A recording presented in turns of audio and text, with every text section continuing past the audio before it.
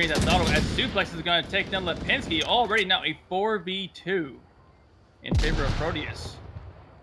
Suplex finishes off green theft there, so there's no res available, and yeah, Nolamite and Mobstar not looking good on their potential entry points here. They do have a 4v2. It's not impossible to come back from. They just have to kind of work through this defense here, which is pretty heavily stacked, obviously, on top of this objective. You have to be covering so many angles with this objective. It's just super capable one. It's a very dangerous, honestly, objective to have to hold down, especially with the potential spawn points, the kind of action you can run into right away. And I do kind of like this setup from Proteus. They have really done a nice job of holding down what could have been a very aggressive Animal House push.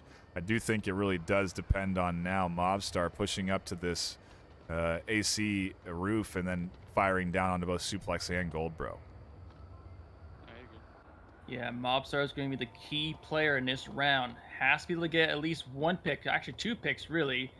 Try and open up that objective. Try and take down Goldbro. Try and take down Suplex. Force those rotations coming from Make It Great and Peas Gaming. Because don't forget, Peas is way up to the southwest there. Not much time will be needed for these guys to cap, and Peas needs a lot of time just to rotate back. Looks like we see Mobstar still in the north between North Roof and Semi-Trailer. Going to use the dunes to shoot from as opposed to the roof itself.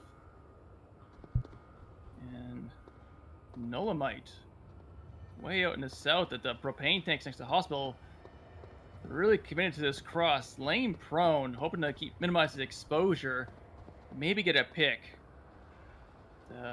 That's a young man move, not something for me, sorry.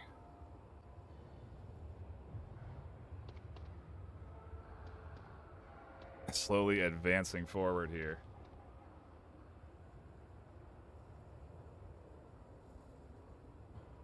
Figure out those ported audio issues. I don't know if people are saying they can't hear you, but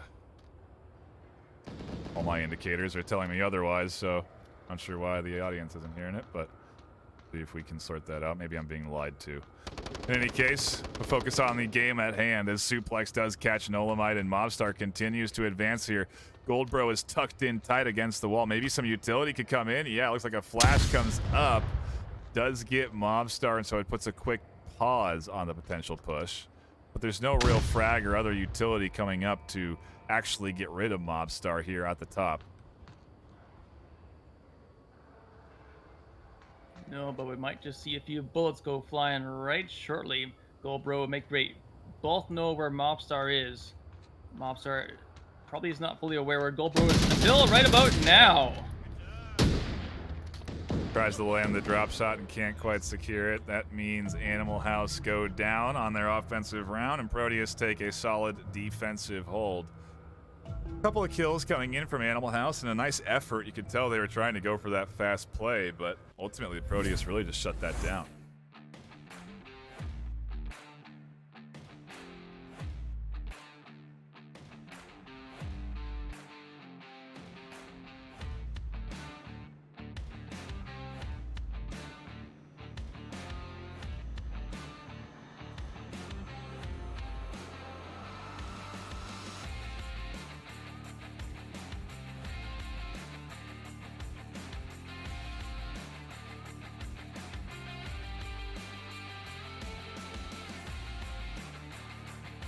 Yeah, very good opening for them, and again, we'll try and sort out any audio issues that we are having here, so apologize. We'll get that fixed soon. If you aren't hearing Nomad, hopefully you're at least hearing them in the cast when we're broadcasting, but yeah, we will sort those tech issues out. And it looks like we are also having some tech issues on the stream side of things, as the entire looks like doing a full lobby reset. I don't know what's happening. Objective change location between rounds. Great. Okay. Well, it looks like we will be cutting to a brief intermission while we sort out our tech issues on both the stream side and the game side. When we come back, everything will be sorted, and we'll be diving into the NA round robin, so do not miss out. Don't go anywhere. It's just going to be a few moments.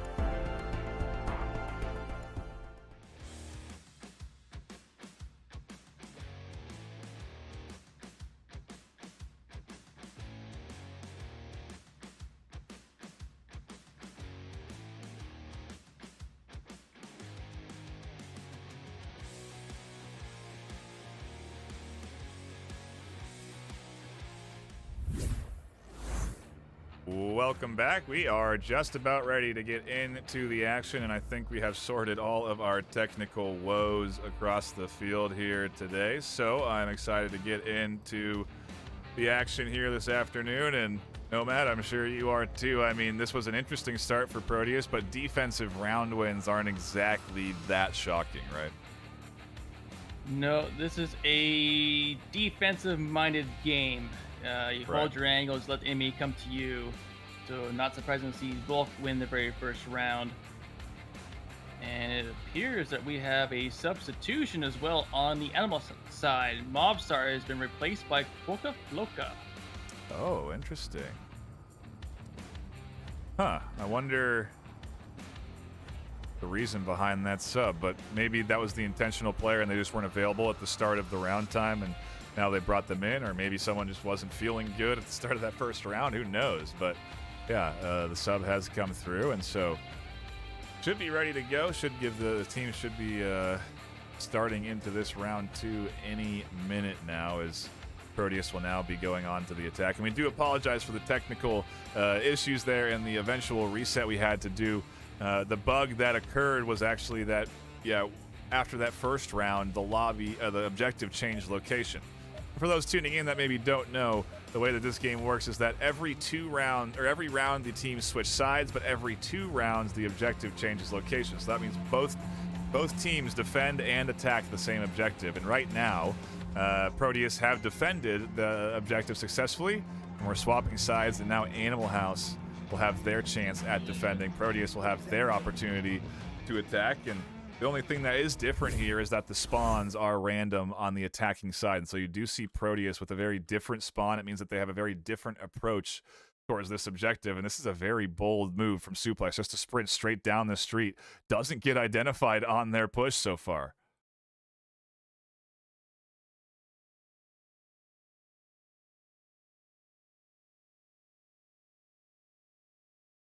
With Suplex pulling off a Quokka Floka move, managed to get all the way into the center, burning underneath Quokka Floka himself. Oh! And speaking of Floka, I guess who gets the first kill on the P's? It's now a 5v4 in favor of Animal House. Callout comes in, that one's underneath them, and you can see Nolamite dumping rounds just underneath Quokka there to push off Suplex from pushing in.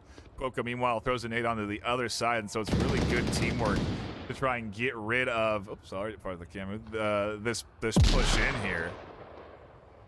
Suplex does tuck in up against the pillar there. Nolamite pushing forward. They may push right into Suplex, who's tucked in. And they will. They do find the kill. A nice aggressive move from Nolamite. It's what you'd expect out of the Animal House team. Yeah, fast and loose. That is the name of the game for Animal House. He's still in the hole. There's nothing anymore. And the whole time this was going on, we had Goldbro and Pounds in the north. But speaking of Pounds, I guess he gets taken up from Wicked Hex. As Goldbro gets that refrag, Wicked Hex was in the impact white car, holding an angle towards that murder hole in the wall to the north.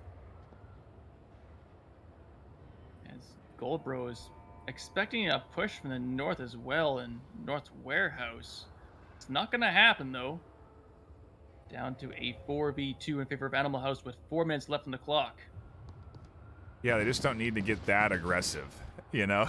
Lipinski doesn't need to be pushing out and looking for a flank right now. They likely have an accurate kill count that they've got 3 down because they got those kills in the middle, and so if anything, they can kind of tuck in a little bit, although that isn't necessarily Animal House's MO, as we do see the other 2 defenders, Green Theft and Nolamite, practically going on the attack here, Nomad. I mean, they are way far away from the objective. Yeah, he's north. Not common, not expected, so that could work out in Nolamite's favor, who has eyes on Make It Great. Oh, they're in pursuit. The call-out has come through as well, that there's one rotating to the north here, and so this is so risky, but it's pretty par for the course for this Animal House team, where they are very committed to aggression and not afraid to go for a big flank like this.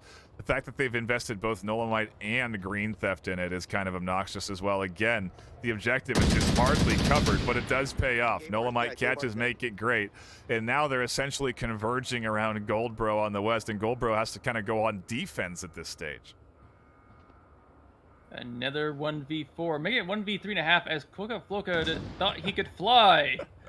And was proven otherwise. Story there. He was trying to get an angle to look in here on the goal and couldn't find one. Nolamite gets scooped up. Goldbro does find a kill. You can see the bullets hit that bar instead of Goldbro saving their life.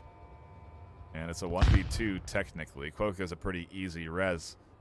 But will they go up for it? Quokka can see that no one's there, and so they should be able to safely push up and res Quokka before Goldbro pushes up and is a potential problem.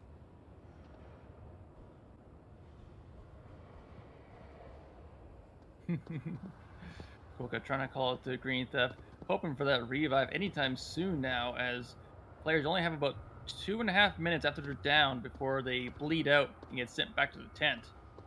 Green Theft, thankfully being the ever so wonderful teammate, does revive Quokka, now a 1v3.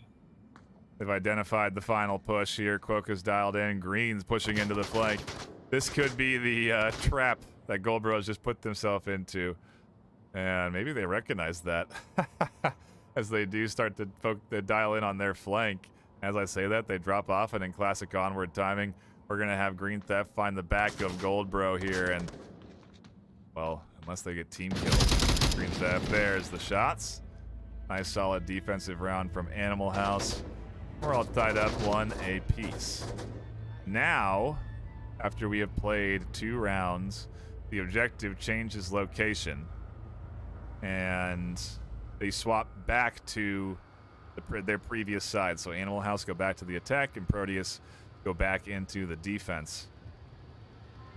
Our next objective, Nomad, is an interesting one.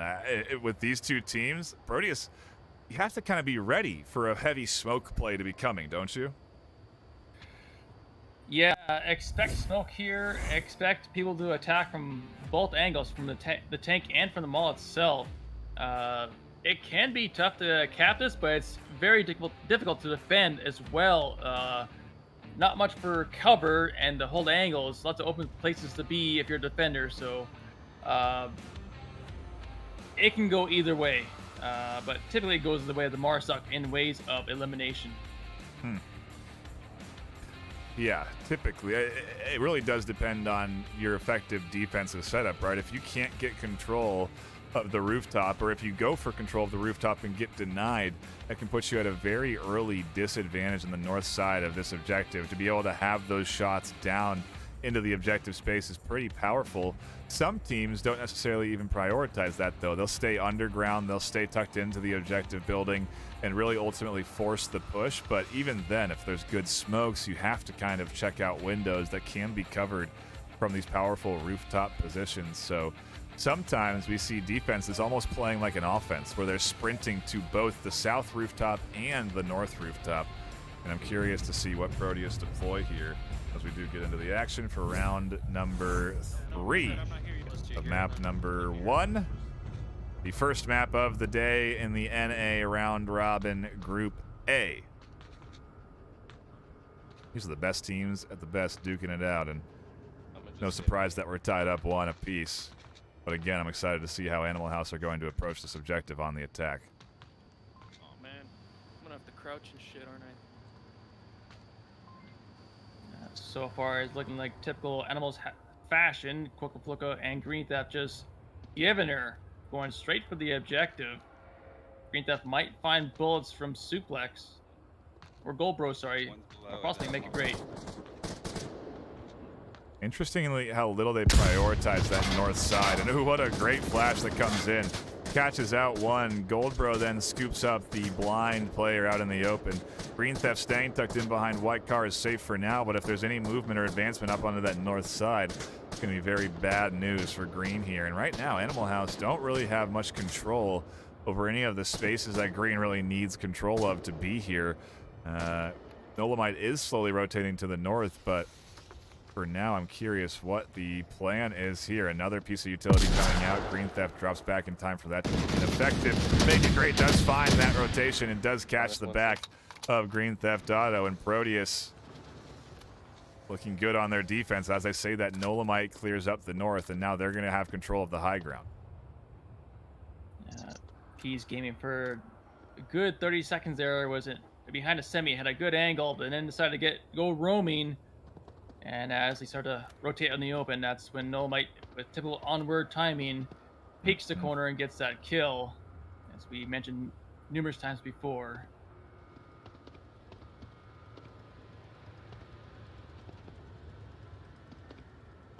And this could turn into a bit even heavier rotation. Depends on how Animal House want to do this. Nolemite seems to be set on picking up Goldbro there first.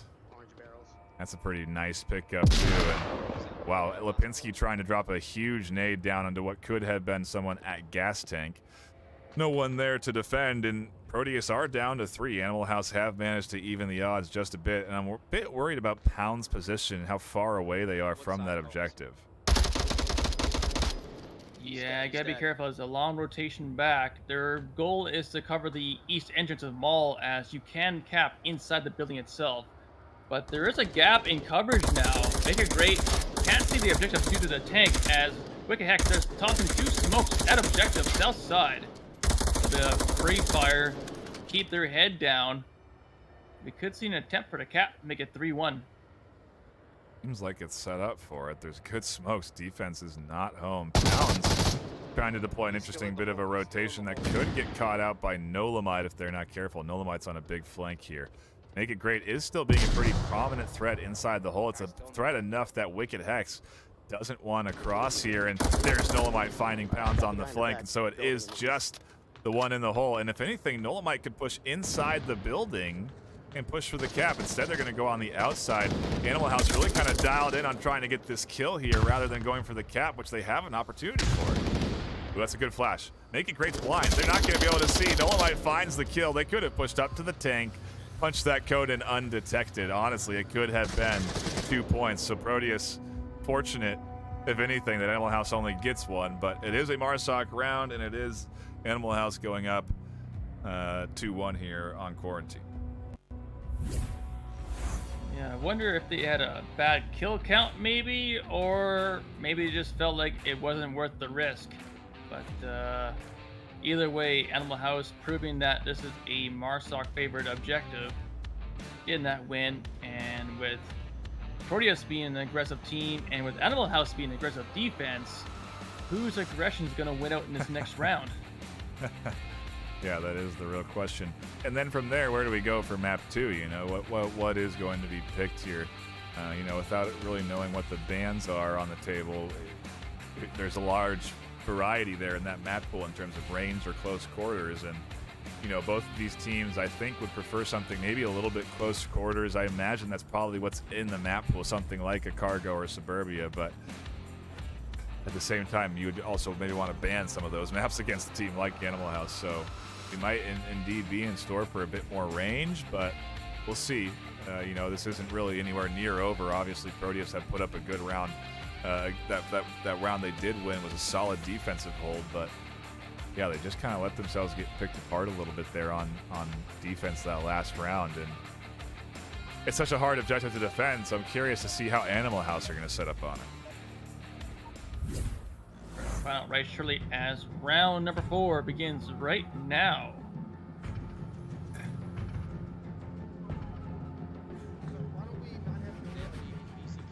Are they going to prioritize pushing up to one of these rooftops? They push north, they could run into Proteus a little bit earlier than they would expect. Hard to determine with this kind of a quick spawn where the team is coming from, and managed to get across an initial line of detect. They're going to get over to this side, but Peas is also over here. And I think... They're north. Yep, Nolemite does see Peas rotating over to that truck.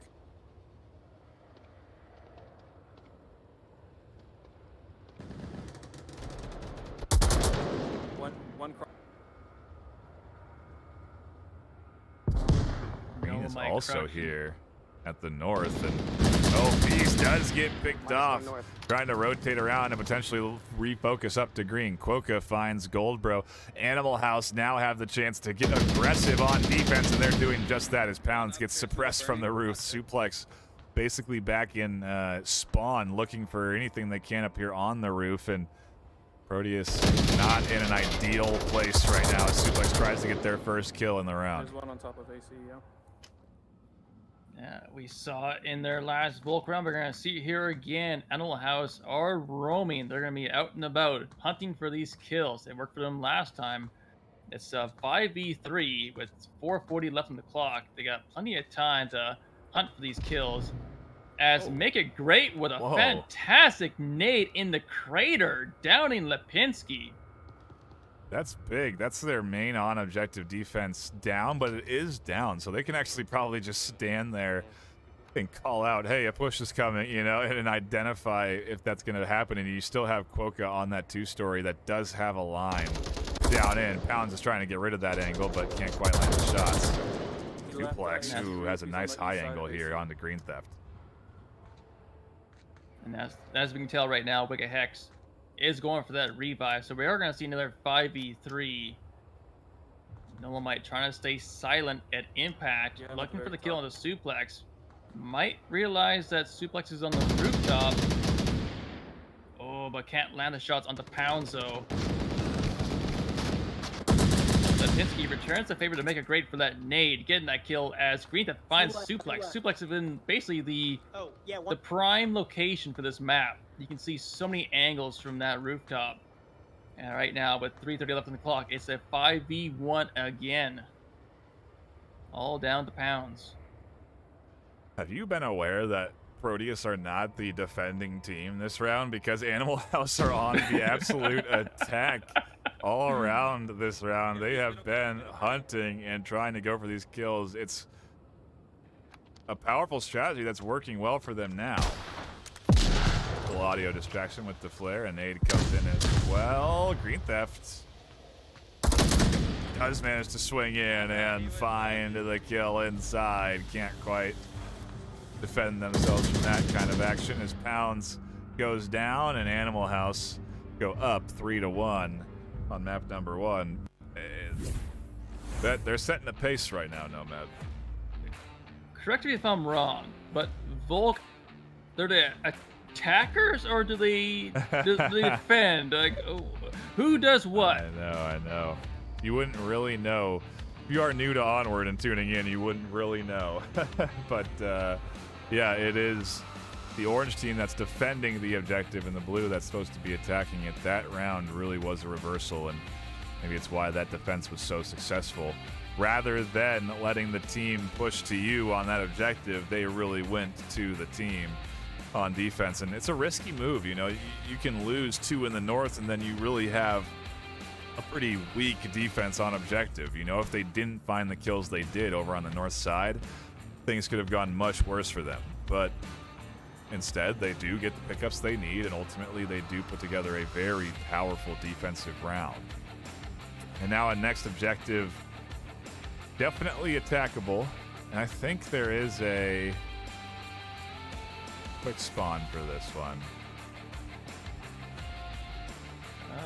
In the north? Somewhat, yes. There'd be one to the northeast, one to the far southeast, and one to the direct east itself. Ooh, looks like we're getting that southeast spawn. About as far away as they could probably get from this objective, but we'll see how they work it as we get into the action for round number 5 of map 1.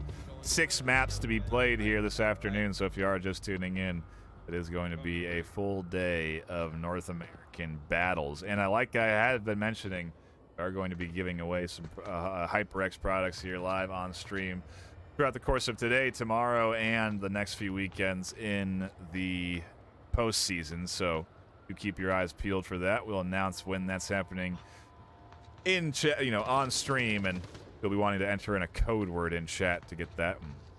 It'll be pretty easy, like VRML or something. But don't do it yet. Only do it when I tell you to, and then we will choose a winner. Goldbro finds the first kill of the round. Second kill, excuse me, is there was also a down, it seems. The first full kill, I guess. Proteus definitely looking good on defense here. They're trying to bounce back from what otherwise was a little bit of a rough last couple of rounds. This is looking good. They're looking to try and stop the Animal House bleeding put this thing back into a 3-2, get themselves onto a Marsoc round, maybe a chance to attack the objective and get a cap. Who knows? Animal House are no slouches, though, and don't give up. So even in a 3v5, 2.5v5, you can't count them out. No, you cannot. These guys have been around since, I believe, Season 3, so they have some experience under their belts. All the experience in the world won't get you through a heavy line of fire to get over to the one you want to res. You are seeing here real effort to try and get this res from Lipinski. Last second, okay? Yep. And just as the smoke clears away, they're going to attempt that revive. Lipinski trying to land the shots on the suplex. Trying to use... Lipinski using his pistol to try and revive Wicked Hex. I don't think that's going to work out too well. He's lucky he didn't pull the trigger and shoot Wicked Hex with that. It's why we see players at the start of rounds grabbing their pistol and throwing it away. Because they don't want to accidentally pull it out and shoot themselves when they're trying to heal in a panicked moment. Then I have to say, why are you using required input for your syringe? Looks like Pounds is getting a bit aggressive, trying to take a page of the Animal House playbook. Roaming for these kills. Will he be prepared for a Wicked Hex? Ooh. Just tucks in behind the garbage truck in time, and Hex not going to know Pounds is here on the short corner. You can see him looking much deeper, trying to find anything. And if anything, Pounds isn't even in their FOV there as Pounds pops out and finds that kill. Animal House are now down to just Lipinski, who's still rotating over the north, and Nolamite, who's right on the other side, getting flashed by Goldbro. I got some of that for you. Nolamite was prepared for Goldbro, but unprepared for P. Still managed to get that trade in, making things a 4v1 with 2:50 left in the clock. This seems to be a reoccurring situation. One team being up 4, team being up just 1 at the end. Seems like as soon as one team has momentum, yeah, they really run you with gotta it. keep rolling with it. Yes. Yeah.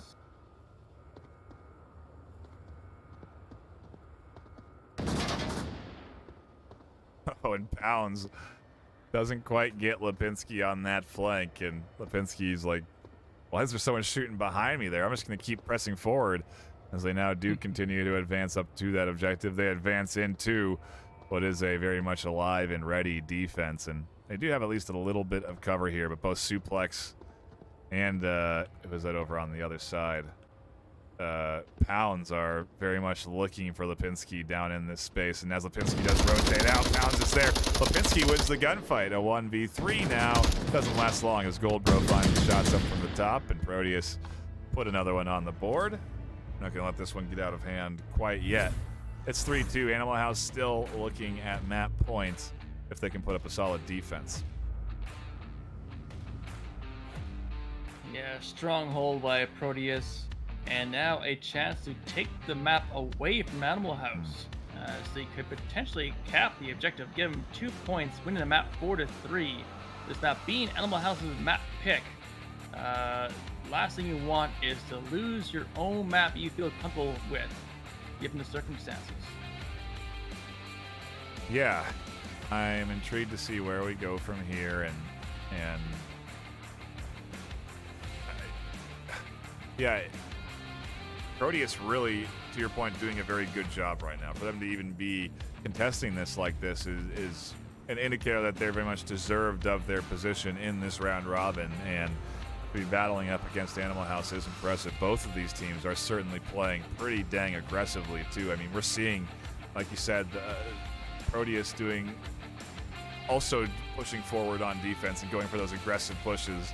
Like you said, giving Animal House a bit of their own medicine in a lot of ways. And, I mean, it works. You know, clearly it's working. And so I think we're going to continue to kind of see this aggression out the gates. And then like we've been seeing, you know, whatever's left after the fallout kind of takes their time at trying to put together a strategy. Yes. Looks like we're not going to waste too much time. Looks like you've killed just enough time for us for round number 6 to be underway. as Proteus gets the other far, far away spawn for this objective. Here, Mike's.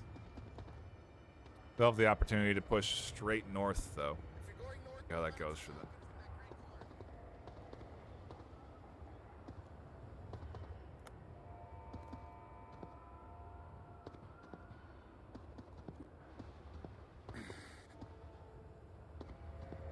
Looks like Proteus is trying to create a solid line north to south, trying to push all in unison possibly.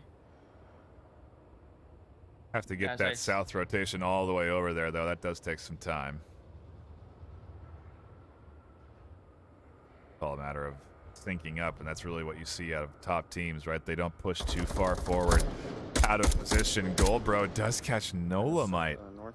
Getting very aggressive over in the north side there, pushing pretty far forward, trying to get up to the truck. I figured they would maybe put one up on the roof, but deep down in the north side, they end up losing. Nolamite suplex catches one in the south off of that rotation. They have a trade up in the middle. Animal House are getting absolutely picked apart on defense. Proteus have 4 left alive, and suddenly it's only Quokka and Wicked who are alive and ready to defend. Barely barely Wicked there, as they almost get picked off by Peas. Fortunate that they managed to avoid it, and Goldbro is just set up in the north, still ready and waiting for any kind of aggression to come through. Yeah, I did hear Peas at the start of the round say, let them come to us. So it sounded like, just from that, it sounded like they were going to hold back and play this kind of game, which can and will work against aggressive teams if you hold the correct angles. And looks like Goldbro, yes, he is going to find that Wicked Hex with a headshot. It's all down to Quokka Floka. Got to consider getting close enough to try the cap, right? I mean, it's an opportunity like this. You can see Quokka's crashing to make sure that the Ko's not getting punched in. But there's so many spots that you can cap from on an objective like this. And so I wonder if we're going to see some utility come in, some smokes. You can even flashbang and cap under the time that a player is flashed. And so, you know, how will Proteus try and approach this opportunity? Because even taking the kills might not be exactly the right way to go. They can't quite get Quokka there. Does drop down, take fall damage, and has to heal. They're now a bullet away. And they do miss Quokka again, as they're now stacked up behind him. Here's Peas, Goldbro's there as well. And if anything, Quokka's trying to get them to shoot him as Goldbro goes down and Quokka continues to defend. Finally, Make It Great finds the kill. I don't know if they were going for that cap. The smokes certainly were coming in to support it, but ultimately a rounds around, and especially in the tournament setting, he'll take any points he can get, right? Oh yes, when you get to the higher levels of Onward, sometimes even when you want to get that cap, realistically, you just gotta get that point, get that kill, get that point, and just carry on. And looks like we're gonna have a interesting objective for defense, as Proteus needs to hold off Animal House for one more round to win their map pick, but this can be difficult to defend. Yeah, a little bit of column A, a little column B, depends on your defensive setup. Does have some powerful positions, but they're so powerful that they're pretty commonly checked and oftentimes pre-fired. Just blind to make sure that even if there is, just to be sure that nothing's there when teams advance. And so I do wonder what the setup will look like here. If anything, there may be an opportunity for at least a gap in coverage for a cap, because this is a pretty hard objective to properly defend. Oftentimes you invest people inside the building we're looking at here, but that also does put you in a position where you can't effectively defend from the outside. So how do you deal with that is the question. We'll see how Proteus want to try and set up their defense as we get back into the action for round number 7 on map 1. We're watching your back suplex, so just you're being Animal House is going to have that northeast spawn. Same thing what Proteus had in the previous objective, previous round.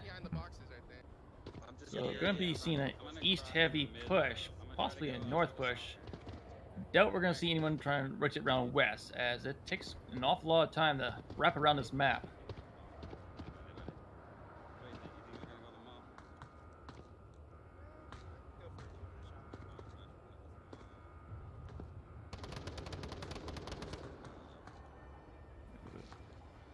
Suplex spotting Lipinski. Managed to wound Lipinski, but couldn't get the down. We'll call out that position.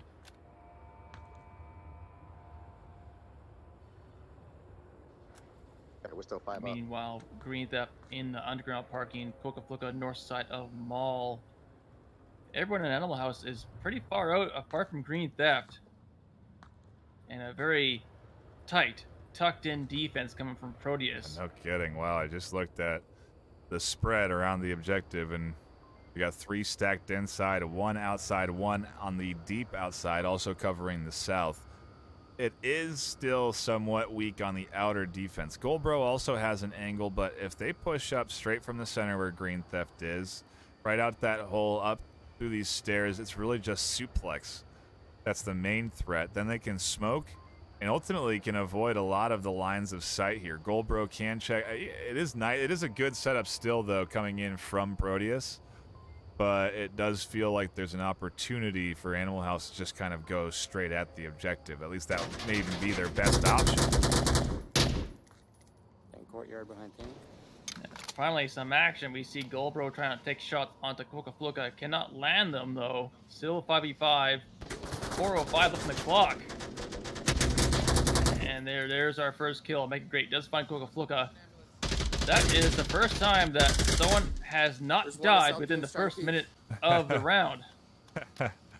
Yeah, it took quite some time to get our first kill here. Green Theft's flying out up through the middle. Suplex is here. They throw a counter flash to try and deter Green Theft. And Green almost gets team killed in their effort to try and get in onto Suplex.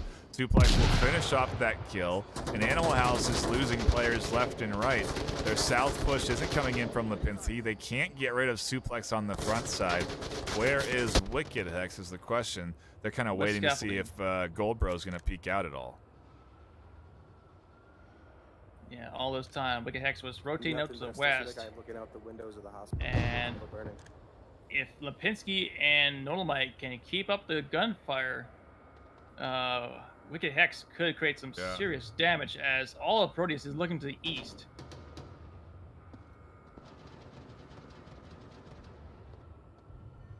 Interesting out of sync moment here for Animal House, really, where Hex isn't just applying the pressure like the rest of the squad.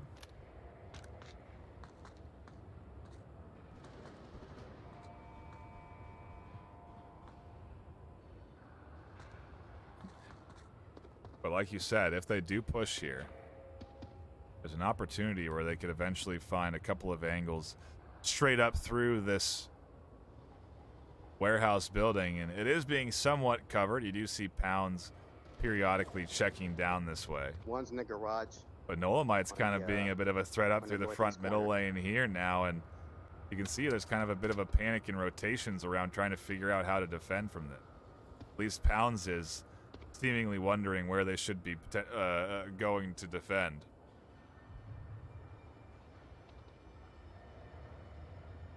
Yeah, a little unsure.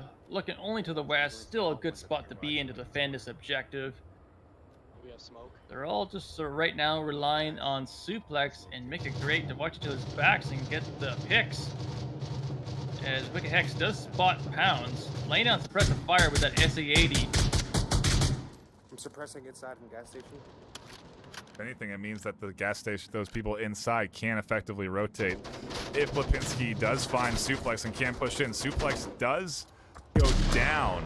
Lipinski's still up and at him, but they lose their teammate behind. Pease flies over to get the res on a Suplex, picking up a key element there. And I don't know if you noticed that, but Pease went up the stairs, then jumped off the roof to go then down onto the bottom floor and go get that res in time.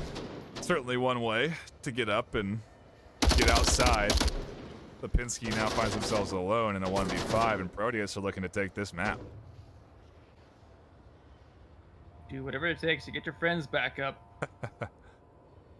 Even if it costs your own health. cause the damage to your own legs. As Lipinski just looking for someone to peek out and get a pick. 46 seconds left on the clock. Lipinski has to do something right away. But Make It Great just has that dominant angle. Lipinski cannot go anywhere without being shot at by Make It Great. Yeah, and he knows it. Tried to get that kill there. Great finds it. Proteus, with a dominating defensive round, take the 7th round of map 1. A hard-fought loss for Animal House and a hard-fought victory for Proteus. That puts them in a good spot momentum-wise. We now go into our second map. I believe it's Proteus's map pick, if I'm not mistaken, on where we go from here. And I believe we are also going to be getting a remake on the lobby. So on the technical end of things, do bear with us and sort that out. But yeah, an exciting start to things here. I mean, it doesn't get much better than that, Nomad. Round 7 finish. I mean, that's just good Onward. That's just a good hour of Onward. That's what to be expected with these guys. When Yep. you're in this high up in the standings, it's kind of what you expect. So, being that it is going to be a Proteus map pick, their favorite map is Subway, so there's a possibility that we could be seeing the Subway. Yeah, I think that's where we are headed. Subway is their map pick. Back into the close quarters from quarantine, at least, and I wonder how this will work, because Animal House are no slouches on, playing fast, and obviously we see that aggression coming in on quarantine. They can certainly deploy that on Subway as well. Oh yes, this is a aggressive favorite map. Lots of close quarters, lots of tight alleyways. You can see there's a lot of highlight reels coming from this map alone, just due to some very aggressive plays alone.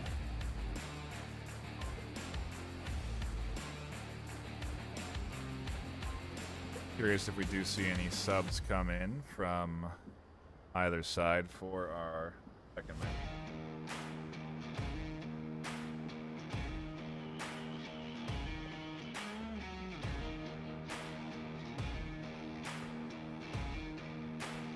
Not seeing any on Proteus's side. Animal House still getting in their 5th. Well, it could be a sub, but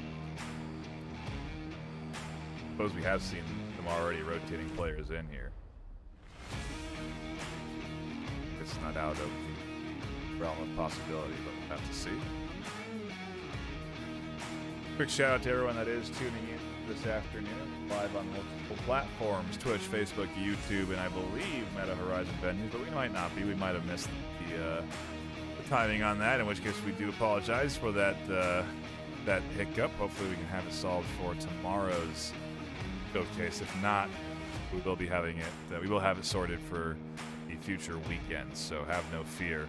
If you do enjoy watching this kind of stuff in Meta Horizon Worlds, what it currently is labeled now, then you can go check it out there.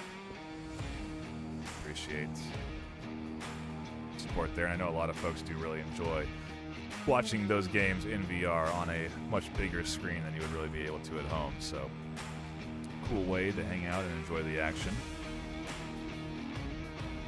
We also do have a brief moment to shout out our sponsors. The sponsors include Pro2 VR, offering you fantastic haptic recoil mounts to enhance your immersion in VR. We have VR Cover, offering great comfort options for any of your VR headsets that will greatly enhance the comfort and wear time of your VR device. We also have VRware contributing in as one of our merch sponsors alongside Arma. Put out great jerseys that you're seeing live on stream now. We've got some new designs as well that I would recommend you check out. We also appreciate the support from Asterion, contributing into the prize pool and also offering us a $5 discount code to any purchase over $20, technically $19.98. But that code is VRML, the number 5, off Asterion. Again, VRML 5 off Asterion. I'll get you $5 off when it comes time to check out. You just enter that code and Get yourself a nice discount on what is some great VR stands that have built-in USB ports for charging and mats that really help you establish your play space when you're playing a game. You know, if you do have a smaller room, they help you, you know, really recognize that when you're going to be at the edge of those mats that you're close to a wall or close to a play space. They're really kind of a cool tool to be able to use. And also, if you do want to, if you are end up kneeling or you know, crouching on hardwood floor, they offer a little bit extra padding there for you. So would recommend checking those out. And that's again a Asterion. I bought enough time, Nomad, to get us into round 1, where it is going to be a quick spawn. Yeah, great work. No substitutions will be had in this map. And we do have what is the stealth stairs objective, a very difficult objective to attack. But that will not stop Proteus from potentially winning this round, but we're going to find out right shortly.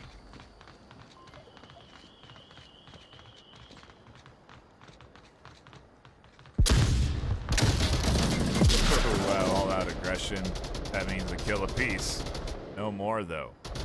As the Nate's utility is expended, and ultimately, Proteus finds themselves with a threat of being pushed again while they're on offense. This Animal House team not afraid to apply pressure while they're also defending.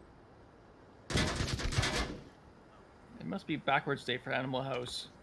With all this offense on defense and almost defense on offense, nothing seems right today. That's the goal of their strategy, try and throw off their... Can we have you not flash yourself, please? And just like that, everything's gone quiet. Apart from that nade from Make a Great into Sex Alley. One right around the corner. Everyone, including the defense, are holding their angles. Porch entrance No one is budging. or trash can. He creeping too. There's a lot of creeping going on. have an idea of where a couple of the defenders are at, but ultimately they're also concerned about even a potential flank here, as you see Peas watching in from the north side.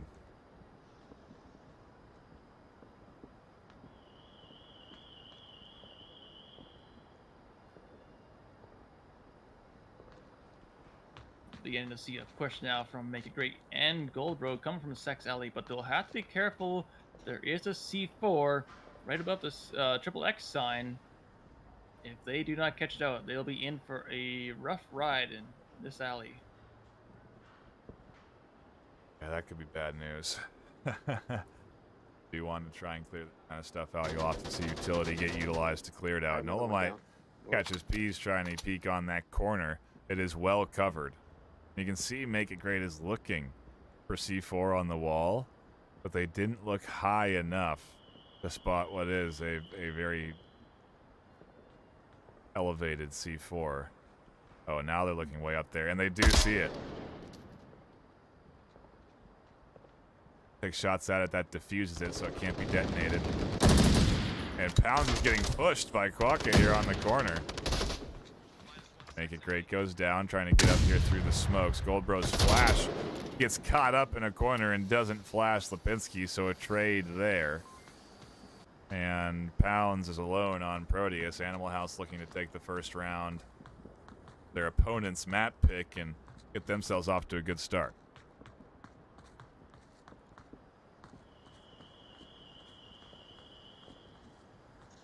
Pounds unaware of what was going on in Sex Alley, only knows that he's last one up.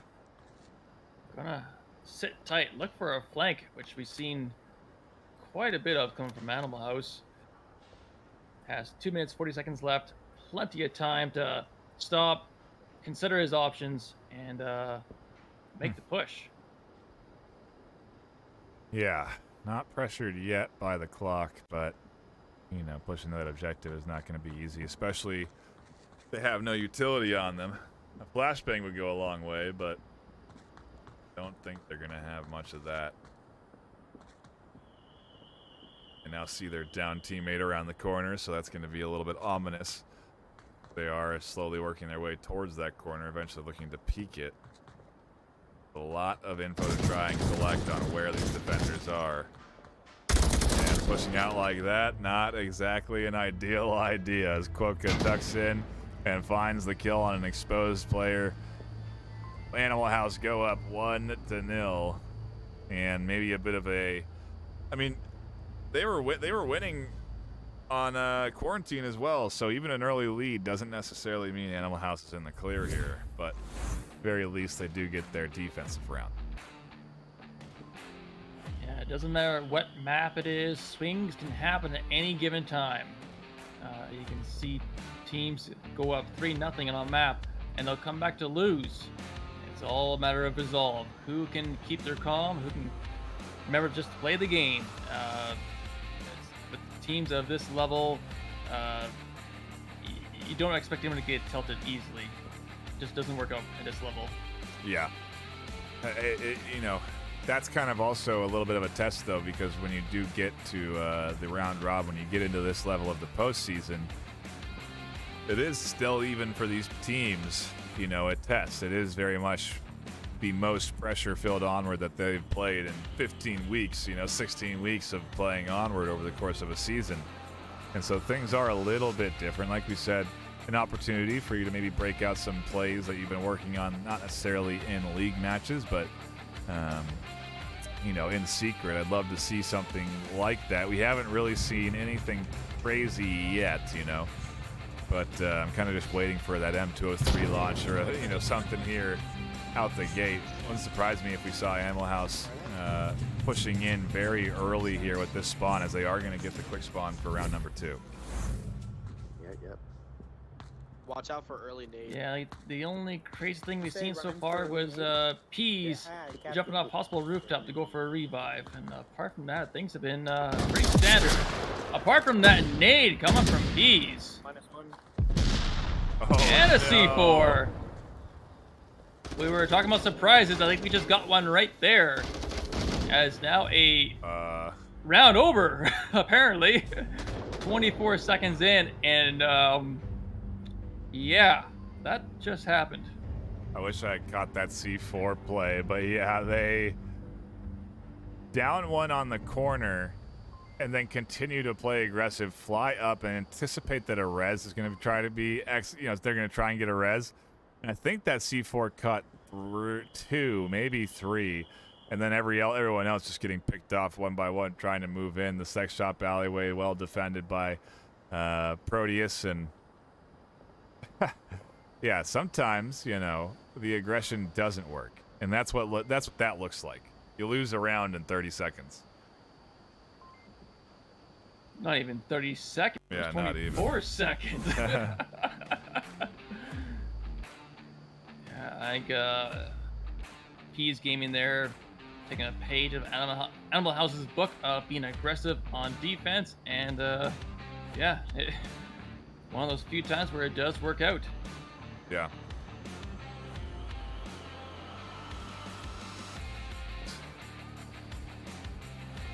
A reminder that we will be doing some HyperX product giveaway, a HyperX product giveaway today on stream.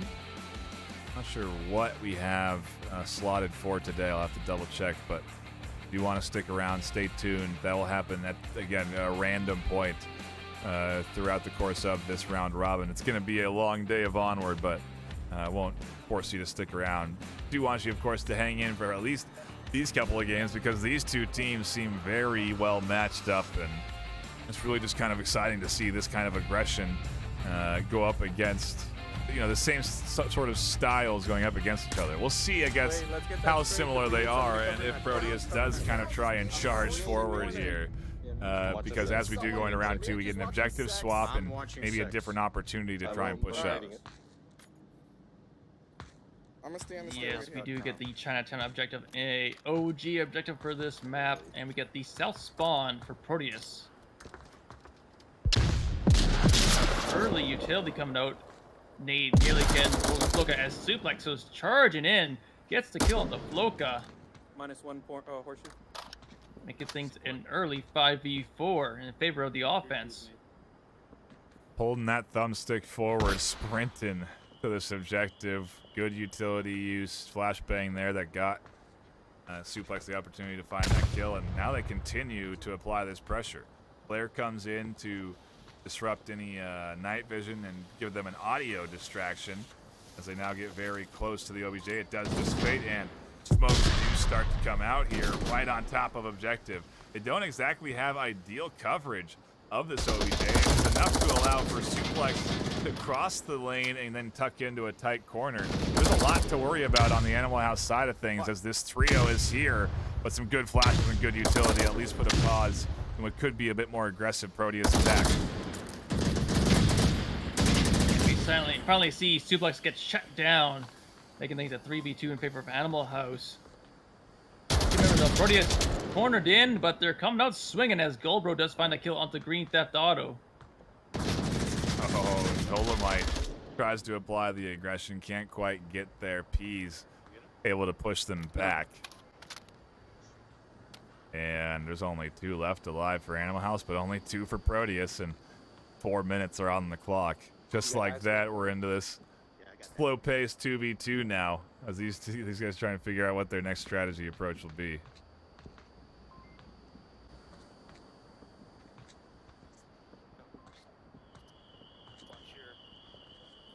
Looks like it's going to be a bit of a staring contest, potentially, as Peas makes a quick peek at objective, realizing that push is not the greatest. Oh. But Goldbro, kill number 2 for Goldbro onto Wicked Hex this time. Now it's a 2v1 in favor of Proteus, 3:40 left on the clock. Plenty of time to make a move. Wicked trying to make the big play with a flash around the corner and then pushing in for the kill, but can't quite find it, and now I don't know, it's a smoke away, but I just don't know they have actually any utility to really blind the vision and then push up and get that cap.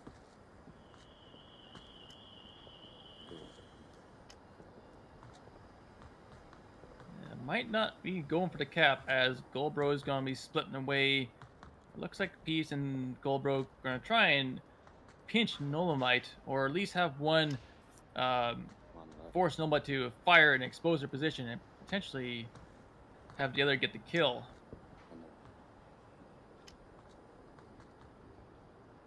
Yeah, it has its risks though if you're not in sync, right? Because then you end up just going at Nolomite one at a time instead. So as long as these two are lined up, this could pay off.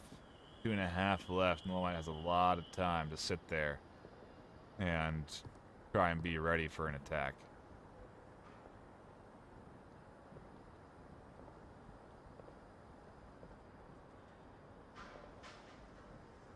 And you can see Peas with the tablet out, trying to figure out exactly where Goldbro is, trying to synchronize their attack as Goldbro slowly creeps along towards the entrance.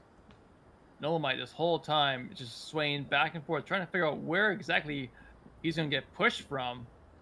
And 4 minutes of nothing by yourself on not knowing the kill count.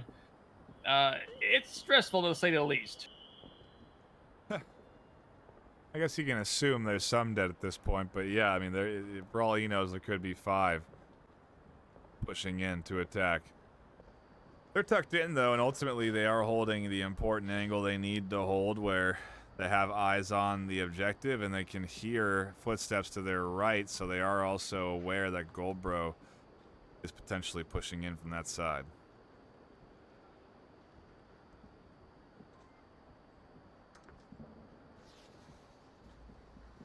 Oh, and that smoke goes a bit too far.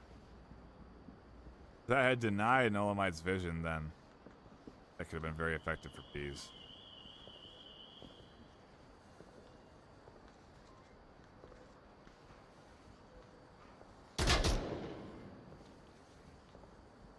"55 seconds left on the clock.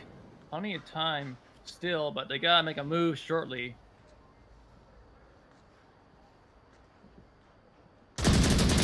Oh, and down goes Peas. Now the shift over to Goldbro as it's a 1v1. Nolomite may be able to clutch this for Animal House. 30 seconds left. Goldbro has to push, and Nolomite knows this. Is Nolomite hit and has no heals? No, they have no ammo. What's happening here?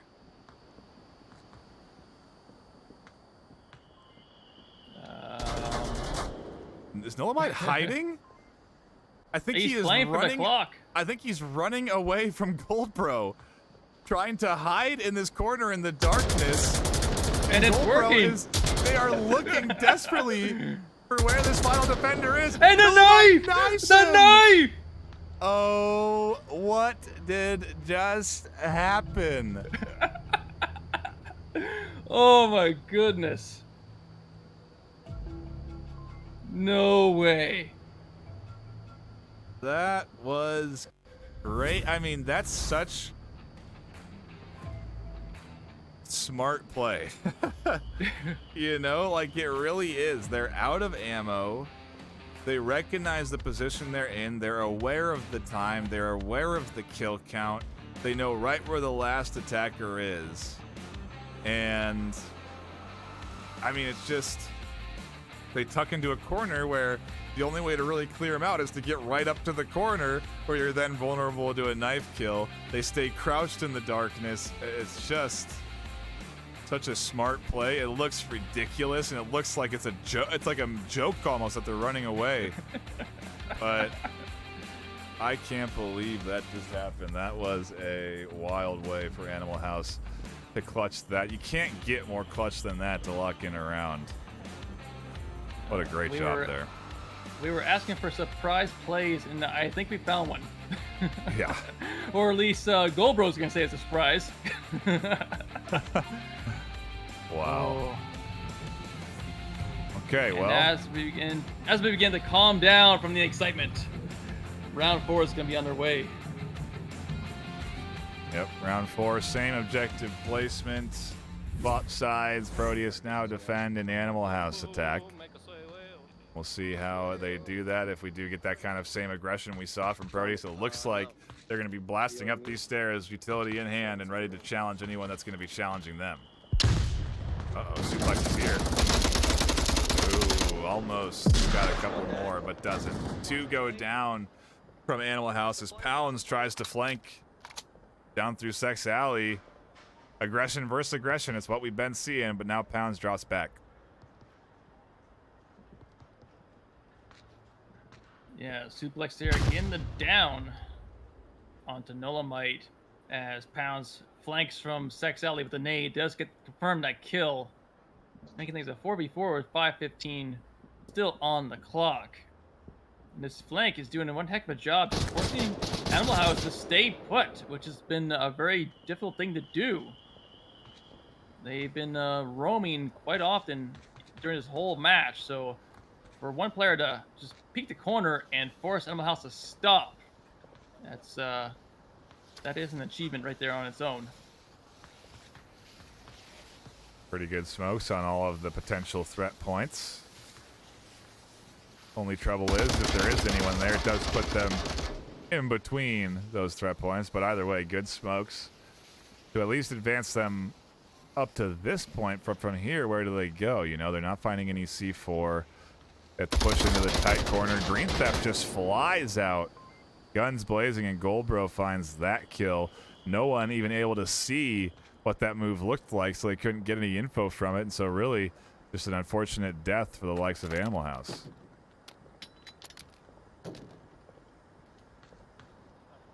And with Proteus placing a flashlight pistol on the ground, I wonder if that had an effect on Green Theft's death. Luckily, he could have been close enough to get blinded by it.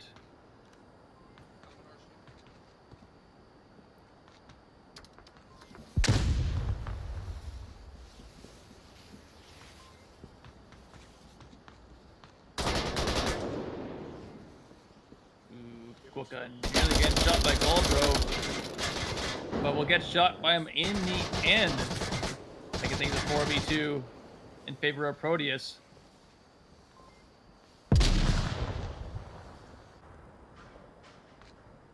Wicked Hex tried to be a threat there on the corner, couldn't quite connect. Now they're thinking about rotating around, but Pounds is still here. And they're ready and waiting for this kind of movement from Wicked. Oh my, they missed their shots, and then they didn't tuck back in, and so Hex finds an opportunity to swing out and find the counter shots there, gets the kill. So I Animal know House Poke chipping Trigger away goes at this like, "Oh my advantage God, you little scared by the fuck little. out of me." Sorry. So that means we have at least An 3 excellent rounds. ambush One in the position corner, wasted, watching the unfortunately. north. Pounds got a little too excited, I think. Couldn't quite land the shots. Could have been a really nice play. And it looks like Lipinski going for rotation, possibly to the north. Where you're at. If I die, good luck. Oh, he's gonna go to the, yeah, you are right, that's an interesting move. Yeah, they're gonna go to the north to try and get the back of Peas. Hoping that Peas is so focused on that objective entry point that they're no longer really watching this north side. With only 3 left, it makes sense that they would tunnel. But Lipinski's got to be careful. Peas does have a C4. Oh, as I say that, great job disabling it. Oh, and almost connect on a piece. The repeat, very risky as they go for it.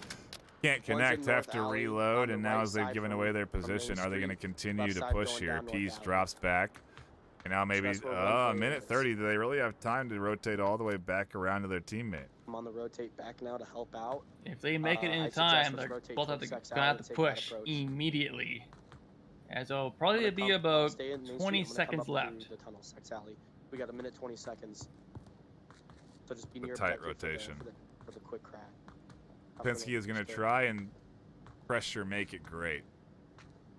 Try and come out from the basement. They're going to be pretty well heard. I think Great has ears on the stairwell.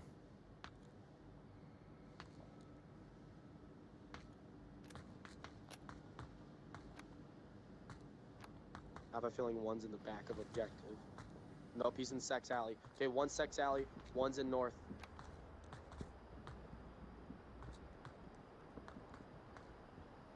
Pinsky heard a little bit of some comms or something, and a gun or something. And they know Make gets over here. They just couldn't figure out where. And Make it great line skill. And now Hex tries to tag Peas up over the top of the objective, but can't quite land those shots.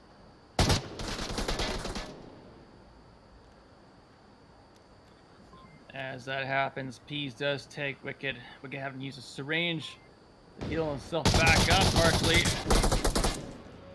Trying to Nice. push Good shit, Peas, boys. but unfortunately Peas says no, that's my corner. And Proteus is gonna be up. Trying to tie things up 2-2. Had the knife play unfold live on stream. Oh yeah. Yeah, good reactions there.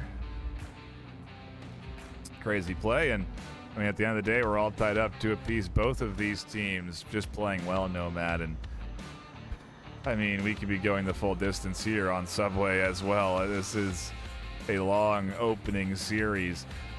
Already, I know that the scores have been submitted and finished for the other series. I believe it was 2 wins for Resurgence.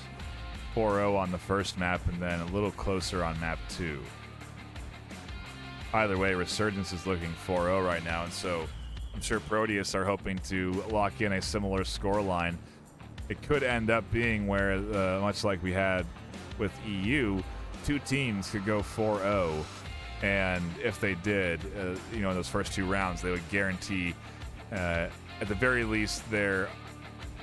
Well, they still have to battle. They still have to play each other because first place gets to advance on, but second place has to then play out against second place from Group B, which is tomorrow. And so, at the end of the day, we get 3 qualifiers from this round robin. Totals with 3 from NA, 3 from EU, and 2 from OCE, which makes 8 total players. And then we have regional matchups that start in... technically the semifinals that start on the 29th, I believe. Not next weekend,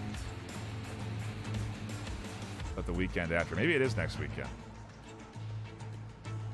Yeah, be the following weekend. Yeah. But we got action here today. No, man, we're not even really halfway through things yet. We're still in our second map of our first series of the day. We have 3 series, a total of 6 maps to be played. So a lot of I'm pretty NA much onward to full look defending forward those to focus, here. I'm gonna watch downstairs. Uh-oh. I think Goldbro's gonna... What? Oh. Looks like Goldbro's gonna DC there. Looks like he kinda... had a bit of a desync there, but he's back in it, so that's all good.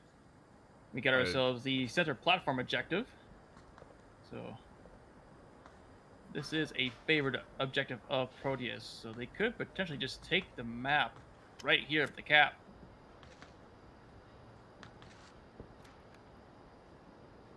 What you're saying there, Goldbro definitely getting locked up.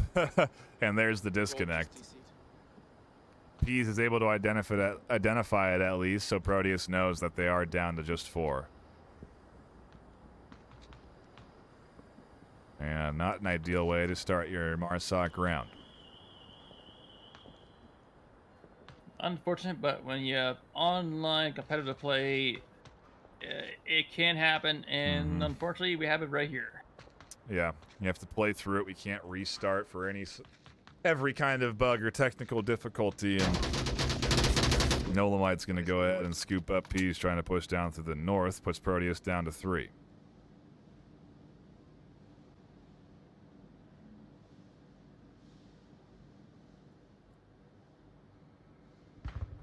Pounds and make a great pushing through the basement. Gonna be largely uncontested up until they get to the staircases.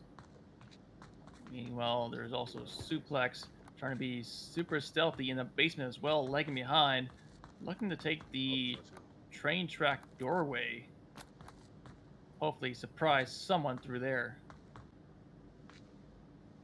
It's all a matter of syncing up and having Pounds and Suplex both make their sort of efforts here. Pounds pops up and manages to find the back of Lipinski. Nolamite not really ready for Pounds to be popping up here, and Nolamite should have had those eyes on to defend for Lipinski, but instead it is Pounds that does find the kill. Now they know where Nolamite's position is, but picking up with just the head is risky. It does mean an instant death when those bullets connect, and now Proteus is just down to 2. Make it great. And Suplex, who still hasn't pushed up from their stairwell position. If anything, they're taking it very slow.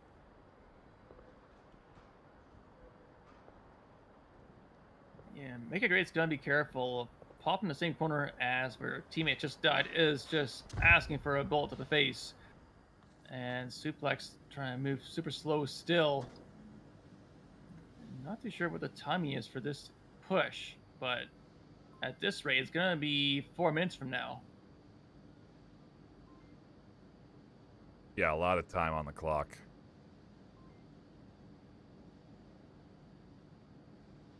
No need to rush up these stairs by any means. But I do wonder what their push will look like, what they are going to try and do. They have a ton of options here, especially once they get to the point of having to push out into that open space and go for the objective. Do they have any utility? Is there any smokes? That's kind of the real question I have. Maybe Make It Great can catch a kill up from these stairs like they did last time, but it does seem that the Animal House squad is very wary of that potential threat. You can see Boca does have eyes over here periodically.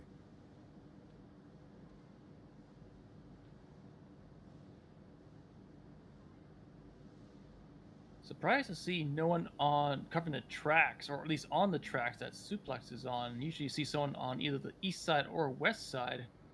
So he's going to be largely uncontested up until he leaves the tunnel. Make It Great just ever so slowly making their way up the stairs. They're looking for a rotation coming from somewhere. But for the most part, Animal House is staying relatively locked in. Now there it is. Nolamite does find the kill. Ooh, an interesting bit of a flank there coming in from the basement to catch the back of Nolamite. The one probably other coming from the tunnels, I bet. I guess.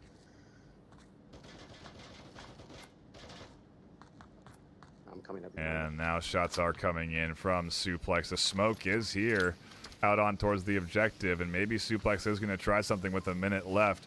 No one's really watching They have proper coverage here. There may be kind of a way to sneak through these smokes and get close enough to cap. Wicked Hex is at least somewhat worried about it. Quokka has an angle, but I don't know if this is really that good of coverage on the objective right now for where... I mean, I guess they don't know there's only one left. If anything, they assume there's two left right now. Nice flash coming from Wicked's gun. Gets Suplex, slow him down for 7 seconds. But time is still ticking. Oh, Suplex gets a nice pick on the Quokka. Only down though, making things a 1v3.5. And No Light with another flank. Jeez. Gotta watch out for the Animal House aggression. It is a clear and present danger, and right now Animal House are a round away from taking themselves a potential map point here, tying things up 1 map apiece. It would actually be going technically above Proteus in terms of the overall scoreline because they would have more rounds won if they can take the next round and win this 4-2. But I don't know. We've gone to around 7 on Quarantine already, so what's to say we won't have it happen here on Subway as well.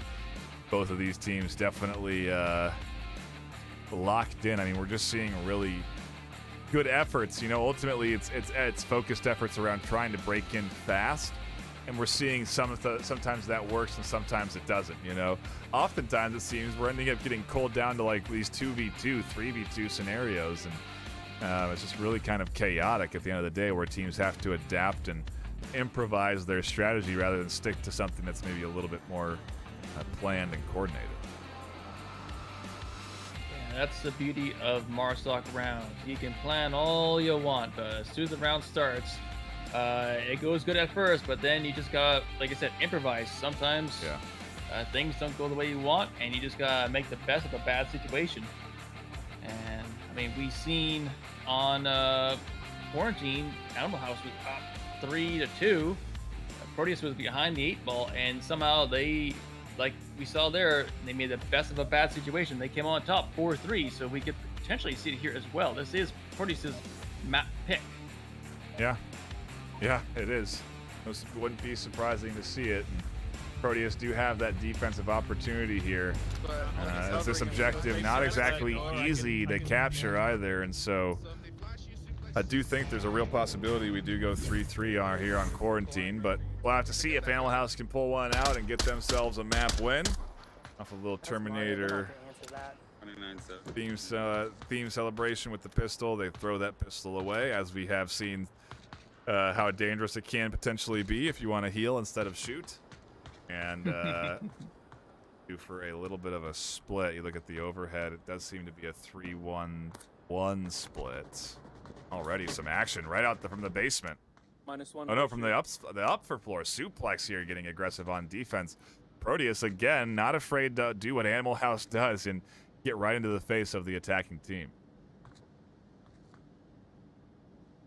Yeah, Suplex doing a really good job pushing hard, knowing the timing of this map, able to get to the post office box in time to shoot Green Theft's feet up from underneath of him, giving his teammates that early 5v4. Make it a 5v3 as Goldbro managed to get Quokka from the North Turnstiles. Put down to the ground there from Lipinski. Or excuse me, onto Lipinski. Pease denying that basement, and Proteus looking very good on defense. Hex coming in from the north. Nolamite trying to go in from the south. See how that pinch and unfolding, but there is 5 alive for Proteus right now, and there's not going to be any real easy way up to the objective.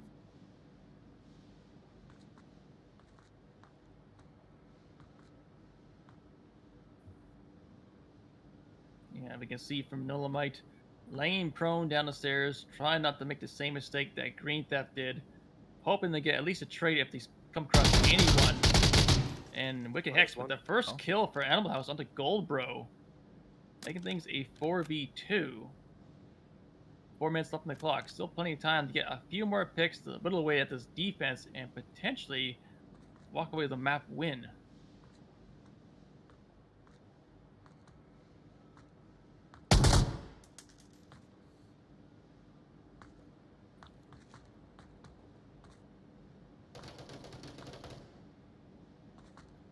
Shots coming there from Nolamite on the south side. Oh no, Peas does go down. Or Peas does find Wicked Hex popping up from that north side. Drops their gun unintentionally. Now Nolamite is left alone in their efforts. This is definitely looking like we're headed to a round 7.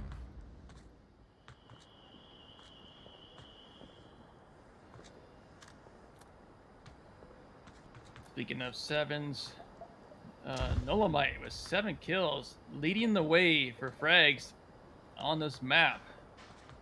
Really has been the a key player for Animal House so far.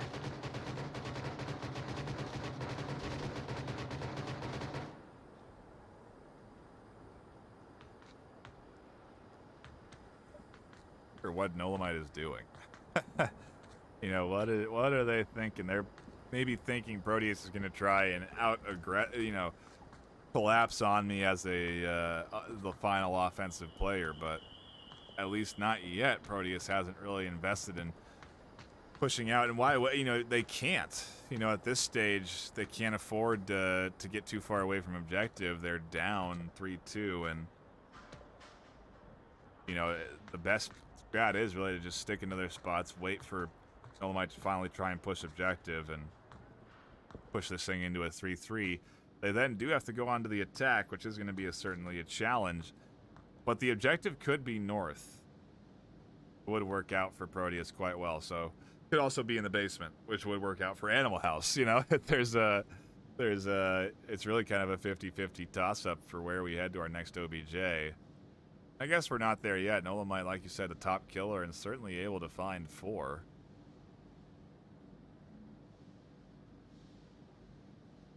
Yeah, it's always a toss-up when it comes to what objective you get. It's always at random, and it's what makes this game so wonderful at times, and so stressful as well.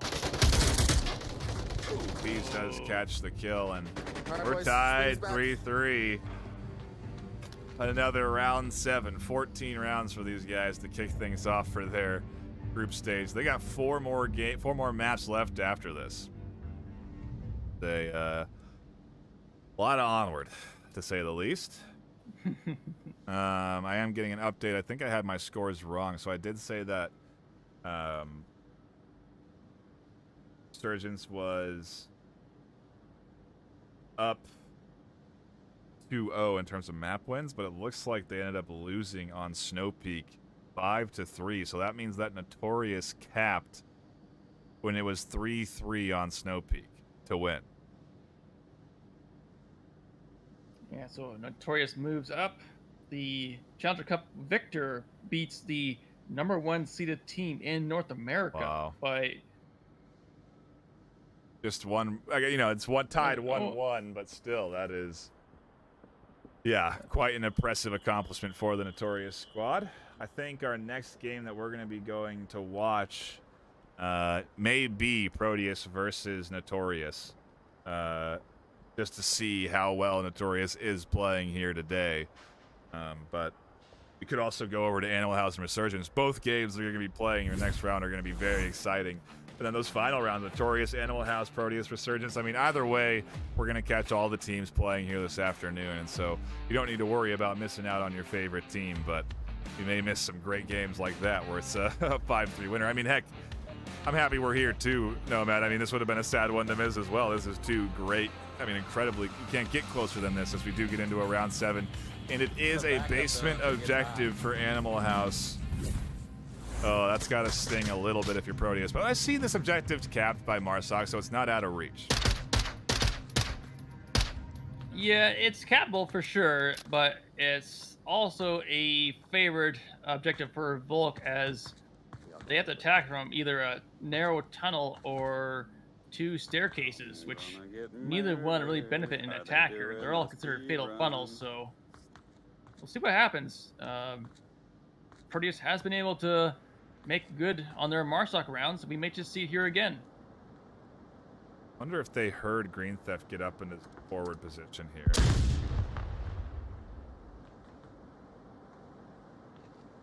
Either one barrel, one. Oh my goodness, make it great. Absolutely outplaying Green Theft there, shooting behind them and then running to the front. I mean, really just Barrels is clear. confusing the defender there, and now they get a grenade and a flashbang that they're working their way forward here that they'll be able to utilize, and that is going to be pretty helpful for Proteus. Well played there by Make It Great. We really have seen just a handful of great plays here so far on these two maps. What you expect when you get to this stage, when you get to this point of the postseason, it is the best teams fighting it out.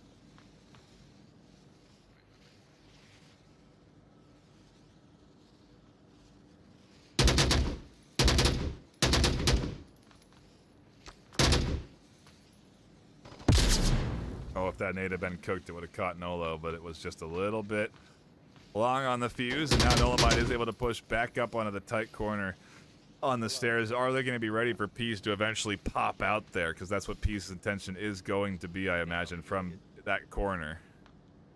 Goldbro is just inches away from death here from Coca Floca. About to get shot right in the butt. Oh, that Coca dropped. I don't know what he dropped, but it made noise. Gave away his position. Goldbro able to snap around and get the kill. It's going to make it a 5v3 for Proteus. Bees playing it well. As soon as they hear the comms, they fly the corner, find the kill. C4 is detonated. Does down, Make It Great. Hex is going to be able to confirm that kill, but there's still a 4-2 here for Proteus as they are looking good on their potential entry point here. It really is just Hex and Lipinski, with Lipinski on objective to defend from the cap. Points do matter at the end of the day, and they cannot allow a 5-3 like we did see happen in the case of Notorious. Uh-oh. Another disconnect for Proteus puts him at a 3v2.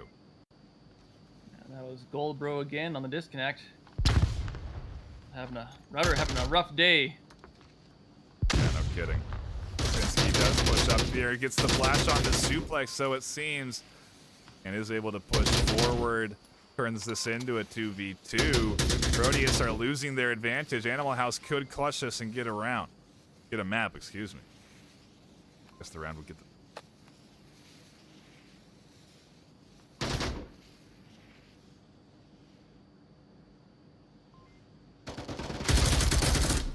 Oh my goodness, a trade, of course, puts us into a 1v1. Lipinski peeks out. Wins the fight with that deep of cover from Pounds. Animal House clutch map 2, and well, they're even Steven on scoreline now, as both Animal House and Proteus dead tied for what I think is, well, I don't know what position they're in now. Second, third, and fourth are all very close, I can tell you that. I wonder who is even in first. It might actually be Notorious for winning 3v5, but they lost 4-0, so it might not be based off of rounds won, because that's what it does calculate down to if they're tied on maps won. So I don't know who's first, second, third, and fourth right now, but it is a close battle for first and second in the NA group stage, and we're going to go to a brief break while we get ready for our next round, our next game. Don't go anywhere.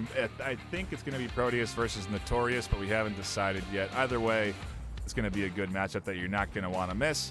So don't go anywhere. More Onward VRML action in a few.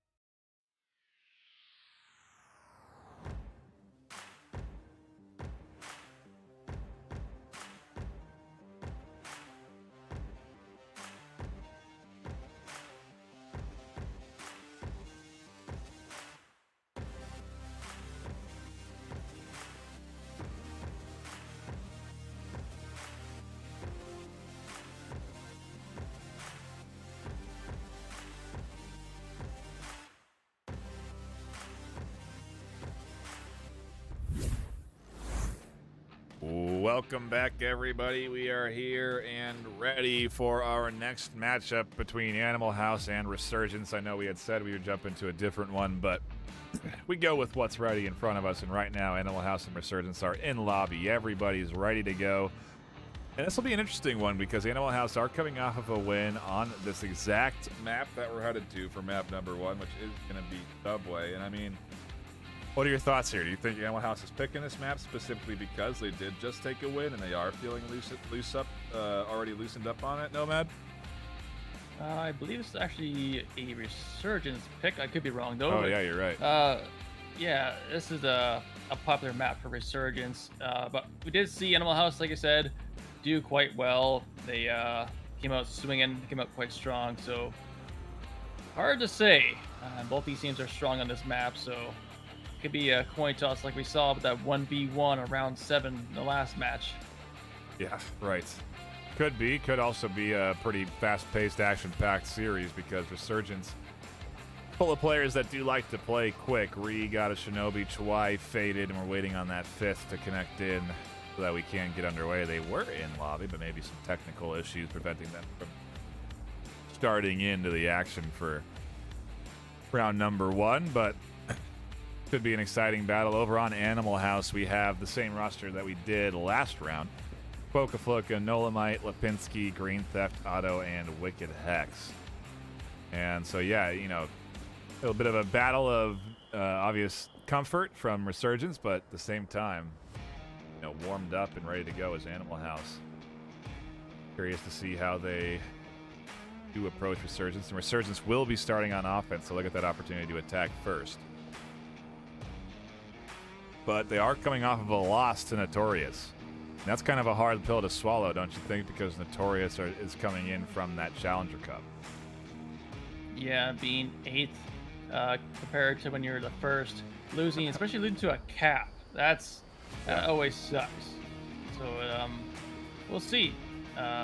Both these teams know how to play fast, know how to hit hard. So one's on a high streak, one's maybe not as high of a streak. So yeah. We'll see.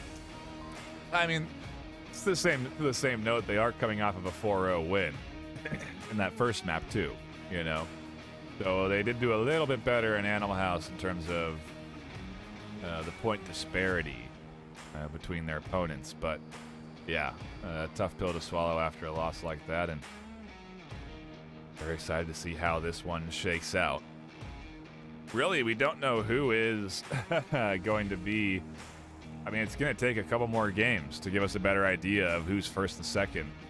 Because right now, it's all pretty close. Everyone at least is tied in maps. 1 apiece across the board.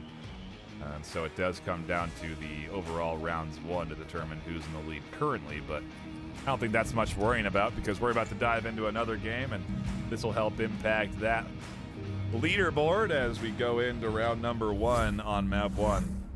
Between Resurgence and Animal House, and Resurgence get the quick spawn. Red dot's still there. There's a setting. Yeah, we've seen this objective played in the last match.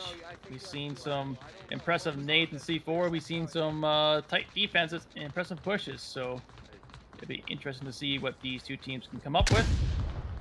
Early flashbangs will come out in an early nade, but will not connect. Wow. How did that not catch Hawaii? Fortunate that grenade doesn't detonate onto that, maybe an inch closer, and it would have. A lot of utility coming down this lane, though, and Green Theft, like you said, dialed in. You're ready for the peek, and they're going to catch Chwai out. Shinobi tries to get the refrag onto the corner, but can't. And Green Theft finds another, trying to peek out there. Resurgence getting cut down to 3.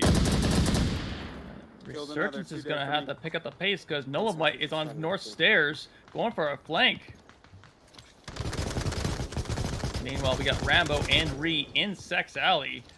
They're tossing smoke, tossing more smoke. As a C4 from Lipinski is going to find Ree, holding it down.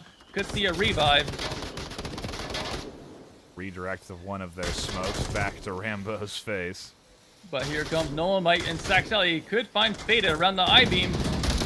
Finds Rambo, finds Faded. And wow. No res. The res didn't come in from Rambo yet, and so it's 2 downs technically. Both of them were resable, but the final kill comes through from Lipinski, and Animal House overwhelm Resurgence. And, you know, take notes if you're watching right now. This seems to be a strategy for Animal House on defense. They really are kind of throwing an offensive style of a defense. Sometimes the best defense is a strong offense, and Noah might really showed it there. Yeah, good. And really, it came down to owning the map. We saw Resurgence couldn't really quite make it down Main Street. Got 2 picks, Chowie and I think it was Shinobi. I think I could be wrong. And it really left Resurgence only with Chinatown and Saks Alley. And again, they were kind of stopped. They couldn't go anywhere until Noah came in from behind and cleaned house. Yeah. Just a nice orchestrated play overall from Animal House, and now Resurgence, again, coming off of a loss, off of now a round 1 loss, have to kind of bounce back, put up a solid defensive hold of their own, and Animal House are going to get an equal spawn. They are going to get that quick spawn.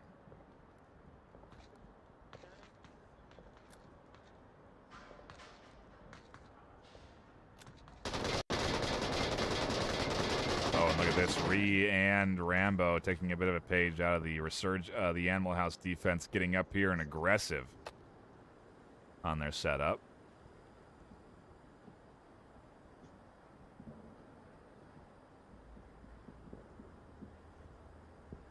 A nice pick from Ree onto Wicked Hex. A very narrow angle. Managed to get that kill and make things a 5v4 early on. Ooh. Echo 3. Gonna get a third? They're gonna get Nolamite? Oh no, Nolamite tucks in. Utility comes out though, and I think that was a flash. That's gonna blind Nolo on the corner, and Ree plays a great defensive hold here for Resurgence, absolutely denying Animal House the opportunity to play the game. There's now only 2 left in a 2v5. All down to Green Theft Auto and Lipinski. Looks like Green Theft's gonna challenge the south stairs. Lipinski is gonna be taking the west stairs potentially.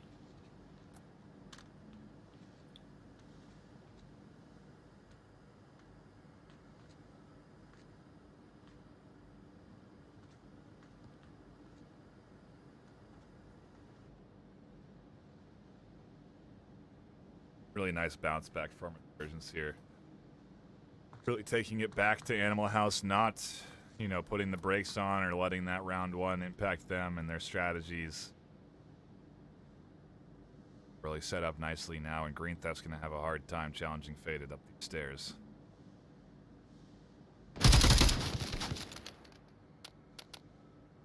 Yeah, tough break for Green Theft the stairs. That's always a tough place to attack.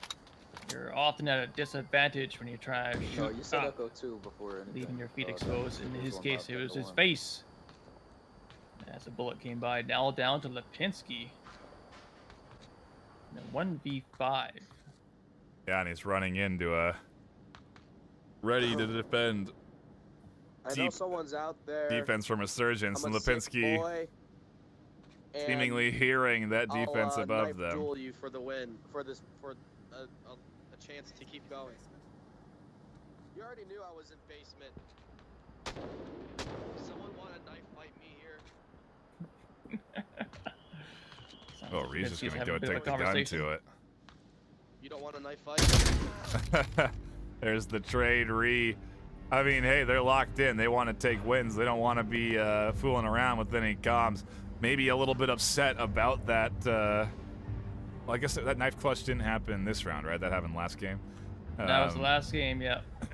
But yeah, maybe a little bit too high on the knife, on that knife kill there, you know, and wanting a little bit more. But either way, a tie game, 1 apiece now, and go to our next objective. And it's kind of interesting. We're really mirroring what we had the round before with Animal House here in terms of even objectives now, as we do go for our second objective to the market, the open market here on the top floor. Yeah, and if it continues this way, I will not complain, because then we had center Middle platform, then we had platform, yeah. basement. Yeah. Yep. I wouldn't mind a North OBJ getting thrown in there. That's always exciting to see, especially with these kinds of teams and how aggressive they can be. But yeah, it's a interesting mirror of objectives that we're seeing here. And ultimately, Animal House did win in round 7 on in that battle. So if we're on track for that, but certainly is a good back and forth. And it looks like we are having some connection issues on both sides. So a brief pause as we sort that.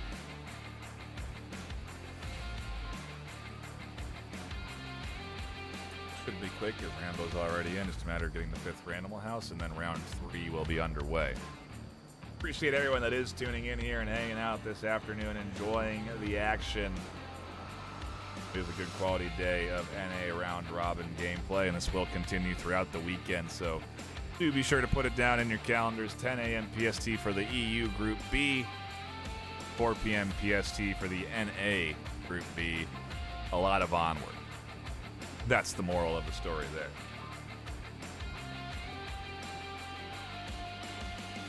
See some questions about where Proteus is. Yes, I know we can only cover one game at a time, and we ended up hopping into this one first because they were ready first, and so just a matter of that. And for our final round, we will try and go to what will be that deciding battle. In an ideal world, we'll be able to go check out Notorious in that final round to sort of give them some stage time, but who knows? We'll have to see what the score lines end up being. Again, it is so close between all of these teams in this group stage so far. I really don't, there's no real guaranteed win. There's no real NFI that's rolling through the group stage right now, and so I don't know. It'll be interesting to see how this all shakes up scoreline wise. As we do have our 5th back in for Animal House, we should be underway for round 3 shortly. Yes, looks like we have a substitution for Animal House. We have Mobstar, who did play the very first round of the previous match, has made a return. Might be the backup player, as I believe it was Nolamite that left. Maybe they had some tech issues, or maybe some in real life things got in the way. Sweat, that's what we call that. Who knows? But yes, they have brought in a sub for round 3. And we are going into the action with Animal House on defense, Resurgence on the attack. A new objective, and we swap sides. I anticipate Resurgence to utilize this spawn and be pretty aggressive out the gate. Let's go. Oh, what the fuck? Are you okay? What's up? I can't focus. You going through withdrawals? When's the last time you smoked? Maybe the pressure getting to him, who knows? But Shinobi telling they're having a hard time locking it in here when definitely you want to be locked in and the pressure is on. Quokka here challenging on the corner, waiting for Chawai to peek out.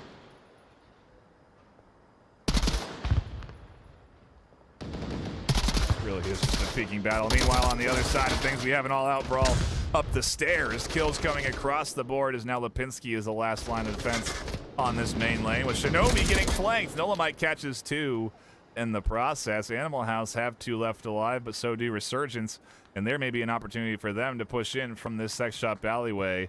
At the very least, they have control of it. Yeah, it sounds like Animal House now knows where the remaining players are. They did call out Sex Alley, but being a even strength now, it could go either way. I'm gonna move up Sex Alley.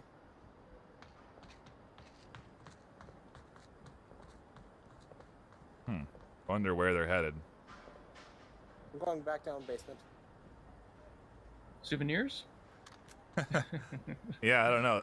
Gonna rotate around. Reese said they're gonna go back down basement, but I feel like that might be a fake call out to try and bait Lipinski, who could potentially hear them. Oh, Mobster almost gets scooped up. Ree had a nice angle there. That angle we've seen be very effective for them. They've actually caught a triple here on defense, so now they're trying to use it on the attack as well.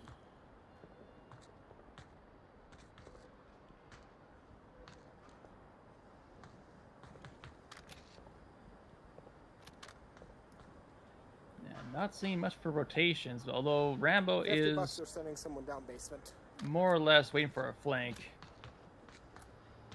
Reese seems concerned about it too, calling out that they feel there's a push coming in from the basement, but there's only 2 left for Animal House, so maybe they don't really have a good kill count on Animal House right now, or else they wouldn't be really worried about a flank with only 2 left alive.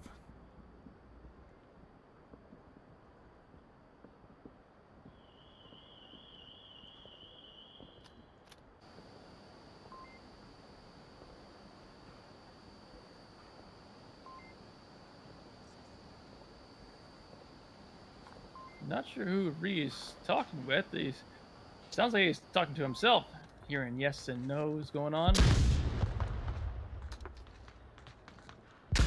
Maybe we just don't hear Rambo. It could be a caster bug too. Either way, Reed does find an early kill on the Mobstar. Now Lipinski tucked into the tight corner. Rambo's gonna peek it. Lipinski can't connect, and Resurgence do take the round. They go up 2-1 on that attack. Now they go to the defense, and that's a big Marsoc pickup for them. Animal House certainly capable of doing the same, but yeah, that's a solid bit of work done by them. Total scoreline on the series, we're still here on map 1, so you're tuning in early to the battle that we're in store for. Disconnect, another stall. I can't keep buying time. Players, just play the game, please. We can't do 3-minute intermissions every round. You're not even playing for 3 minutes every round. There's more time between rounds than we are playing them at this pace. That's the downside of these aggressive teams. I guess you're just gonna look at me and I'm not gonna talk because I don't. You know, this is crazy. I can't. There's only so much I can cover, and yeah, we need gameplay to supplement the streams, not downtime. But unfortunately, it is the case, and hopefully, these players can figure out their situations, but this stops happening for the remainder of the 2 maps. Otherwise, we may have some words with these teams. I know we do have rules in place around delays, and so eventually they will be out of options in terms of pausing. And if you do want someone to disconnect and reconnect, then you just have to play a 4v5. And I don't think anybody wants to have to do that at this stage. So, again, you have a select amount of technical timeouts, but like I said, eventually it is a matter of just having to play. I don't think we're there yet, but yeah, we're in another break as we wait for them to figure out their issues. As we say that, Playboy Nug has joined in. We now have a 10-player lobby, so hopefully we start shortly. As I say that, we do hear false countdown.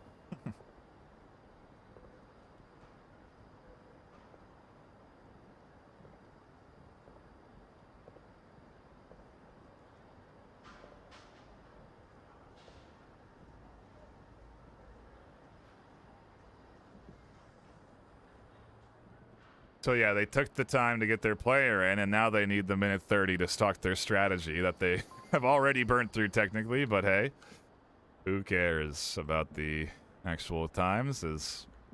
Yeah, we're going to wait a little bit longer to get into the action. Apologies to you fine folk that are tuning in and just want to catch some good quality Onward. Believe me, that's what I'm here for too. And at least we got it in the first series, but yeah, this is really taking a lot of time to just get through these rounds, and looks like we're finally into the action, but I don't even know if that's true yet, so we'll wait and see if they are actually starting before we really declare this to be round 4. Does seem that everybody's here, and so we should be getting into the gameplay soon enough. Again, we appreciate you all bearing with us through these timeouts and pauses. I hope they stop happening and we can just continue on with gameplay from here on out. We'll see as we do get into the action. And Playboy Nug getting up here in a pretty early defensive spot where they are going to be on the hunt for this trio. Lipinski, Mobstar, and Green Theft are charging down here.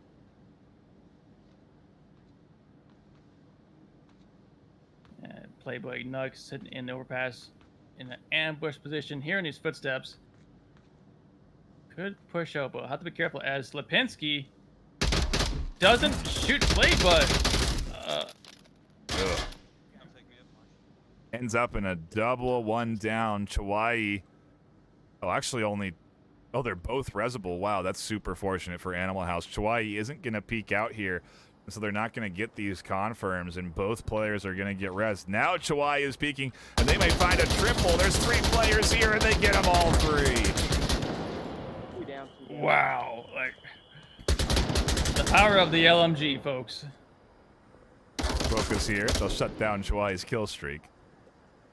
Puts Animal House into a 2v3, which isn't insurmountable, but they're at a disadvantage. And Ree's applying pressure on the back. There's a trade there. Turns into a 1v2. Quokka's alone up against a duo of Resurgence to try and tie this thing up.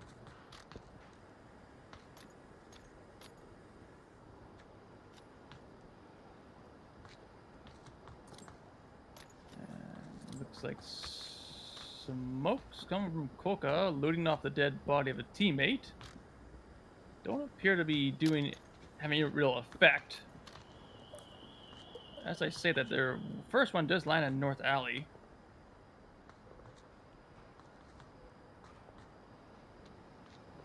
For any more utility on this downed teammate, but I don't think there's much there.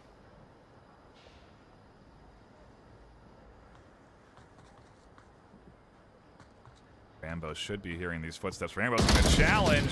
And they're going to find the kill. Resurgence take a 3-1 lead. Where the hell was the call? On map number 1. This is not how Animal House want this to go, and I imagine they're going to stand and try and fight this one on their next defensive round, which is, well, following the pattern as we now go down into that open, that middle level with our next objective. And, you know, I don't know if we do see a cap attempt here, but rounds matter in the end of the day. And so, you know, I do anticipate them to want to get as many rounds as they can, especially with how close the battle for first and second is right now. And so they do have to kind of consider a cap as an option here on this objective. If you are Resurgence, to win 5-1 against Animal House would be a really great way to take map 1. Obviously 4-1's pretty good too, but regardless, it's a good battle by Resurgence here, and we are going right into our next round. Appreciate that as Animal House goes on the defense and Resurgence will attack.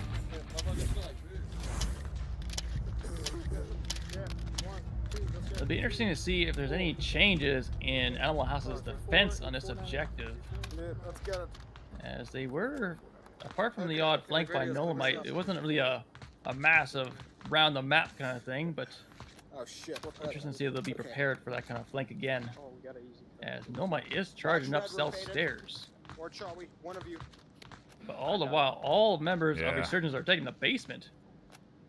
It is a heavy underground stack here. Nugget, where are you?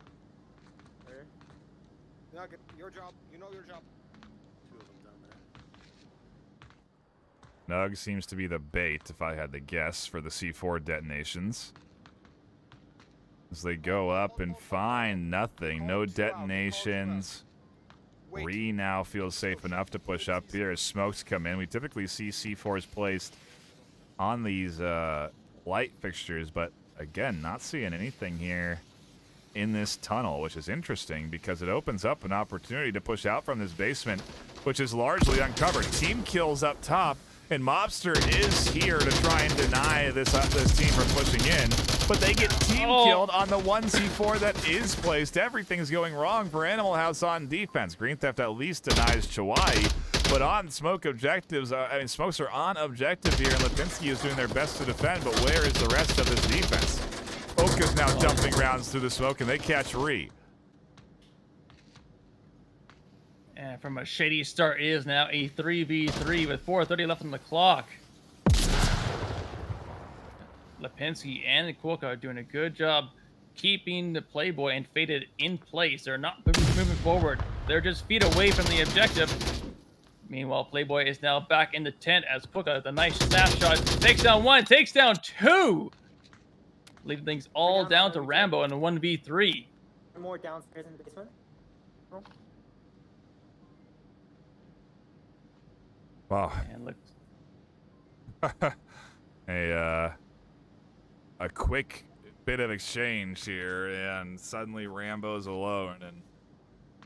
And what is their strategy here of approach? It seemed like it was going to be catwalk, which I think would have been their best bet.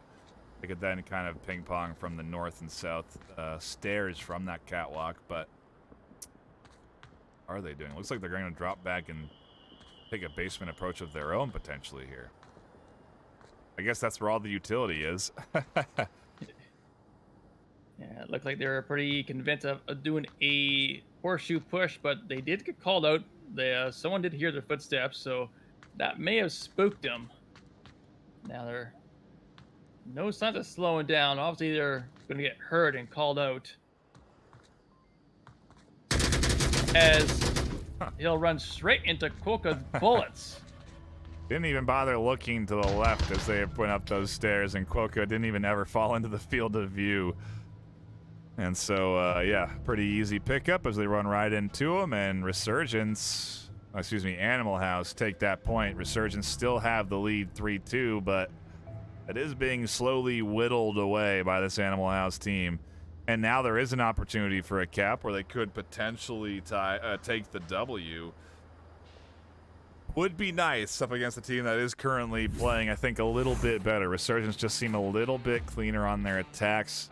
They're not making those mistakes that we saw Animal House make on that defensive round.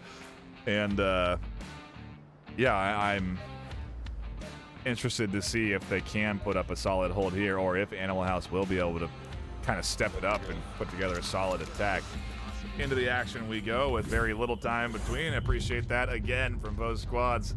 Maybe they're just thirsty for the action now as we do get into a bit of a rhythm here, and Animal House get ready to push down for what could be the series map point. They can at least get one on the board. Yeah, these teams are making up for lost time the past few rounds, and they're going to get right at her as Quokka, Green Theft, and Mobstar are taking the basement, charging forward. It's going to run it into Rambo in about 5 seconds. Oh. Or run right past Rambo in 2 seconds. Looks like Chowie is going to be the one that gets the kill. He gets one, gets two. Them little boy do need something to learn. Jeez, Chawai's been a big element for this team so far today, 6-4. Now they're going to continue to apply pressure here and throw some rounds downrange towards Green Theft's side of things. Animal House quickly at a disadvantage, and what is their approach going to look like here? It's Nolamite and Lipinski on the south side who are going to try and make their way up from the top floor. Maybe there's a route here because currently there's 1-2 in the basement, so upstairs isn't necessarily being heavily covered. Green Theft hearing steps from Chowie. Rounds the corner, tries to take shots. Cannot land on either shot between Chowie or Rambo as Chowie rounds the corner of the LMG. Does get that kill. Leaving it down to Nolamite and Lipinski in a 2v5. Just smoke on top of that still. Did a 1v5. Can I not? Wow. Resurgence taking this map here. A very good defensive hold. Lipinski can't quite connect on the Nug on the corner. And there is still 5 alive here as they do start to approach Lipinski. The blood is in the water for this Resurgence team, and Lipinski is going to try and drop back. Do they drop back in time? Chawai is right there looking to threaten. Rambo's here too. Reese making an appearance, and they do get one. Can't get all 3. Resurgence take map number 1, 4-2. And this was their map pick. I know it seems like I have the names back. Resurgence was home and Animal House is away. And so this is Resurgence's map pick, which makes sense that they did end up taking that W. But it does make me wonder where we're headed for map number 2. What does Animal House want to pick to try and go up against Resurgence? And We're going to have to do a little technical magic on our side to get into that, but it should be coming up shortly. And Nomad, where do you see us going with this Animal House team at the helm? The best counter to a team like the Resurgence is range, so I'm expecting a large map.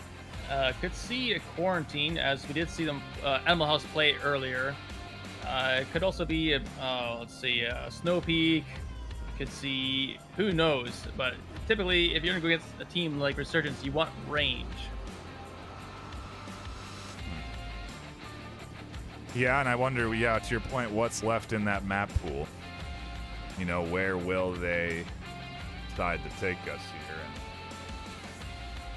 waiting to see what Animal House's map is when they create their lobby. And while we wait, a quick shout out to the fine folk that are tuning in and our sponsors. We appreciate their support. I did say there would be giveaways live on stream today, and so we do intend to give away one keyboard from HyperX. They will be giving away one mechanical keyboard, much like the one I am using here. If you want to get into that giveaway, if you do want your hands on one of those keyboards, I believe what we will do is have you all enter in one keyword. I believe that keyword is going to be VRML. No, excuse me. HX keyboard. So HX for HyperX and the word keyboard all in one. All in one word together. And I apologize if the giveaway doesn't work the first try, but please do. You're allowed to enter it once, only once.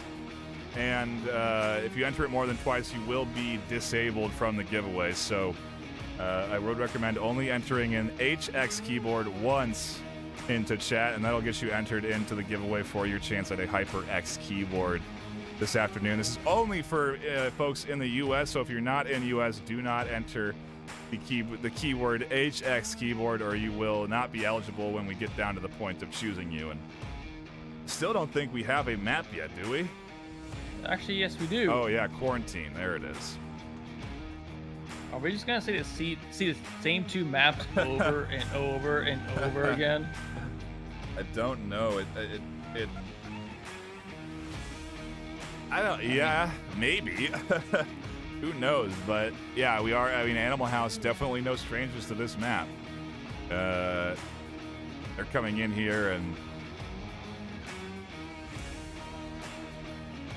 I'll be fair, I am a fan of Quarantine. It's my favorite map, so I'm not going to complain too much about Quarantine.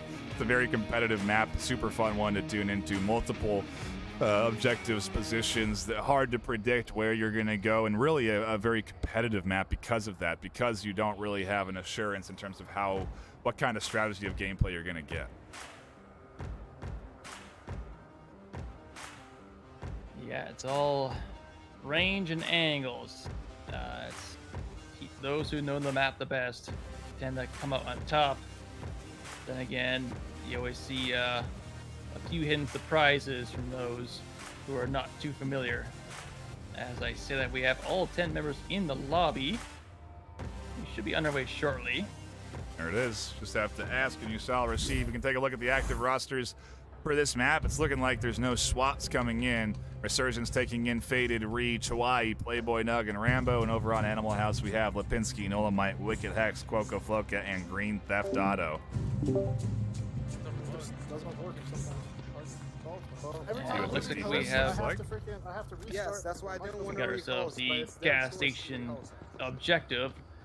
I'm not going to see the same 3 or 4 objectives back to back to back like it did on Subway. We'll see Don't some say fresh anybody. and exciting. Yes, Animal House is going to have say anybody the quick spawn. furthest possible spawn they can possibly have, the northeast spawn, giving themselves a 4-1 split. Quokka Floka heading out by themselves as the rest of Animal House heads north towards North Rooftop.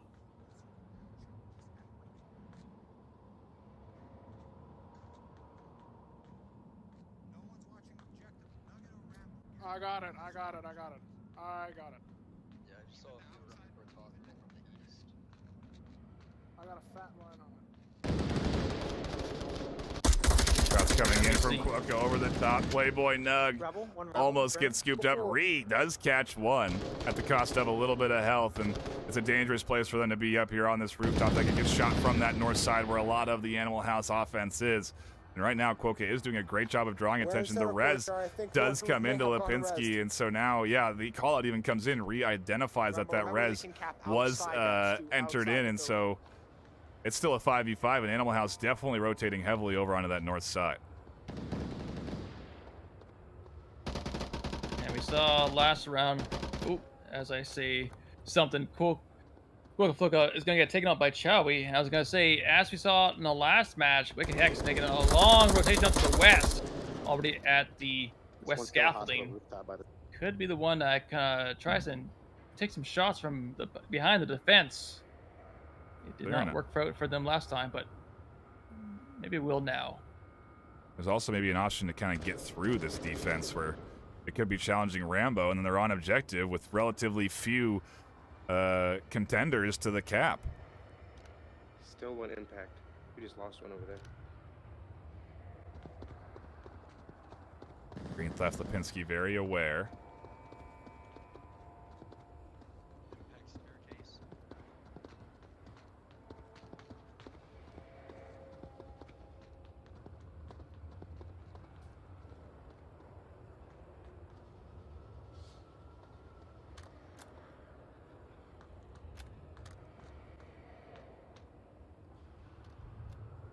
It really is just kind of a hush here. Chawai, you're really in the middle of this offense as they just slowly work around this defensive position. And you can tell that Lipinski is aware that Chowie's on, or at least he's aware he's dead now as he puts bullets into Chowie. Meaning at the same time, Nolamite's going to find Playboy Nug. It's going to make things a 4v3 in favor of Animal House. Oh no, X is so close to objective. Are they going to try and cap on the Yeah, I don't know if the inside route's the right one to take. Rambo might see it. It's an easy pick for Hex onto Rambo here. Rambo's way out in the open. Oh, they just didn't see them up against the up against that crate there. Baited is here and flashes. Lipinski saves Hex. Smokes are coming into objective, and Ree is rotating. Rambo's still here covering it. Hex still hasn't spotted Rambo through that crack. It really is camouflage. Finally, they identify him, and now Hex can cap, get the tablet out, and push into the corner. What is happening, Hex? He's going for the kill. He's running away from the objective. No, he doesn't know. He has the wrong objective. He doesn't know where it is. Hex is pushing to the wrong objective. Oh my goodness. Come on. One defender left. They're going to find the kill. What the heck is going on? Did they just have it displaying incorrectly for them? Or maybe we had it. It could have been a bug on our end too. Technically, the objective could be over in this side. It is possible that we do have a bug and that the objective is over on this side. So maybe that's what happened, and maybe we're not as hyped as we should have been there about the threat of that cap. It would make more sense on the defense and not allocating any more over to that side. And it does happen very rarely. It's a bug I've seen happen. Actually, I don't know if I've ever really seen it happen, but I do know it can happen. And so maybe that's the situation. Well, let's hope for Wicked's sake that it was the bug. I mean, that way we don't have to ridicule him in League Gen. Yeah, I know, right?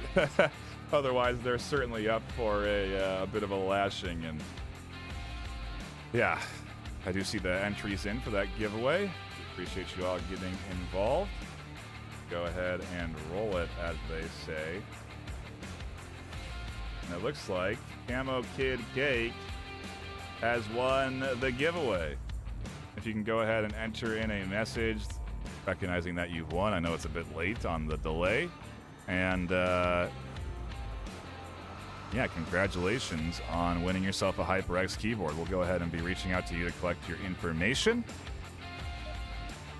And like I said, more giveaways throughout the course of each weekend for the NA regional side of things. Also during Worlds, but again, only qualified for those in the US. And so do be sure to be tuning in if you do want your chance at free hardware. We may give away another product today, we may not. Stick around to find out. There's still plenty of games left as we get back into it for round number 2. I killed him. Fuck you. And looks. I'm thinking we had the proper objective because we did get the quick spawn for this particular objective. Yeah, you're right. You're absolutely right. So we've done our detective work here and solved the mystery. We are looking at an incorrect objective for us. Obviously not for these players, or they would be replaying this right now, but oh no, it is the right objective. We were right. it is, yes. Yeah, okay, we were right. What was happening there that last round then? It had to have been a bug for the players, maybe? I don't know. Could have been a bug, or could be just that They just we got- had a they long just- evening so far, Yeah. and Braves are getting tired. Yeah, they just tunneled in on the kill and went for what they were hoping for to be around. Who knows? Either way, Resurgence, like you said, have the quick spawn already identified. Quokka nearly finds the kill through the window. Inside hospital now.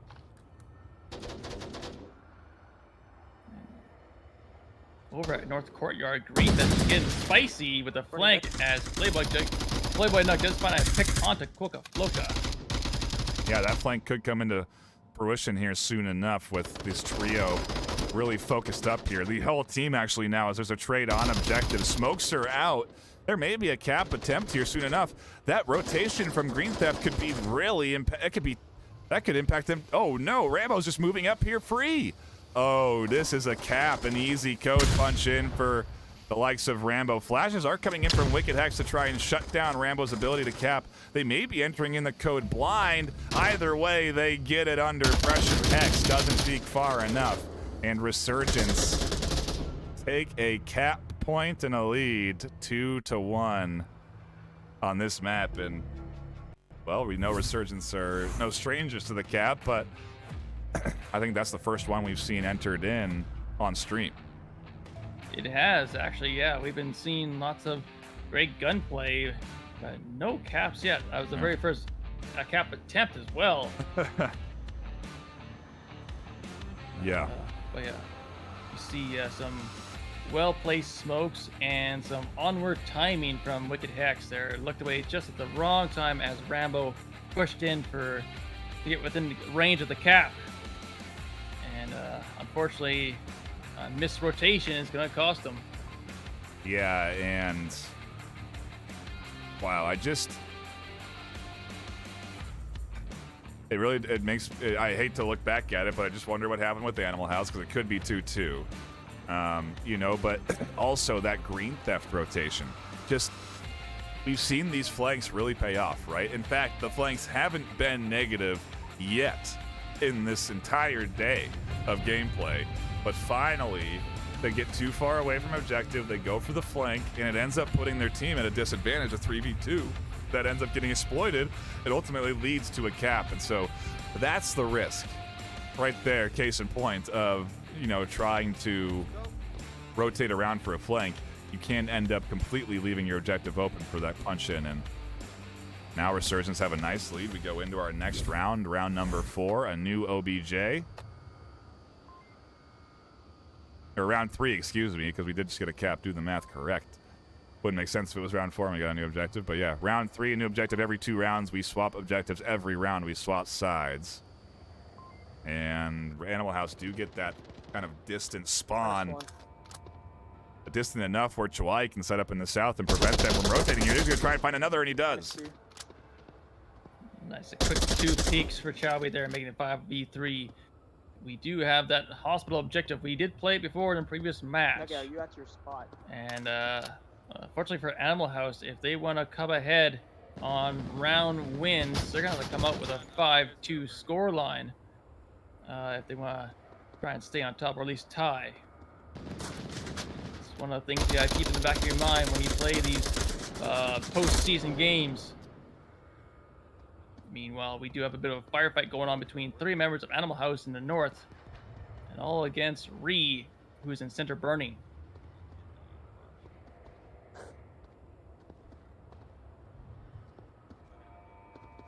Yeah, it's a lot of work for Animal House left ahead of them, and hopefully this time they are attacking the right OBJ. Certainly seems so I don't think it's something we have to worry about anymore. But Axe getting up here onto the roof is a big, risky move to be making, especially when you've lost control of that side that they're checking in.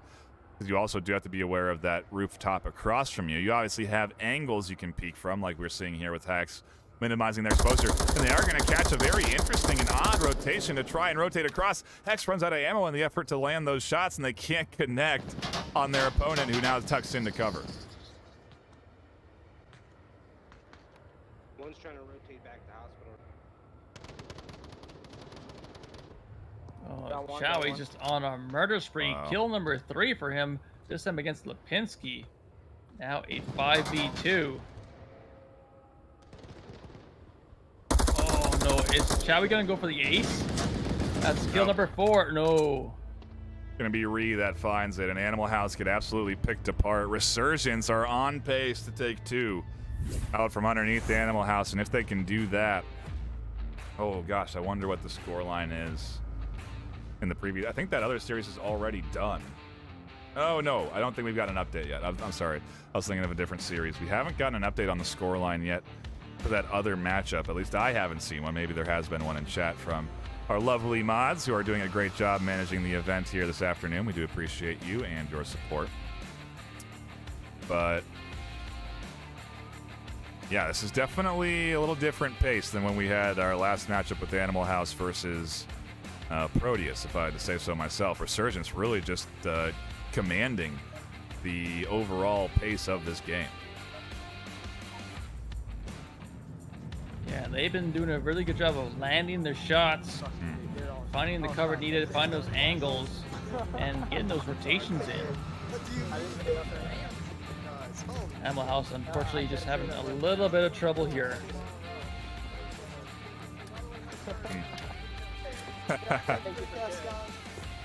Nice shout out there from the Resurgence team as we picked up one of their games. They're happy that it's cast. We hear the nice thanks to us on the caster desk, and we appreciate it. Thank you to a good game played so far, and well, you're not out of the woods just yet as one goes down right away. Animal House identify the quick spawn. Lipinski's going to pounce on this and catches Ree out, and Faded does manage to at least pick up a refrag here. Quokka's flying in very deep on the defensive setup.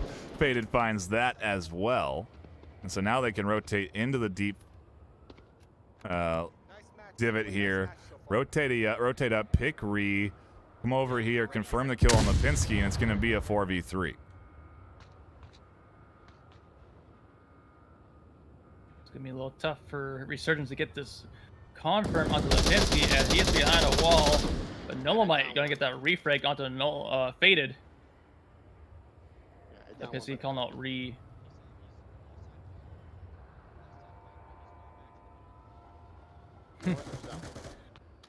Ooh, look at this. Rambo. South. On objective? Yes. Oh no, where's the defense? Is Rambo gonna cap? Is Rambo gonna take this 5-1? Oh, yes they are. That's gonna be the end of the series. Cap number 2 for Rambo. 2 caps in 1 map.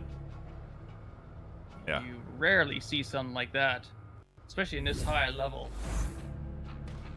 Especially with a team like Animal House, I think they've just been getting in too much of a groove of playing that aggression on defense and having it work, where it really didn't up against Resurgence. They just kind of played into that hand well enough, and yeah, we're out of that series. I mean, the Resurgence take a quick 2-game W, and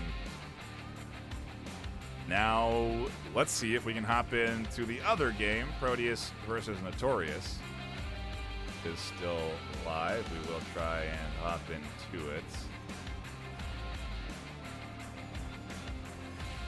Find the lobby. So do bear with us on the technical side of things as we do sort that out. When we come back after a quick break, we'll jump right in to hopefully Proteus versus Notorious. But if not, we'll be picking up the next game that is going to decide who our 1 and 2 are going to be, or at least give us a close interpretation of it. So don't go anywhere. More VRML in just a second.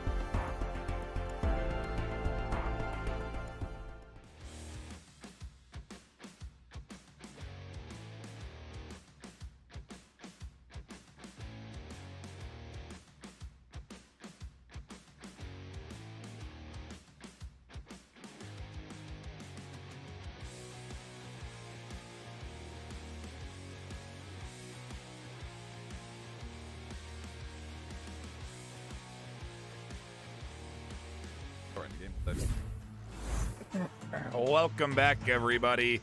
We have managed to catch what could be the final round of Map 2 between Notorious versus Proteus. It is 3-1 on Suburbia. I hope this is Map 2. Hopefully it didn't take them this long to get to this scoreline on Map 1. The way things have gone, anything is possible. We do have the bulk spawn house objective, the hardest one to attack. And with Notorious down 3-1, they really are in a uphill battle.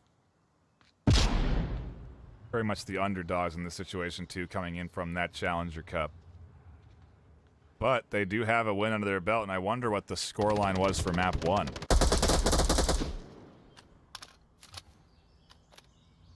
In the meantime, Peas Gaming will find Mythal Marauder. Mythal was on the north end of lane 1. Peas in between lanes 2 and spawn house or center house. And we're seeing a very stationary offense. Notorious waiting for Proteus to get aggressive and get pushy, but it's not happening. But as I say that, Peace pushes out and trades with JJ, trying to spite me. Captain Soda pushing Goldbro in the corner. Goldbro can't find Soda in time. The duo do trade damage, but Notorious are right back into this thing. 3 alive on Playground side. They do have to ultimately get up to this objective and cross this street, and that's going to be the real task ahead of them, but they have a lot of time. 4.5 minutes left.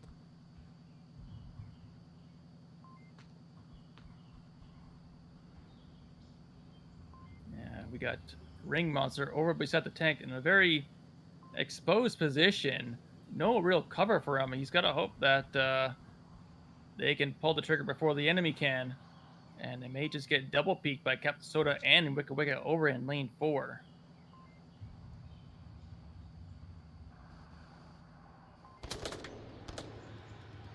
Oh, man. Look, I just can't see over those Hescos to identify a ring against this tank. Is going to take them to commit out from that cover to really ID Ring. And Ring just misses the shot. Wicca quickly tucks back into cover, and Lane 4.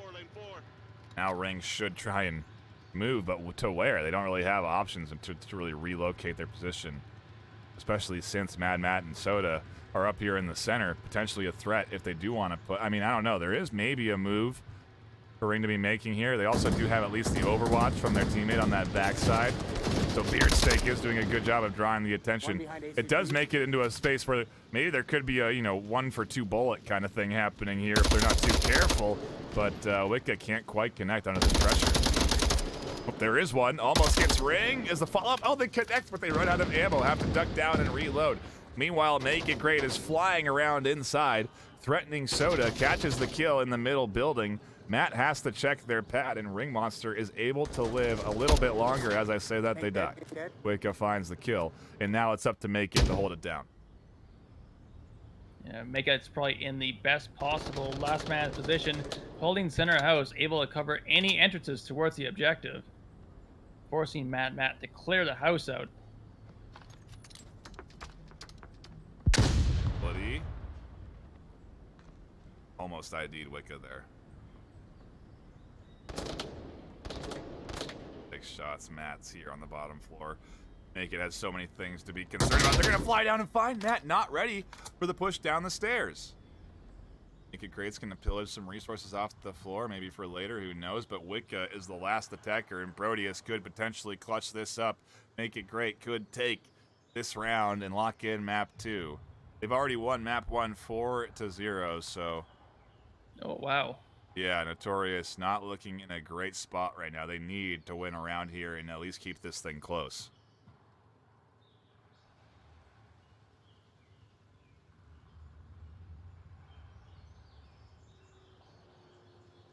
Is Make It Great gonna expect this angle though? That's the key question. Yeah, it's a little odd. So close too. If they see the barrel of the gun, they will, obviously. So it's a matter of how Wicca peeks this corner. Oh, and they find the kill, and they do get the win in the trade. The Notorious just barely come out. Doesn't get any closer than that, Nomad.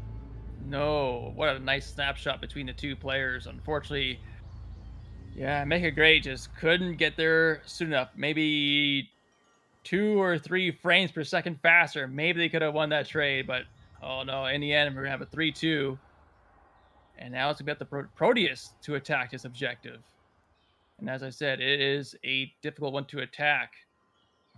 So we could see I guess it would be a round 7 decider. Yep, we could. The underdogs in this round robin could potentially do it again. We'll have to see. Right now they are on that comeback train. There's exciting stuff. I mean, look at the KDs here. Pretty, it really just takes Mad Matt, J-Man, or Mithril to kind of come alive to get this Notorious team to be even more of a threat to Proteus, because Wicca and Soda are 7-4 apiece. They're doing a lot of the legwork right now in terms of getting downs and kills. And so, the rest of that team starts to find some success. in their shots, then this Notorious squad could very easily put up a third round here and take us into a round 7. At which point they'd be attacking, and, well, we've seen them win 5-3 already today, so who's to say it's out of the question again. We're not there yet, though. There's still a bit more to accomplish. Like I said, they have to defend here as we get back into the action for round number 6 of map 2 for this duo. Okay.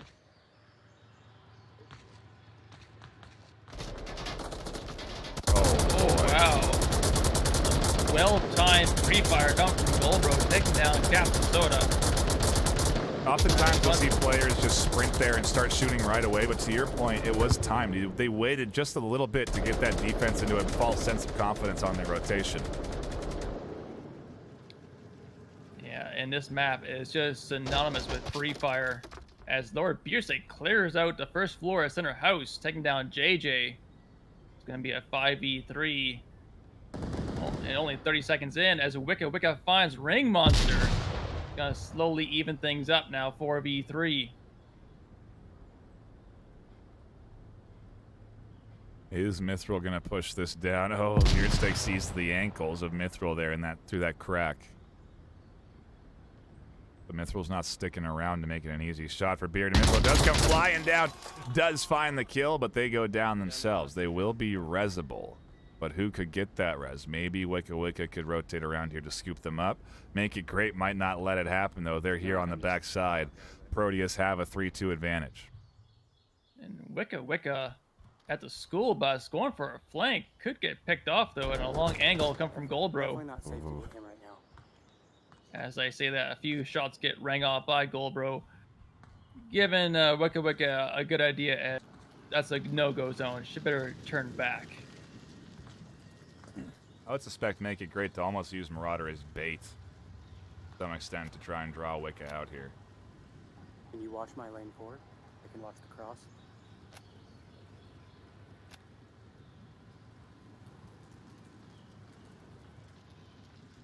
Well, Notorious will have to do something at some point, as Mithril will probably have about 90 seconds or so before they bleed out. Now, definitely that'll force a 3v2 in favor of Proteus.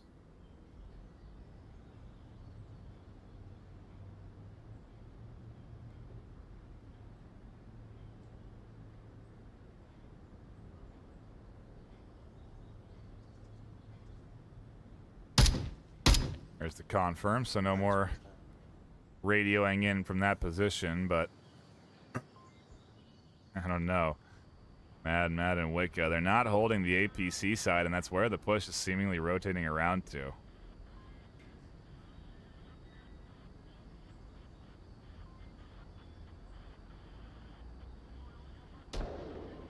Uh-oh, Goldbro could be TKing, make it great here. No one knows that there's someone on top of center house. Oh shit. Until now. Yep, finally does get communicated. Hey, don't shoot me. And you can hear the exclamatory from Goldbro. We do apologize for that, but hey, it's a mature game. We do have mature players playing it, so sometimes we'll get those comms. Not here on the cast, though. You can ensure that we will be family friendly as we do continue to enjoy this action here, because it is enjoyable. Wicca and Matt. What is this hold? I guess it's really a reliance. Yeah. It's just a duo. They're just creating a triangle. Wicca's covering the ultimate cross on APC, and Matt's watching Wicca's back. It is a good setup for the both of them, and it's going to make it hard for Proteus to really pick them off until they do commit to a push on the APC side.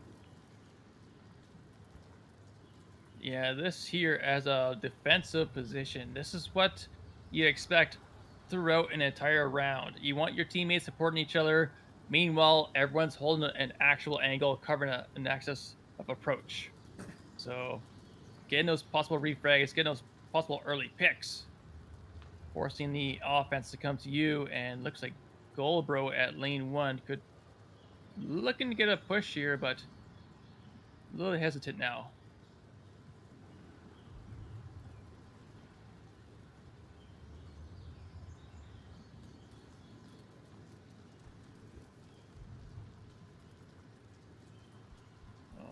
Wicca did spot the cross from Goldbro. Yeah, now they're waiting for that late angle for Goldbro to commit to the push, where they'll be out in the open. Oh, Goldbro doesn't do it, though. They use the 3/4 coverage. They check Wicca's angle, and Wicca was looking for the ankles, not the head. Now it's all up to Mad Matt alone to defend. Do Proteus go for the cap? They don't. They take the win. They take the map. They guarantee that they get 2 here. And it's looking like it's Proteus. And why am I blanking on the team that just played Animal House? Resurgence. Resurgence. That are currently 1 and 2. I think that means that we know where we're going for our 3rd matchup, doesn't it? Oh, yes. We are likely to head over to, well, we are going to head over to Proteus versus Resurgence for our final matchup of the NA Round Robin Group A stage. It's going to take us a quick second, so we are going to go to a brief break, and when we come back, the decider on who is going to be the 1, 2, who's 3, 4. I think there's still opportunity here, because if one of these teams, either Resurgence or Proteus, win both maps, then Proteus and Resurgence will be one of those teams will be 3-3. So on the other side, if Notorious or Animal House win both maps, then there's going to be 2 teams that are 3-3 for 2nd and 3rd place, and it's going to come down to the points, if my math is correct. So we still don't know who that 2nd place is potentially. We still don't really know who's even going to be first, because who's going to win these maps, it's up in the air. That's the beauty of a round robin like this when it's close like this. I love to see it. And again, we're going to be taking a quick break, but when we come back, the big matchup of the day, Proteus versus Resurgence.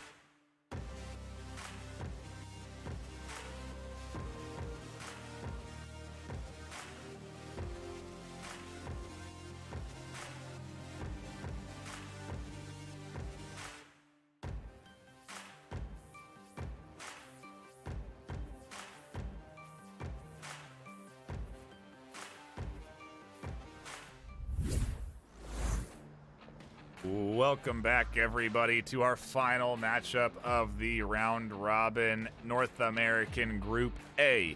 My name is Nightfire with 2 E's, my co-caster Nomad, and we are in store for what certainly seems to be an exciting matchup. Yes, Resurgence and Proteus, two of the. Resurgence was top. I think Proteus is Third in the yeah. group. So Yeah. number 1 versus number 3. Both these teams have been very strong throughout the entire round robin. Interesting to see what happens in our first map, and what a map. It's not like we haven't seen this map a few times already. Yeah, we are headed over to Subway to kick things off for map number 1 in this battle to determine who is going to be first in the group stage, as the first place winner will advance on to the world stage, the semifinals and finals. Following this, the second place team will go up against the second place team from Group B tomorrow.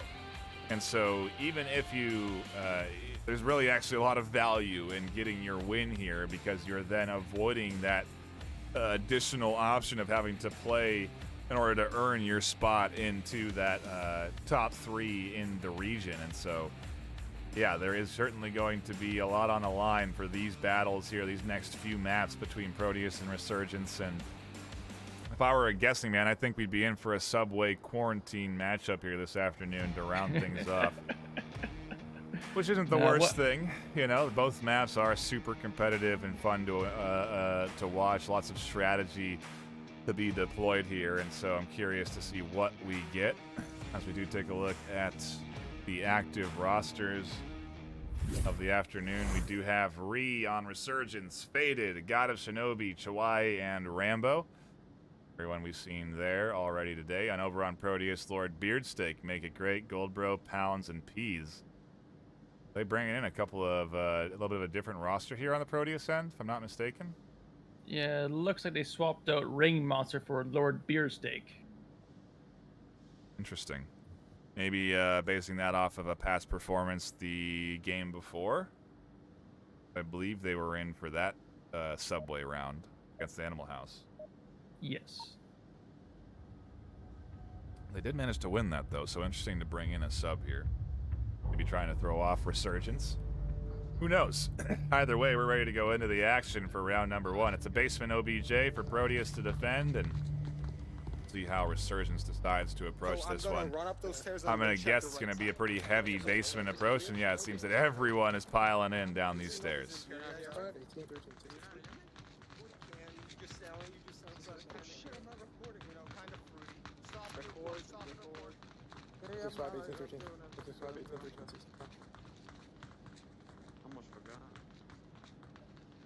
Ree just flying up these stairs. I could hear him.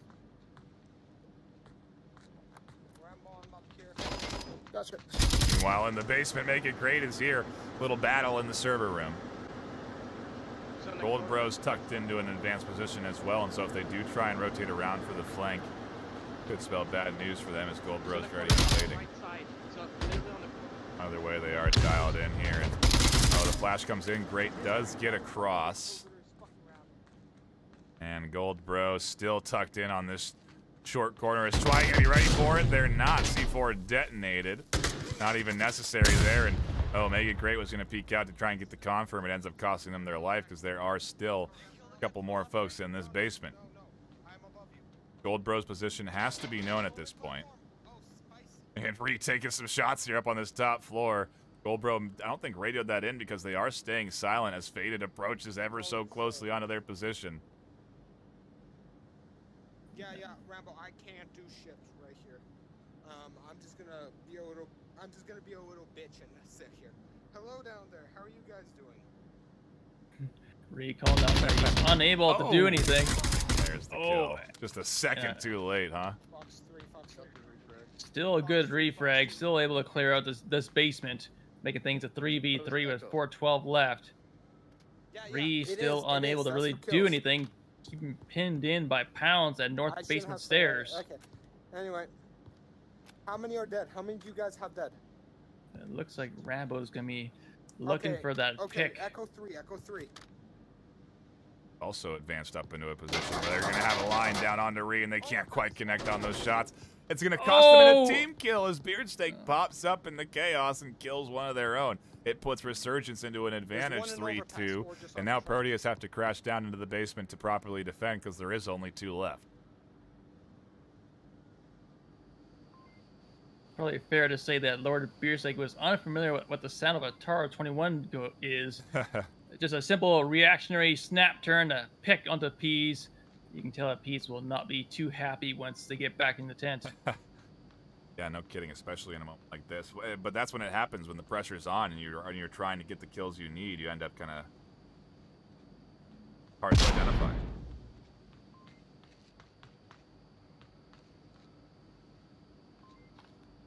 Dan's gonna sit down and hold an angle.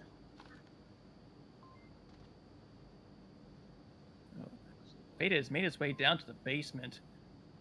Sounds like it took a pot shot at Lord Beardsteak. Could not land it. Just come back there and look at the objective.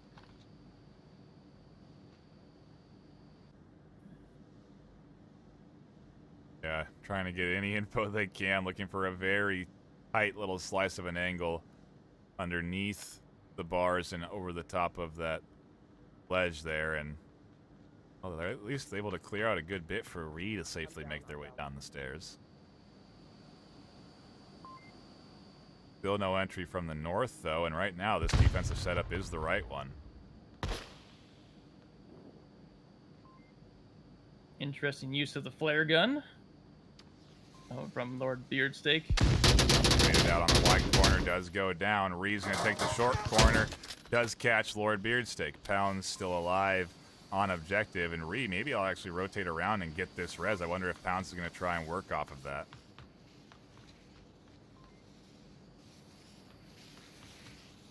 Yeah, it looks like Pound's just making sure that no one's in the smoke, no one's in that north stairs, realizing it's a ruse for a rotation to be made. Rambo looks eager to get that revive, make things a 3v1. Wow, and Faded was calling out the rotations from Pounds so that the rest of the Resurgence could know right where they were, and ultimately Resurgence does take round number 1 in this series. Winner here again advancing in to the semifinals. The loser has to battle in another best of 3, I believe, up against their the second place of Group B, which is going to be playing out tomorrow. Yes, and in this level of play, every mistake you make is critical. Be it a bad rotation or a TK, doesn't matter what it is. Any mistakes you make will be punished. And unfortunately, there, the instant loss of Ease, who was in a pretty good position to charge down to south stairs to get a pick. Lord Beardsteak, though, the mistake was not to miss the shot, but not to shoot the right person. Yeah, that's it's unfortunate when your shots do connect and it is onto the teammate, and then you can't hit the opponent that you need to. Either way, like you said, any mistake gets punished here, and Resurgence definitely pounced on that opportunity to push into the objective space. They now go on the defense, and we see what the Proteus approach to this Marsoc attack does look like. I wonder if it's going to be as heavy-handed in the basement. Doesn't look like it. B going down the stairs here, too, still going up through the catwalk mostly.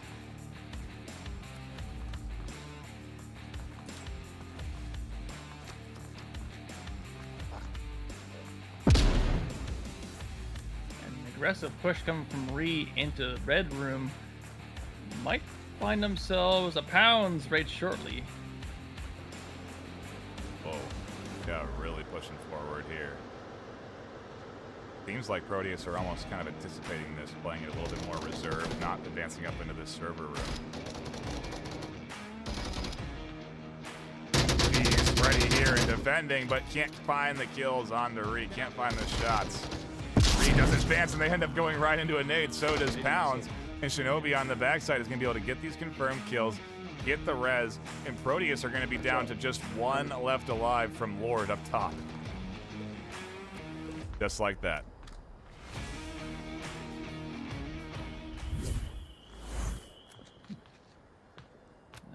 how many volts does it take to revive one person? Apparently 2. It's all down to Lord Beardsteak in a 1v5 with 4:35 left on the clock. Attacking one of the most difficult objectives on this map. Yeah, he's trying to land shots, but Lord Beardsteak couldn't quite do it. Neither could Beardsteak. Don't have to worry about Shinobi here. Tries to drop down to connect the shots. Does, but not before they go down themselves. And with 4 left alive, Resurgence put up a good, solid defensive hold. Map 1 looking good for them so far. Proteus, not a team to give up, though, and I anticipate them to bounce back off of this objective shift. Try and utilize this as an opportunity to pull up a nice defensive round. It is in a position that, you know, we have seen, you know, this objective has been capped before. If you get the right smokes, if the defense is in a certain position, a certain setup, there is openings and there is cover to cap behind. And so we may potentially see a push on this objective for a cap for Resurgence to take this 4-0. If there's ever a time, it's now, right? Oh yes. And like we mentioned in the previous match, every round matters. Every point matters. The more you get, the more likely you'll be the #1 seed. Right. And on Absolutely. the plus.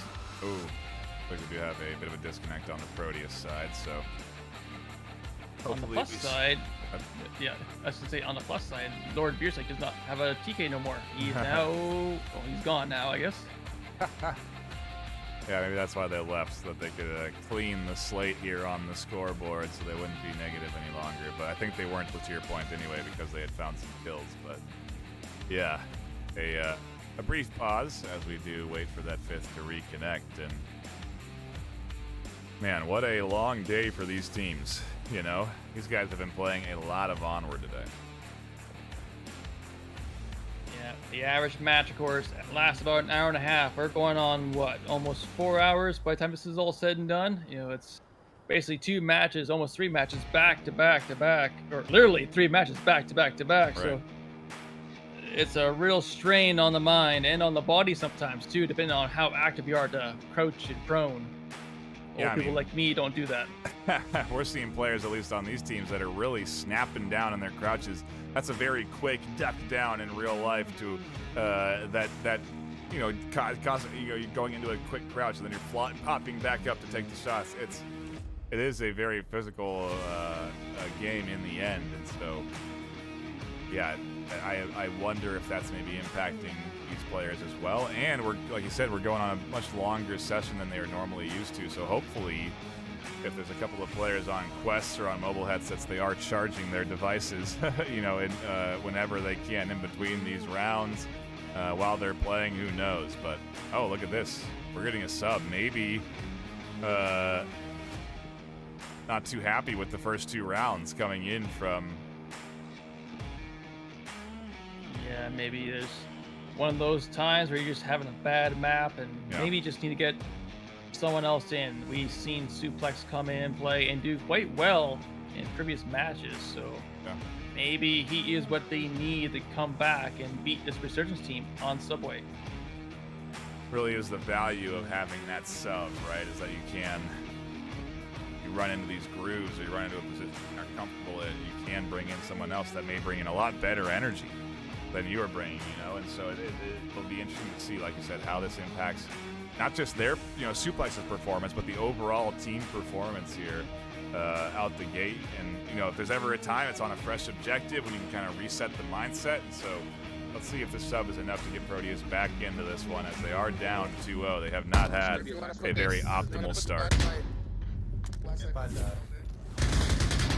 But I know that Suplex, he is a top shot. He's a crack shot. He knows how to make those snapshots and long-range shots. So he could be what they need. As the kill feed shows, it's been mainly Resurgence all the way, with only 3 kills coming from Proteus. Which a B, mid platform. Rambo. Point. And another 5-man push coming in from Resurgence. I knew it. There's a nade. Rambo charging in, taking down Make It Great. Minus Giving Make It Great no chance to respawn. That is Rambo's job. He is supposed to just fly up and be the point man for them. If the C4 detonates, they don't care. That's just Rambo is the meat shield forward. And there's the C4 that does catch Ree completely. But nobody else, fortunately enough. Chihuahua goes down in the basement. Pre-firing through the smoke, catches another, and Resurgence are getting absolutely picked apart here. Proteus looking to get back into things with Suplex doing a great job of denying this team from pushing through the smoke.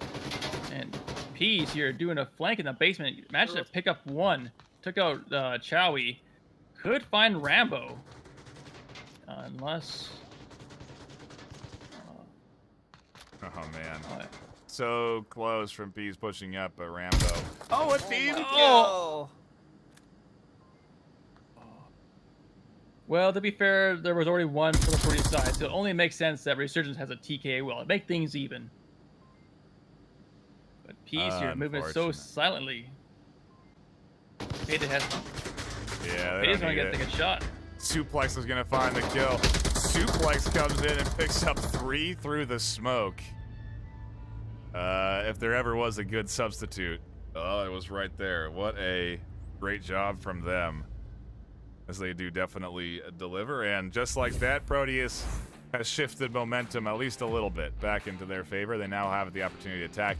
You definitely tell Resurgence were thinking, we're just going to fly up here. We've got the early kill. We're going to smoke this thing and then push right up. No one's going to contest this, but there was just too much bullets. Too many bullets coming in through that smoke for anybody to advance. And yeah, just a really nice job from Suplex to hold it down, defend the objective, and ultimately get their first point in this battle. But now Resurgence go on the defense, and if they can put up a round, they will push this up 3-1. So is it a little bit too late is the question. It's never too late. If there's another round, there's always another opportunity. And with Proteus on the offense, there's the opportunity for the Cap to make things 3-2. Baile, vámonos, vatos. One upstairs, 4 in the basement. Wonder what that one upstairs is going to do. Maybe just even a distraction for anyone that would potentially contest in that catwalk space. But look at Resurgence flying down here. Couple go down, but it's at the cost of a 1-for-1. No more than that as Pounds contests Rambo there in the stairwell. Rambo's still alive. Nades come in that don't go far enough, so Rambo will weather that storm. Pounds got me. Rambo trying to put out fake call-outs as if they were requesting the team to come and pick them up, but, well, Peas and Pounds weren't born yesterday, and they're aware of some of these tricky strategies from both Resurgence and the other teams they've been playing here this afternoon. Yeah, but that being said, there is that few players that I know of that I don't know how, but they can just pitch perfect, make that down sound, that little gurgling sound that when you go down, and somehow they can make it work and make it so convincing that you wind up in the tent.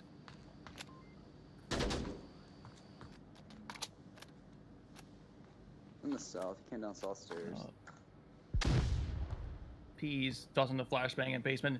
Didn't quite get, or maybe it did get Chowie. -1 basement. Well, the bullet certainly did. They're one basement. 1 south train. Resurgence getting picked apart a little bit. Proteus may find a way through, especially with Goldbro up here being a threat. Ree's coming in from the flank, and they are not ready for Goldbro in the L. They shut down Ree's advance. Resurgence only have 2 left.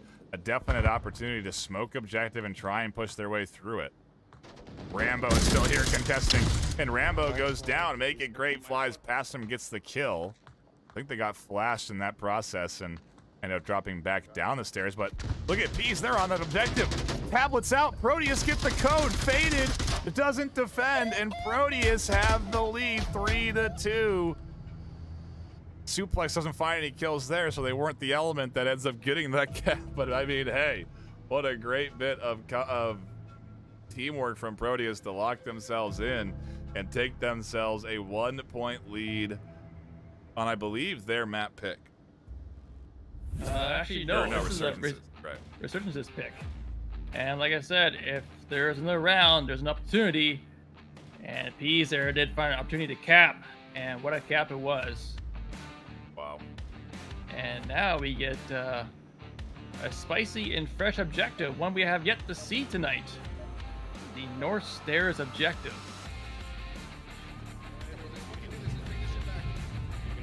And these two teams are not wasting any time at all to get back in the action. It's the North objective. They know what they're doing on this one. There's only so many ways to approach, so many strategies to attack. I wonder if Resurgence are going to go full North, try and go for a cap on the corner. I mean, hey, if there's ever an objective to do it, it's this one, but it is also super risky. And you can see Proteus are definitely prioritizing this north side defense by putting a ton of people here. No one really worried about the south. And utility is coming in. C4 goes up and over and catches Shinobi and Faded. A big toss from Peas. And Proteus are off to the races. Do they follow up and get the convert? Peas does. They're pleasantly surprised to see that they can kill, that they have gotten 2 here as they look for more. They didn't actually confirm Shinobi, so Shinobi is still resable in this alleyway. But Yeah, those Resurgence, two bodies on top of one another, kind of tough to confirm them both, but it's gonna make getting this revive nearly impossible until they get rid of Peas. wow, Rambo is just pushing forward here onto the corner. Reed goes down. Rambo, that's Shinobi's picked up clean. Resurgence have 1 left, and it's Chawai. Proteus are going to clutch up this comeback with a full 5 defense on objective, and Chawai trying to go up against the doll. And Chawi just realized he's last one up, but he's not going to go down without a fight, as with a headshot takes down Gold Bro, making things a 1v4. There's no one in the north tracks covering the south cross. Everyone is either on objective or north of it. And looks like Peas is roaming around North Alley there, just looking for a fifth. Not going to happen as Chawi begins to make the push. As north tracks got to clear every single crack.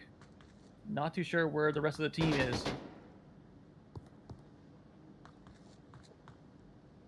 One is very much stacked up on the objective, watching to make sure a cap doesn't come through. Make it great, gets picked up. Duplex is on the tight corner. Chawai almost finds that. Oh my goodness, that would have been something else. So Peas is on a flank on the overpass. Maybe too late though.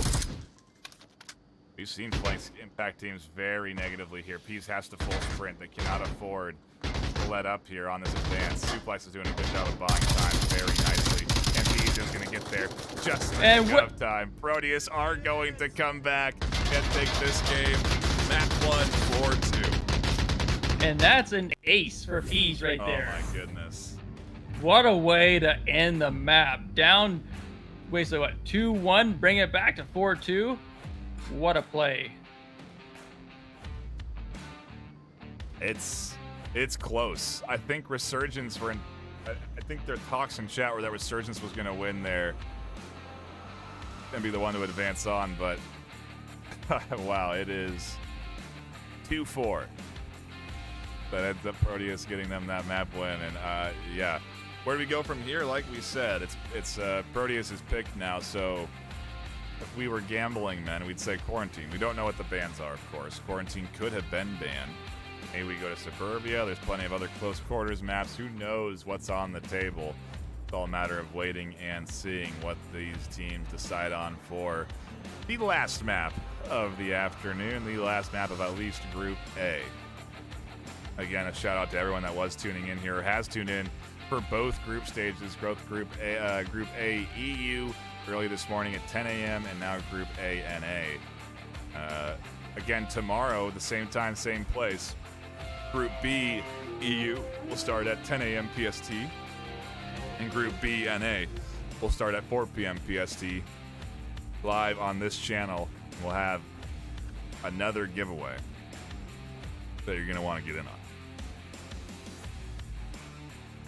Again, congratulations to our current winner of that giveaway. It was Camo Kid 8 Cake. Well done on getting yourself that HyperX keyboard. Again, we'll be reaching out to you shortly for the info there, so congrats on that. That could be you tomorrow. You're not going to want to miss out on it. Either way, though, an exciting bit of gameplay here this afternoon. Regardless if there's free products on the line or not, you're tuning into what has been some great NA battles here so far, and it looks like we're headed to Bazaar for map number 2. Oh, nope, that was a false start. No, it's still Bazaar. Is it? Okay. This is the first time we've seen Bazaar all night. 6 or 7 maps to include Suburbia, and this is the first time we're seeing this map. Must have been thinking that I did see it, I think, in the last map of EU earlier this afternoon. But yeah, this is the first time we've been picked in. No, it's abandoned. Oh no. Sorry. Great. Yeah. I'm sorry. Yeah, it's all right. It's been a long day. Yeah. I saw Lipinski and I thought we were going there, but that's not the team that we're tuning into here today. At least you do get a little inside info that the other matchup is live on Abandon right now. But yeah, we are headed to Bazaar for map number 2, and oh, what do we get now? I mean, Proteus kind of snuck that one away, it felt like, from Resurgence. Resurgence really did come out strong 2-0, and now I don't know where we stand on scoreline and who is going to take first place, but it has to be pretty dang close at this stage. I know Bobby's in chat saying that this whole group stage is super close, and yeah, you're definitely going to have to do some moderation math to determine our second and third place, most likely. Even heck, maybe even our first place, as these two teams really do battle it out. Resurgence not out of this by any means. I think Proteus is currently, what would be their scoreline? 3-2. And Resurgence is 2-2.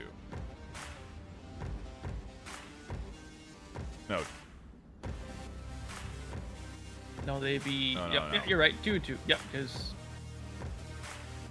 No, it's 4-1. Each team is 3-1. Sorry. oh, right. Each team is 3-1. Math, hard. The doozy. Yeah, each team is 3-1 at the start of this. So now Proteus is 4-1. Resurgence is 3-2. We could still be tied 4-2 here at the end of this if Resurgence can take a W. And we're going into it for round number 1 of map number 2, the 6th map of the day. A long day of gameplay for these teams as they are now trying to get themselves locked in to that World Finals. Yeah, and our first objective for Bazaar is going to be the East Market objective with Proteus getting that quick spawn. This is a capable objective. So. My goodness. Free Fire doesn't pick up Resurgence, but Proteus do get very far forward out the gate. Rehearing the kayak conversation from Suplex and Make It, and I think they are also identifying Ree inside here. Oh, Ree's actually charging in. They're going to challenge inside here, and it ends up in a trade. Suplex can get res, so ultimately a net positive for Proteus. Early 5v4 and full control now of Kiot for Proteus. Kiot being a key building the first real line of defense for this objective. As we have faded over at the stairs, just head peeking it, looking for anyone to cross into market. Got a Shinobi looking at North Street. Uh-oh. Whoa, what a play. Peace flashes faded through the stairs and then pushes through the main door for a kill. Beautiful execution from Peace to get that kill. Now Shinobi goes down to another great toss nade through the stairwell. Make it great. Smokes and Tablet comes out. Is Proteus thinking cap here? It's certainly an option. The Tablet's here. Rambo's trying to knife and kill anybody as Make It Great ends up pushing just a touch out of that smoke.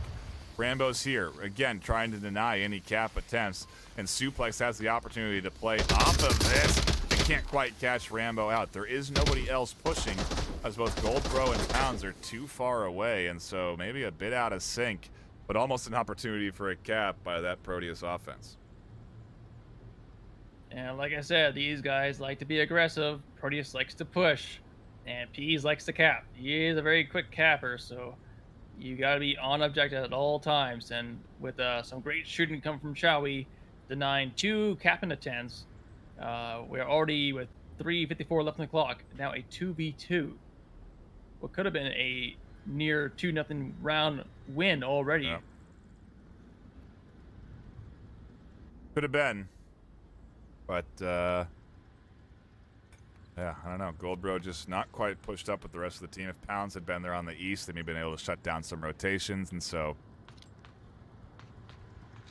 we'll see what happens now with the utility that Pounds has. They try and nade up and over the top of that building. I don't know if that made it, but either way, Pounds is going to continue to advance forward, eventually push in through Blue Room, where Rambo is not necessarily watching, but could check. I think their elbow may be exposed for a shot, but it looks like they're pretty tucked in.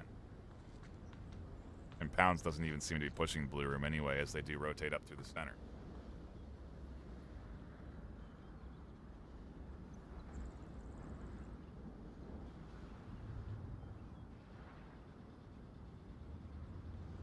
Yeah, it looks like Proteus is going to play for time.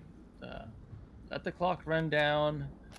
Let Chowie and Rambo get peaky, get antsy, make those rotations, get those picks. Did see Chowie run around a fair bit, so it could be that as time ticks down, he'll get a little antsy. But as I say that, Pounds and Goldbro start to push up a bit more. Going for that east tack. If you're going for that, you're going for kills. You're not going for cap. Yeah. Absolutely right. The cap push is either north or in that front side. Smokes do come out, though, and at the very least might deny Rambo vision. Why he's still tucked in here, though, and waiting for this to come through. 2 minutes left on the clock. They still have some time to work with and get into position if they want to try and clear this from across the way, but yeah, it seems like Wise trying to read Pounds. Almost catches Pounds. Just a little bit of onward timing there. They both peak and neither one's home. 30 now, and on the rotation, Chwai finds Goldbro is home in the east. Like that, there's only one left alive. Rambo alone in the corner. At least they're on objective, and so cap is unlikely.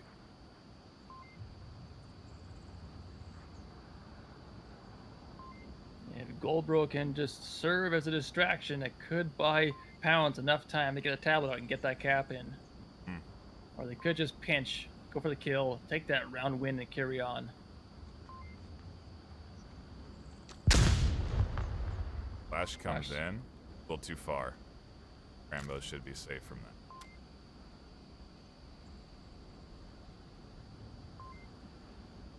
They really just have to stay here. There's no need to push out.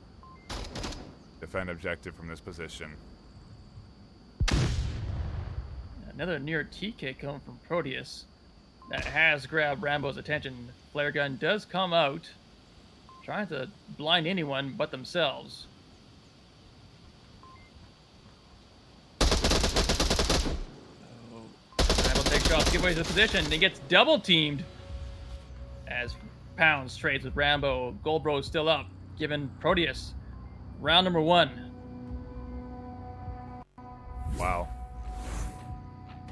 It's just a lot of momentum coming into the hands of Proteus now, managing to come back 4-2 on map number 1. It's now been 5 unanswered points for this Proteus team, and that's trouble if you're on the Resurgence side of things. You really need to start finding rounds, start finding points.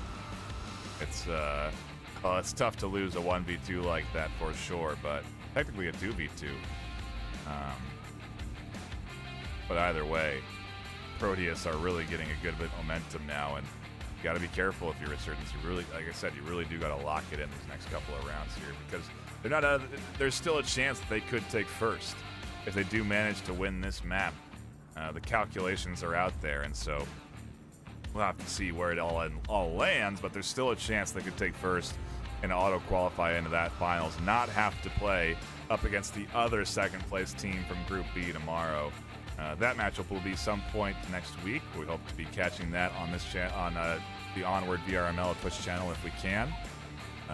But from there, we will be having weekend matchups regularly on VR Master League. So do be sure to tune in here on Twitch and also on Meta Horizon Worlds as we do get back into the action for round number 2. Want me to kind of go further south? And looks like Resurgence will get the stealth spawn. They're not going to get that quick spawn. Still not going to stop them from pushing hard and possibly have a quick round.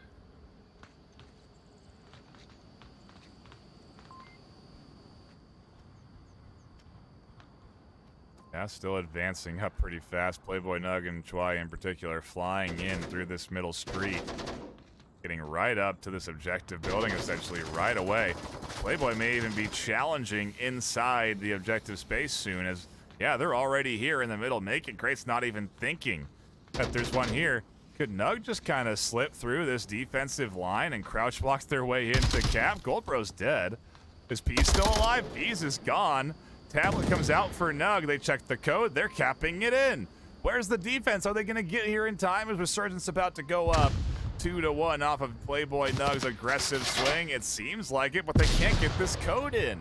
Oh no, Make It Great goes down. Pounds is dead. There's still one left alive. This is taking way too long. Nug can't get the code in. And he'll die. Oh. Well, Can't. it works. Resurgence do get their Marsoc win, but you know there's a variety of things that could have happened there. Brain fart, certainly possible. Forget the code, don't put the right one in, get it wrong multiple times. It can happen. Number 2, code bugged, and they couldn't get the code in even if they entered it incorrectly. In which case, an unfortunate reality, but at the very least, they still do get their point. And so, 1 is better than 0, 2 is better than 1, but they'll take what they can get, and at the very least, it's all tied up 1 apiece. We do change objectives and swap sides. So Proteus will go back onto the attack. And if anything, Proteus getting very lucky there, because that certainly looked like it was going to be a 2-1 scoreline for Resurgence. Oh yes, it was a very delayed reaction coming from the defense, but yeah, I don't know how, I don't know why, but yeah, that could very well have been a monocap. Yeah, I don't know if that term holds weight anymore for the majority of the player base because they don't even know who that is, as they've a lot of players have come and gone through the league over the course of time. Back into the action we go, and if the Nug's unlucky, it might be called a Nug cap soon enough. So yeah, he could be in for some ridicule in the forums, but we'll see as we do get back into it again. Round number 3 here with Resurgence on the defense and Proteus on the attack. I say forums, but I don't think anyone's talking on forums about Onward. Discord is where the real chatter goes down, and so we'll see if there's any memes posted up there at the end of this round or the end of this series. Either way, like I said, a round win, so they're happy with it regardless. And now they go on defense. So far set up nicely, but nothing real crazy coming in from Proteus. If anything, a bit of a reserved Marsoc rollout where they're almost waiting to see if Resurgence are going to counter them with aggression. Yeah, we've seen this aggressive plays from Resurgence, but it's usually been very concentrated in one spot where they're rounding corners very quickly. There's not so much of flanks or nothing like that, so they should be fine up until they start crossing the street. But then again, crossing the street is the real danger factor here on this objective. Should I smoke it first? Or just go. Yeah. Yeah, different ways to go about it. Smoking the windows, smoking the street. All right, go. Like Pounds gets across. Peas as well. Pound of Peas is here to attack Chwai, and we'll see if Chwai is ready for that heavy bag. So far, they cut down the Pound. Now it's just Peas.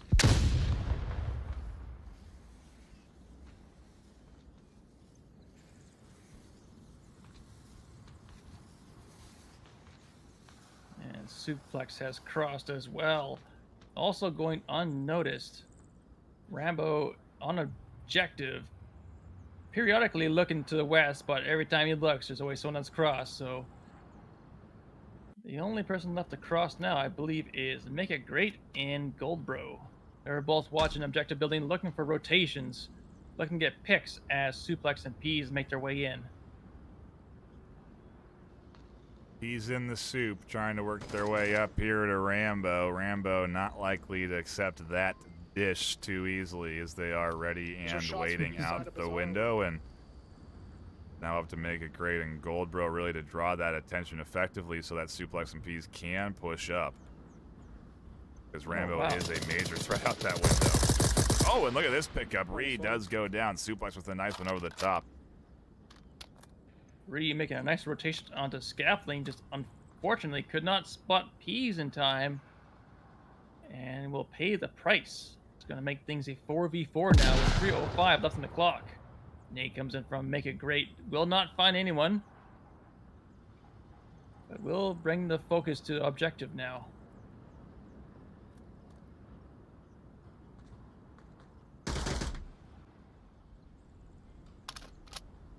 Chowie must be seeing ghosts. He's firing bullets, but nothing's connecting, so... I think he was confirming a downed body there from what I could... At least on my screen, so maybe a body was there for them to shoot. Either way, not necessary. Kind of gives away a little bit of a position.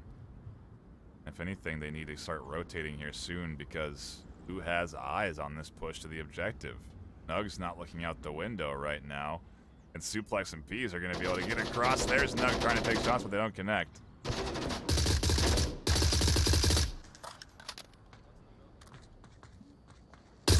Tagged, had to use a syringe, still up though. Suplex getting ready to push in. Same with Make It Great, making their way to the second floor. A bit of chaos. Make It Great tablet out on objective. So is Suplex. This could be a cap here. That's it. And wow, what a play. Where was Resurgence? Make It Great with a great cap. Not sure what the other two of Resurgence were doing there. I think they were holding down the south, but yeah, nobody has coverage up that middle street outside of Rambo, and Proteus put in another cap, another order on the tablet to get themselves 2 more points. And it's really just the Peas and Soup coming together over there to get themselves up 3-1 now. We swap sides, they go on defense. Resurgence have to secure a Marsoc round, or I think it's Proteus guaranteeing advancement onto the first place round, and we then do get into the situation where we could have a 3-3 tiebreaker. We'll have to go over, and I think we can catch the second map of Animal House versus Notorious. If Animal House win their first one, which they're currently leading 3-1, and win their second one, we are going to have teams tied for second place, in which case it comes down to rounds 1. So, yeah, a crazy close group stage here today for the North American region, at least for Group A. And that's what we want to see with these, basically, top 4 of the top 8 teams duking it out. We want to see these close matches, and we're getting it. Unfortunately, for what we got right now, we didn't really see a close round. Unfortunately, we saw a few gaps in coverage. There's no one really trying to challenge the cross on the main street. And once you get guys crossing Main Street, your job has become that much harder. Now it's a lot more close range combat. And unfortunately, players like Ree and Shinobi just weren't really able to land shots or challenge crosses, allowing Proteus to get up close and personal. And it just kind of went downhill from there. Just looking at the comments from chat, and it's just like, it feels this could be 3-3 right now. You know, if that cap had gone through, I guess it would technically be 3-2. But the storyline, you know, it could look a lot different for Resurgence right now. Instead, momentum heavily into the hands of Proteus. A defensive round will get themselves advancement into the World Finals. They are so close right now. They just need to secure this next round. Resurgence have a route back. They can come back and pick up this map, and then it's a toss-up for first place in terms of rounds 1. But, yeah, this is a crazy close. battle for first, second, and third between these teams. I'm glad we tuned into it here this afternoon. Some early shots coming in from Goldbro. Tagging Ree, not in a full down. Ree able to cross the street. This could cause trouble. Bit of a firefight going on between. Looks like Pounds. Traded Oh, Echo yeah, 4. nice trade coming in from Make It Great and Ree. Ree only down. Can get revive as Playboy Nug does find Peas Gaming, making things a 4.5 v3. That is workable. That is doable. Resurgence or not, Somebody go revive. you got to consider the cap effort here as Goldbro does get one. Still another down, so technically a 3v3 now. One Resable for Resurgence, and I believe it's Ree over there. I think the cross is coming in. Shinobi is trying to get there. Goldbro has to tuck in as they get hit. Shinobi is going to be able to make it over and get that res.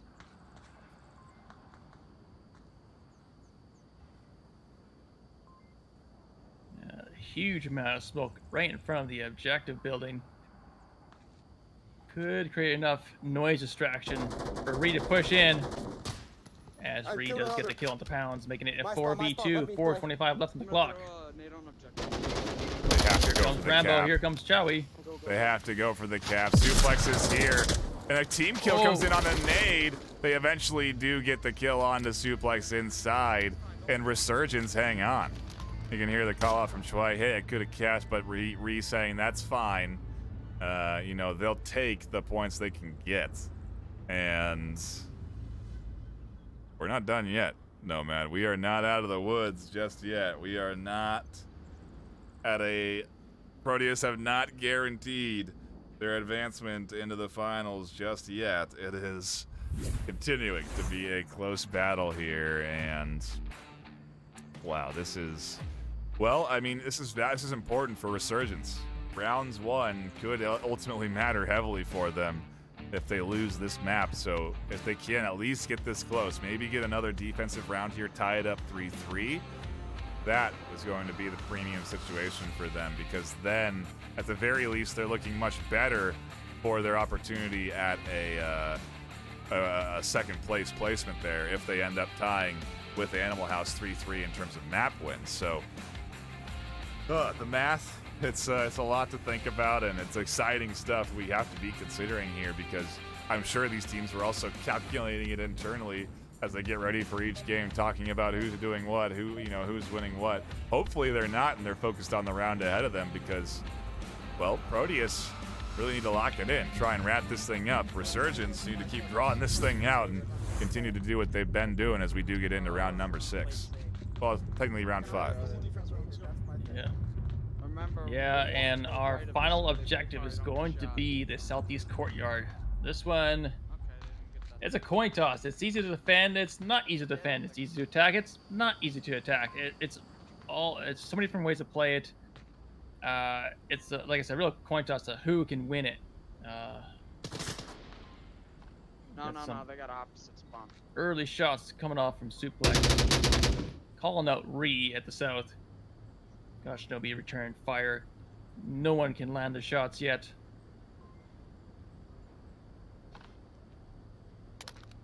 Aw, you fucking kidding me? Shinobi placing his C4 where they did not want it to go. Attention on enhancement. There's a C4 in place.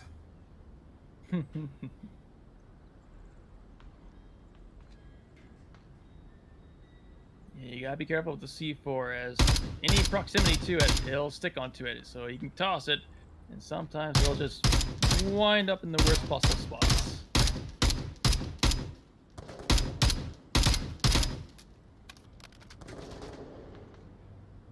And looks like that C4 did indeed get disabled by a Make It Great, as Suplex does find Chowie, our first kill of the round.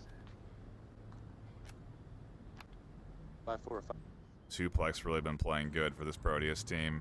Being brought in as the sub, they've really helped Proteus refocus here. It was looking dire for a moment with Resurgence on the 2-0 on Subway, but since Proteus has come, or since Suplex has come in, Proteus has really turned it around. So whether it was the sub or just the refocus or a new object, you know, who knows? There's so many elements in a game like Onward, but it is interesting to see them doing so well. 5-4 already on Bazaar as well, and ultimately this Proteus team now in a bit of an advantage because of their first play here. So see how Suplex advances forward through the rest of it. We still have shots coming in from Rambo to try to deter Goldbro from pushing across the east, and Proteus is really just kind of poking and prodding at this Resurgence defense.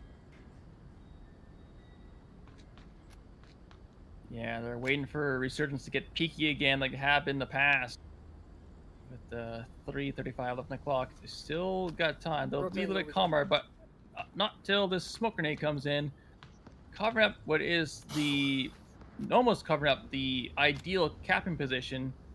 So we're not going to see any rotations or pre-fire quite yet from Resurgence.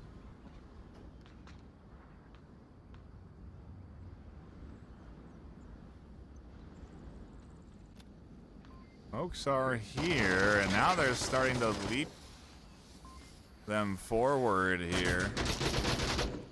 As Suplex is up on the second floor. Make it great, finds it quick too. Proteus are off to the races, 5v2 now, as Reed does shut down Pounds in the south. Shinobi's the only one on objective, and they can't see a whole lot of anything.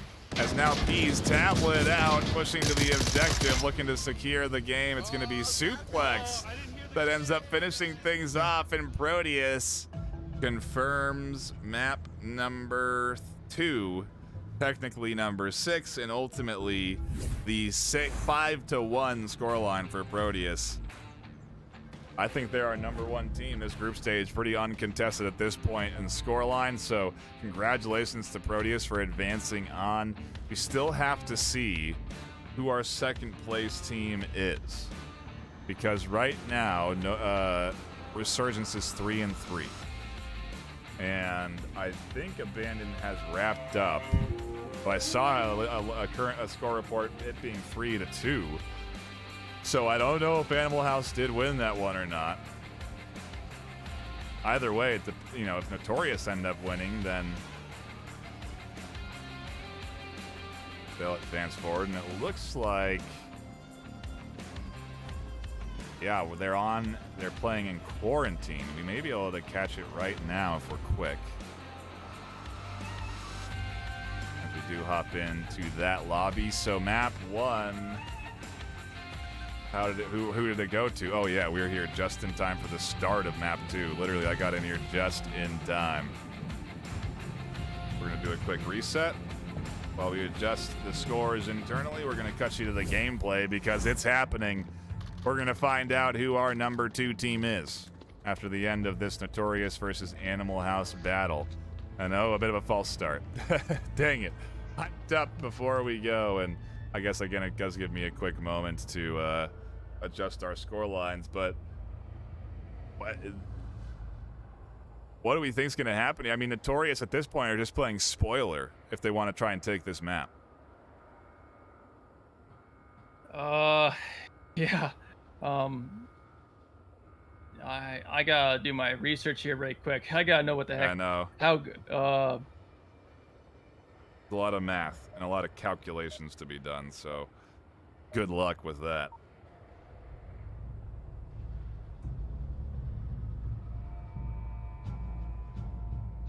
Well, this could work into Notorious's favor. I just found up the spec sheet, the stats for Notorious. And Quarantine, they are 7-for-8. Wow. So yeah, and if Animal House lose this, if they did indeed win on Abandoned, and they lose here, then it is going to be Proteus, Resurgence, advancing on as our second #2 team. Because both teams will be 2-4, and Proteus will be 3-3. Or excuse me, Resurgence will be 3-3. Second floor, do you mean the first floor up? And we had an early down coming from Coca Floca, sent out in the streets, getting down by Captain Soda. Revive is available as of right now, but they don't know that. One dead. Maybe now they do, as Lipinski gets the first actual kill. Again, Down, JJ. Lipinski then gets Captain Soda after a quick revive, making things a 5v3. Make that a 4v3 with only One body. 1 minute down. Last one hospital. Marauder finds Quokka on the backside, and it's a 3v3, all evened out here. As they try and advance up to the middle, Animal House are tucked in around objective at least. Mobstar here at the rubble on objective position. Ooh, and we're going to actually run into a bit of an action over at the top here with, looks like Lipinski, Mad Math so close to each other, dumping utility up over the top at each other. Oh, and they run past. They run past each other. Lipinski snap turns in time, and they catch the kill. It's 3-2 in favor of Animal House, but just barely. Oh, that is the worst feeling in the world. You're running straight through your opponent, not landing rounds, and you gotta turn around only to find yourself full of You bullets. guys got comms for me?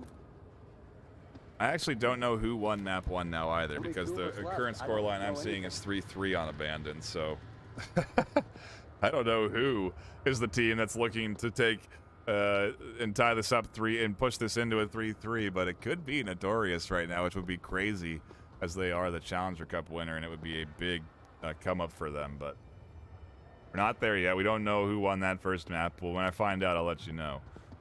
Either way, Animal House here do have a slight advantage, and Wicca is still working around on the west, while Mithril is pillaging, potentially getting some lines of sight down from the rooftop.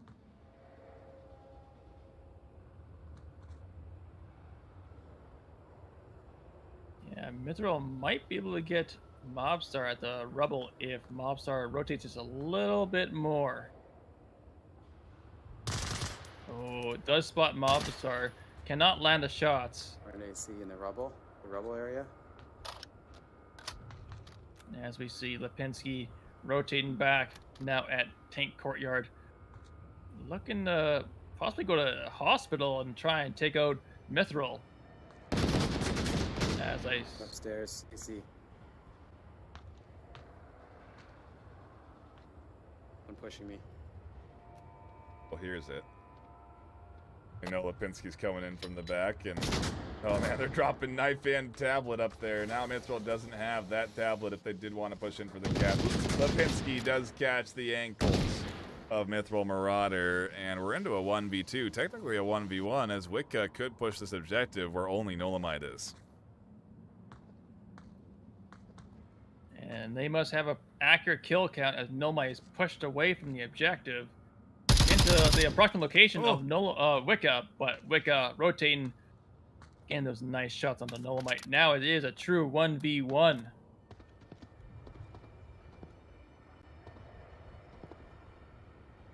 Two minutes left on the clock. Wicca has lots of time to make this rotation, which is a smart thing to do. Rotate out of there, try and be as unpredictable as possible. Possibly get a off angle onto Lipinski and get that first round win.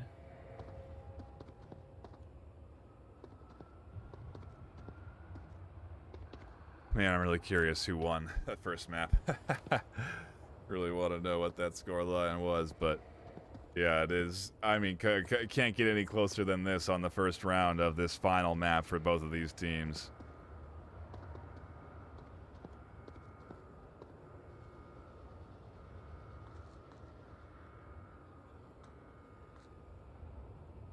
There's a lot of time. Wicca has enough time to crouch walk their way up here. A minute and 10 is plenty with how close they have managed to get.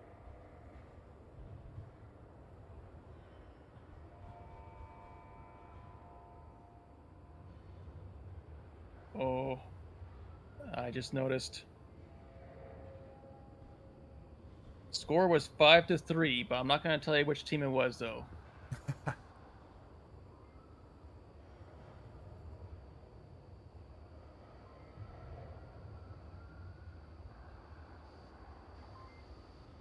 Keep me in suspense while we also wait for this round to wrap up. 35 seconds left. Lipinski.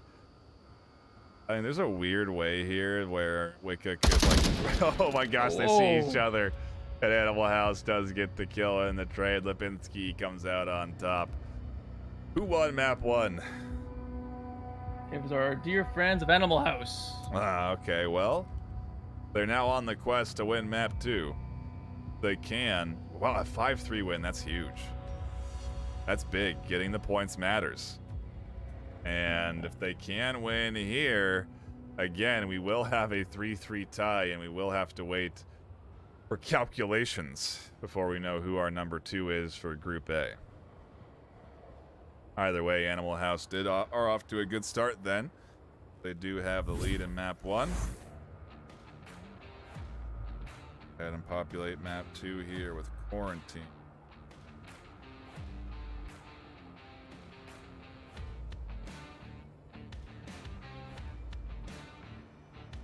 And Animal House again.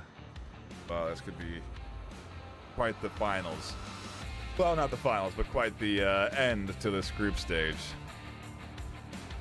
I'm surprised how well Notorious have played. That's the real kind of takeaway point, I think, from today. Notorious has challenged almost every top team that they have gone up against. Yeah, they've actually had some pretty strong games throughout the season. They've actually picked up some other strong players throughout the whole time, like Captain Soda and others.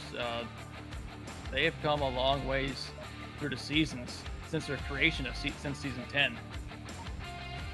So, I mean, good for them. Congrats to them for getting this far. Good. Win or lose, they've been doing fantastic. Yeah, I think at this stage they are out. Hey, let's make sure they don't. Spoiling Animal House and allowing Resurgence to advance forward here. That's what this game comes down to. Or at least spoiling the chance for Animal House to tie and go down into the calculations. But yeah, we'll see what we get. This is a pretty quick spawn for the offense, and you can see Matt's coming up here, maybe not necessarily ready for that as Lipinski catches the first kill. And Animal House are barreling to the objective, sticking to the MOs, playing quick on the offense. Already shots coming into Soda on objective. JJ has to be careful. Where's the 4th? Wicca's in the north warehouse. Great sneaky spot as JJ does find a pick on the quick as well. Wicca Hex getting that refrag. Wicca Hex thinking they may have got a TK there. But no, very much the death of the enemy. As Mobstar is closing onto objective. Has to take down Soda, and he does. Warriors are down to 2. Objectives uncovered. Mobstar can push right in right now and get a cap in. Make things 3-0. With the ID Mithril Marauder, and they make their location known as they do take shots. Mithril goes down to F. Lipinski in a quick round for Animal House to put them up 2-0. Oh man, I don't know how I'm gonna do this all again tomorrow. It's gonna be a long day on Sunday, but yeah, a lot of Onward here this afternoon that we have tuned into. Over 8 hours for me. I appreciate you joining me along this journey, Nomad, for at least the NA side of things here, and yeah, excited to see what we get out of the action tomorrow for Group B and EU, and also Group B and NA. It's going to be some good gameplay, and then from there we will have finalists decided, and we will be casting games starting next weekend with more giveaways. So do be sure to tune in and catch that action.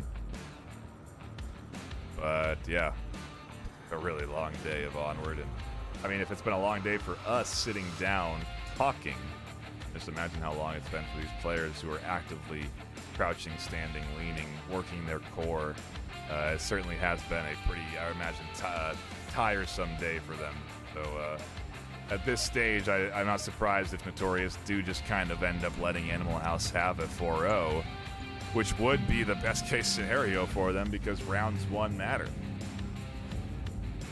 Yes, and yeah, it's been a long day, and I definitely appreciate you taking me along as a co-caster, and I too will have a different long day as the team I play for will be participating in the tomorrow's round robin, so I get to see the other side of things. Yay.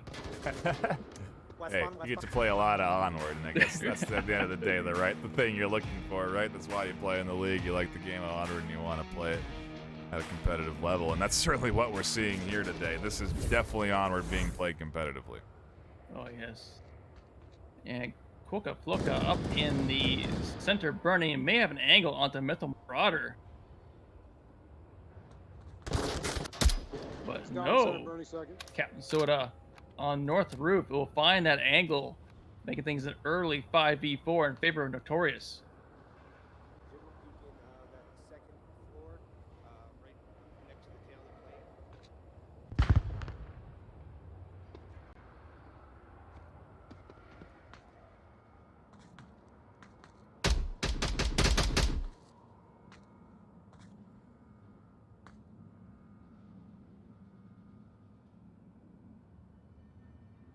And this is where we see things start to slow down.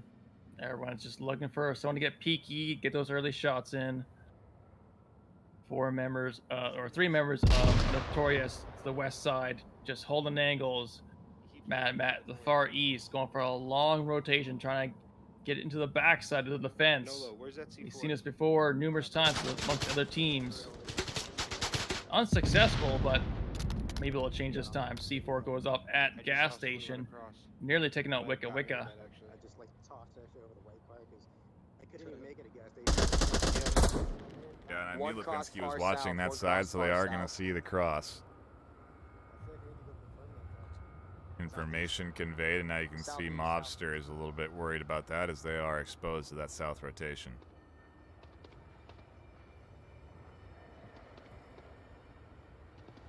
Oh, if they do tuck back, though, they could get into a little bit of a dip, get a little bit of cover on a crouch.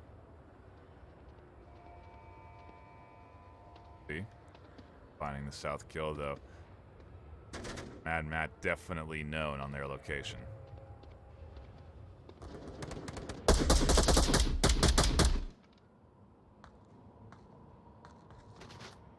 A couple try to come in the south. Hospital roof down. Hospital roof down. Nice pick from Mad Matt onto Lipinski, who was on the roof of Hospital. That is a key defender for this objective. As Nolamite eventually Inside downs Hospital JJ as Wicca Wicca gets that instant refrag. JJ's only down, so the revive will come out, making things a 5v2. I got -1 as well. Awfully good for Notorious right now on their attack. Oh, fuck, missed him. Mobster really had one chance to find Matt, and now that they've exposed themselves, they are rotating to try and get into some cover. They'll be able to do that. And looks like Wicca Hex is going to be in a bit of a pickle here, especially in a 1v4 as he gets taken out by Wicca Wicca. Now all down to Mobstar. Oh, and Wicca finds that kill too. Notorious take a round.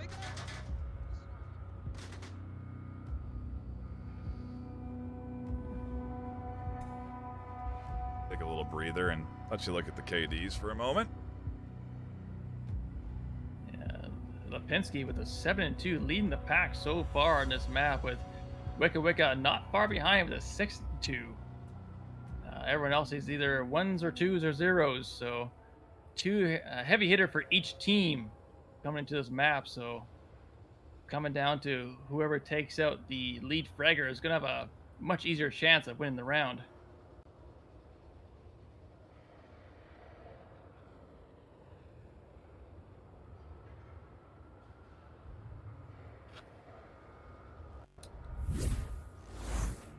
Two to 1 overall series so far, and map 2 needs to be won by Animal House to take this into 3-3. I do wonder, worth sticking around even for this matchup though, because mathematically we could just calculate rounds won. Oh, you don't know how many rounds Animal House will win this map, so if that does matter, then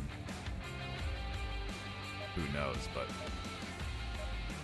yeah, this one's certainly hard to cap. I don't envision Animal House will be able to execute that, and so I do envision them going for kills and trying to take this up 3-1. We can get some Certainly quick looking at picks, 2 though. more rounds at least, but we'll have to see how Animal House execute. We could be in for more if Notorious keep battling back. Someone go for the someone crossing south. Yeah, there's really no sneaky locations to cap this objective. You cannot get behind the white car. It's just too far away. So every spot you can cap is basically out in the open. So no real cover. You just gotta rely on smokes and teamwork and a defender out of position to get those caps in.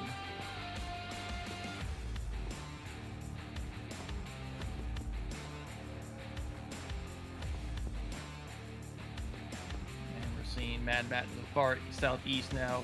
A very typical location for a player for an objective like this.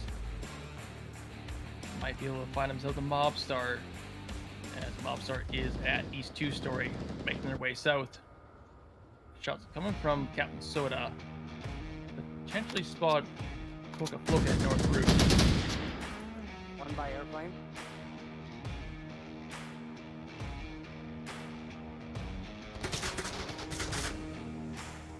And I'm not keeping that. Holy fuck.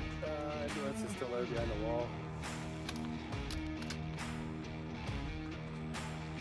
Get an awful lot of shots, but nothing on the kill feed so far. We're only a minute and 20 seconds in. These two teams are obviously the strain of 6 maps in 4 hours is really taking a toll on their shots. As Mithril will get the first kill of the round, taking down Mobstar.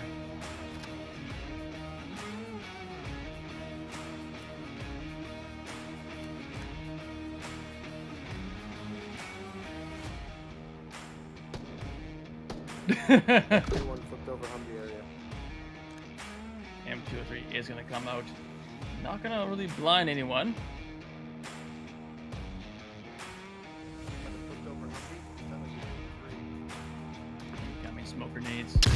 Coming from Nolamite at East 2 story. Mithril again with kill number 2 of this round. Takes down Nolamite. Could potentially get down Floka as they turn away. Another one crossing front. Floka with a quick refrag, taking down Mithril Marauder. It's going to make things a 4v3. 3:30 left on the clock. Lipinski finds Wicca only down on staircase of hospital. Wicca Hex pushing in, gets taken down by JJ in hospital first floor. Now making it a 3.5 v2. Wicca can get res. Looks like JJ is going to be on the way there. We have a bit of a battle coming in between Coca-Floca and Texas Mad Matt to the southeast. Flashbang comes out. It'll be too high to get to Coca-Floca. He's up in the far south. We got Lipinski charging into the hospital. Gets taken out by JJ as Wicca takes down Matt, and a TK. Now a 1v3 as Coca finds Captain Soda out in the open courtyard. Now Coca-Floca against Wicca, and JJ Matt. Too many names rhyming or repeating. 2 minutes, 30 seconds off the clock as Wicca finds Coca-Floca. Hey, killed fucking Matt, dude. And Notorious is gonna tie up, making things 2-2 on map 2. I was not on gameplay for that. Apologies. Well, they got to enjoy some Nomad radio then. Yeah, bite my fingernail. Good stuff. Well, they saw it in small. I guess it works, but back here, I've never had this long of a day of Onward, I don't think.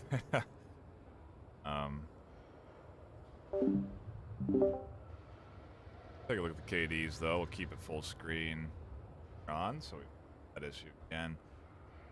A few more rounds left. Just a few more rounds left on the day. It's been crazy but fun, and we'll see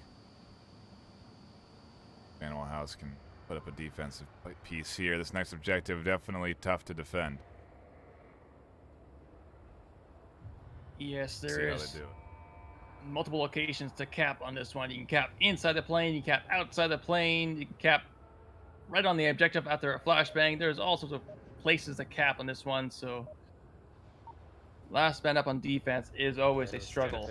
It's Mike. Ooh, north though. How you doing, Mike? How you doing, Mike? And as we get into 506. round number Should 5, I go south or should we just go center? we have got Notorious with the northeast spawn. We'll see how they fare.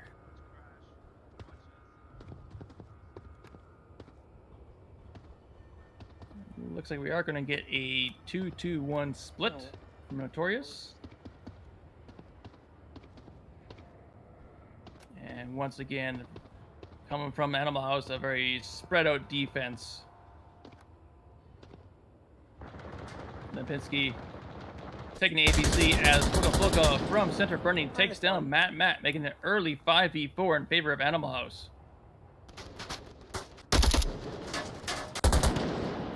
One in the cargo area. Wicca and Fluka duking it out, with Wicca being at the Cargo, hotel containers. spot, like where the cargo containers are.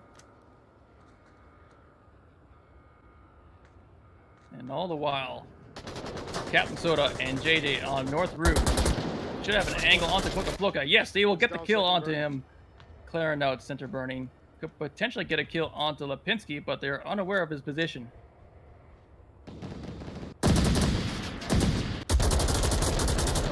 Dolomite trying to take down Captain Soda from the hospital. Will get taken out with a headshot. It's going to make things a 4v3 in favor of Notorious with 4:40 left in the clock.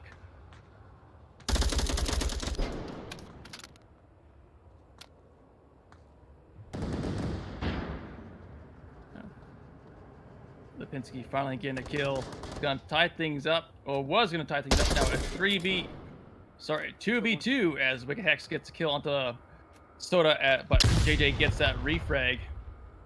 Flashbang is going to find JJ. Lipinski makes their way up north. Looking to get that refrag to make things 2v1.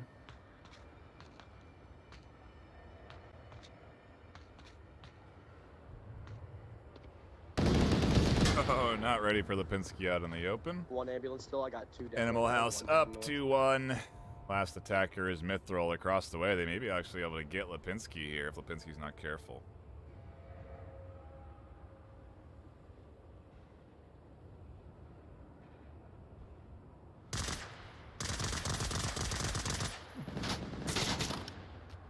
Oh, shots being exchanged. No one can land shots on anyone. One other confirmed middle.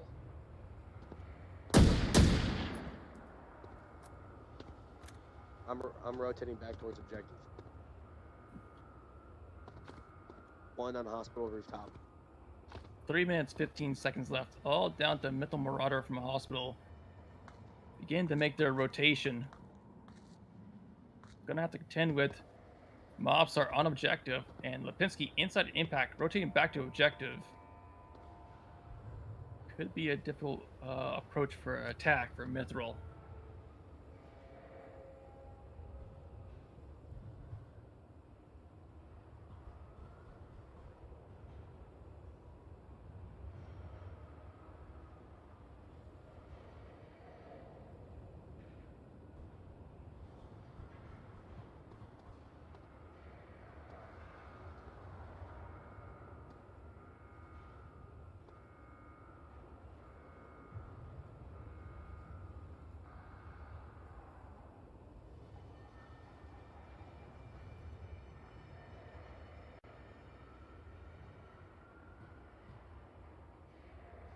The hush as we wait to see if Mithril pushes forward or what the timing will be. Lipinski is set up now into a very powerful spot that's going to be hard for Mithril to work past.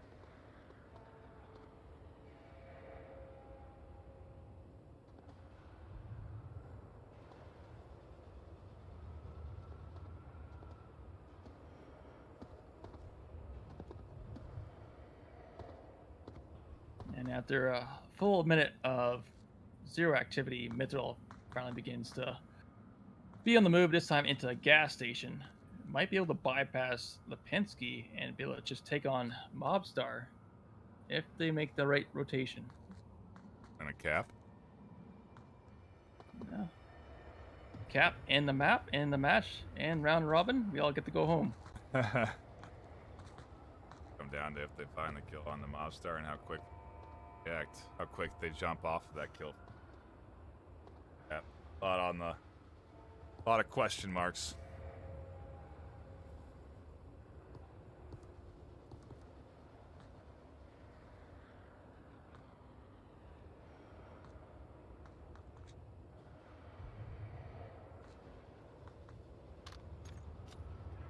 "55 seconds left. Here comes the smokes. And they will be met with bullets. Mobstar will get the final kill. Animal House will take the lead 3-2.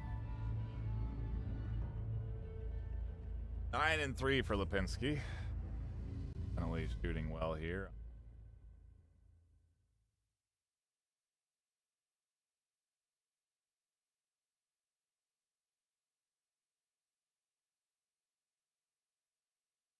Animal House a round away. Putting this into 3-3 and again tying it up between Resurgence.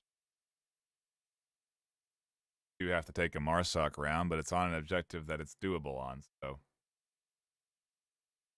certainly not out of reach.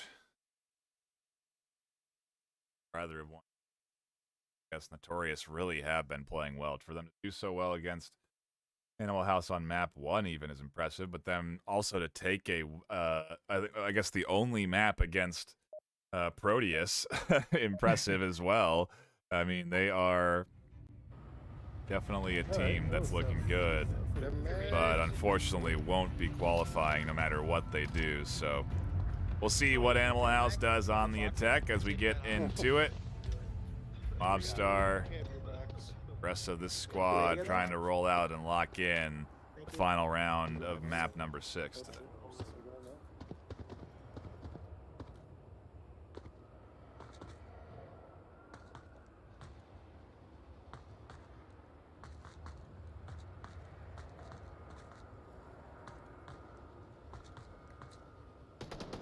Looking like a 3-2 split coming on as JJ spotting the cross, heading north to hotel. Cannot land the shots. Although, to be fair, it's always tough to land long range shots with the TAR 21 going full auto, as they do not have a forward grip. So, Captain Soda with a nice ambush position takes down Quokka Floka at center burning. Mental Marauder did call out Nolamite.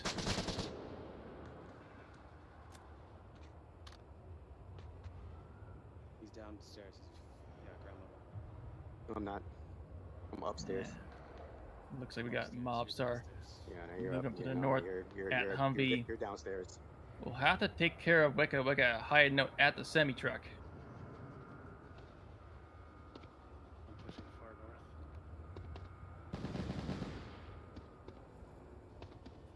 Captain Soda, the second kill of the round.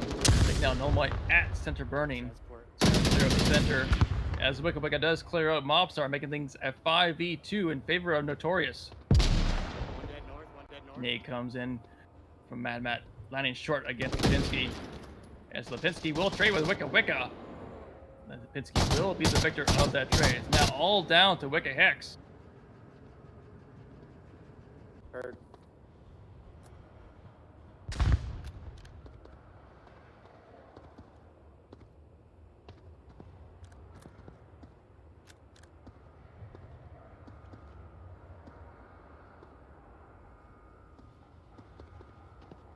Revive comes in, making it a 4v2 with 3:50 left on the clock.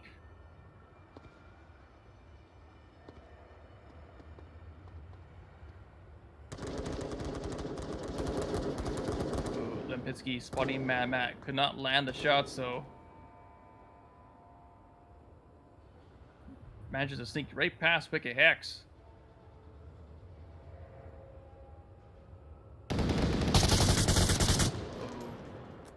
With only the head revealing, Wicca Hex will take out the head. Take out I think so. Mad Matt, making things a 3v2 now for Notorious.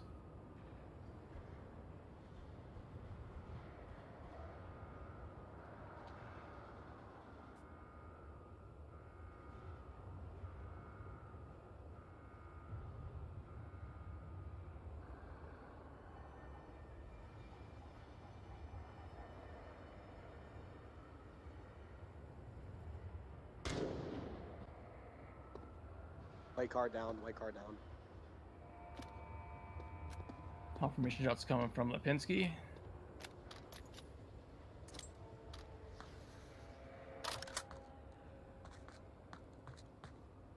And here comes the smokes.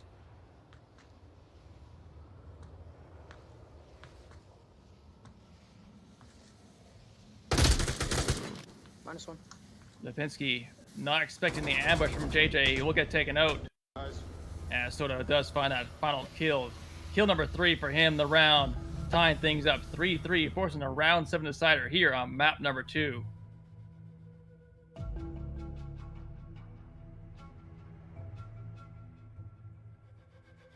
Well, what do you expect?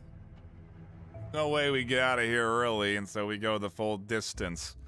7 freaking rounds for wrap number 6, and it's I don't know what Notorious is doing. I don't know why they're still playing like this. You know what I mean? If I was on Notorious' side, I would have given up long ago, because you're out, you're eliminated, you cannot qualify.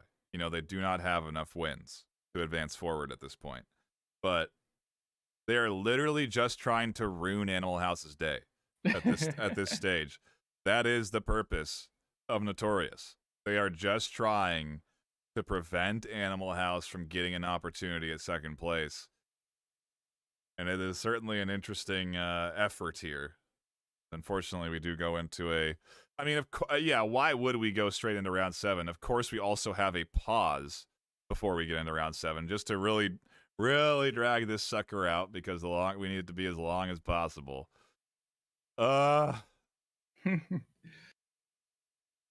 Yeah.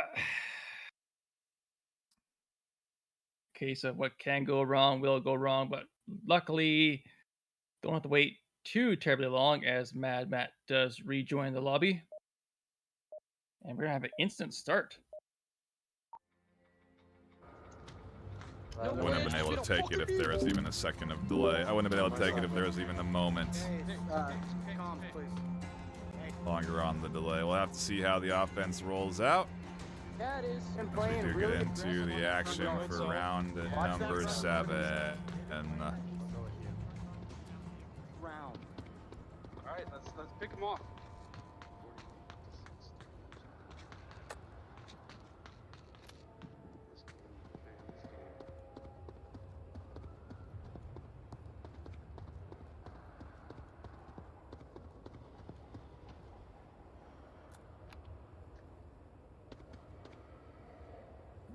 Looking at the defense here, and this is probably the most condensed Animal House has ever been on Not defense. You usually have at least one guy going way out of the far side of the map. But as I say that, Wicked Hex could potentially be moving out to the north. As we do have 3 members of Notorious moving into the hospital. Could be making first contact with Coca Floca.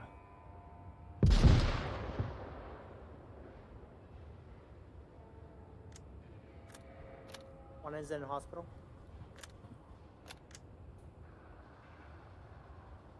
Call out has been made for hospital.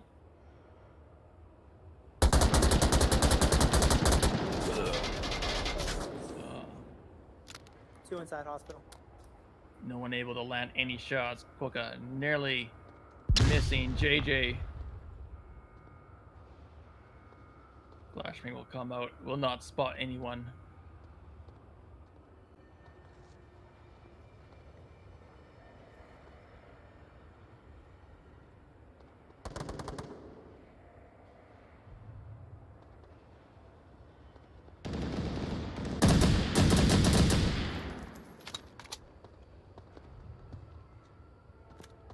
Everyone shooting off their guns, but no one can ever seem to land a shot, get a kill.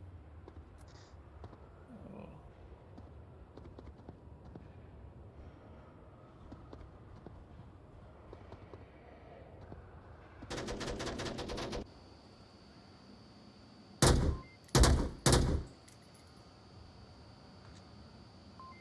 really just shows how much they're guessing, how concerned they are about every little thing, taking shots at it rather than letting it be an alive piece of wall.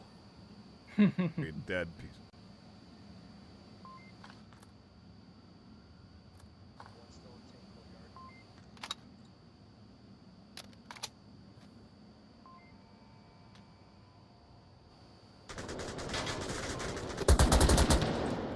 There we go. We got our very first kill of the round. He's inside JJ gas will station. find Lipinski wandering out of one down the impact airplane. as Matt will trade with Wicked. And we One finally down see in the south, kills one coming in. still in Quokka does gas. find JJ, making things a 2.5, 3.5 in favor of Notorious. As Wicked starts charging in the middle, looking to go for the cap. One They just get hopped past. into the plane. Oh, and just as Mobstar looks away, oh, there goes the kill. Objective is open. Wicked has Talbot out. He is going for cap, Wow. and he'll get it. I can't believe Notorious just spoiled Animal House by capping in the final round. What did we just tune into there, Nomad? It is, well, Resurgence moving on as our second place, as far as I can tell, and that's a wrap on the day. Oh, I didn't mean to do that. Sorry, wrong scene. Yeah. I almost went to credits right there. Didn't mean to do that. Apologies. Appreciate you all tuning in here this afternoon. What has been a long day of action ends with a exciting but long battle between these two teams, and Notorious ultimately ruining the chances of Animal House getting an opportunity to compete for second place. What a battle. And now we know. First place is Proteus, advancing on to the finals. Second place is Resurgence. They'll be competing for an opportunity at that third position in the finals. They'll be going up against the second place of Group B, which will be decided tomorrow. So do be sure to tune in 10 a.m. PST for the EU round robin, 4 p.m. PST for NA. But that's going to be it for us here on the desk. We got no more left in the tank. We got to start refueling it for tomorrow. So do be sure to tune in then. But until next time, my name's been Nightfire with 2 E's, my co-caster Nomad. We'll see you all tomorrow.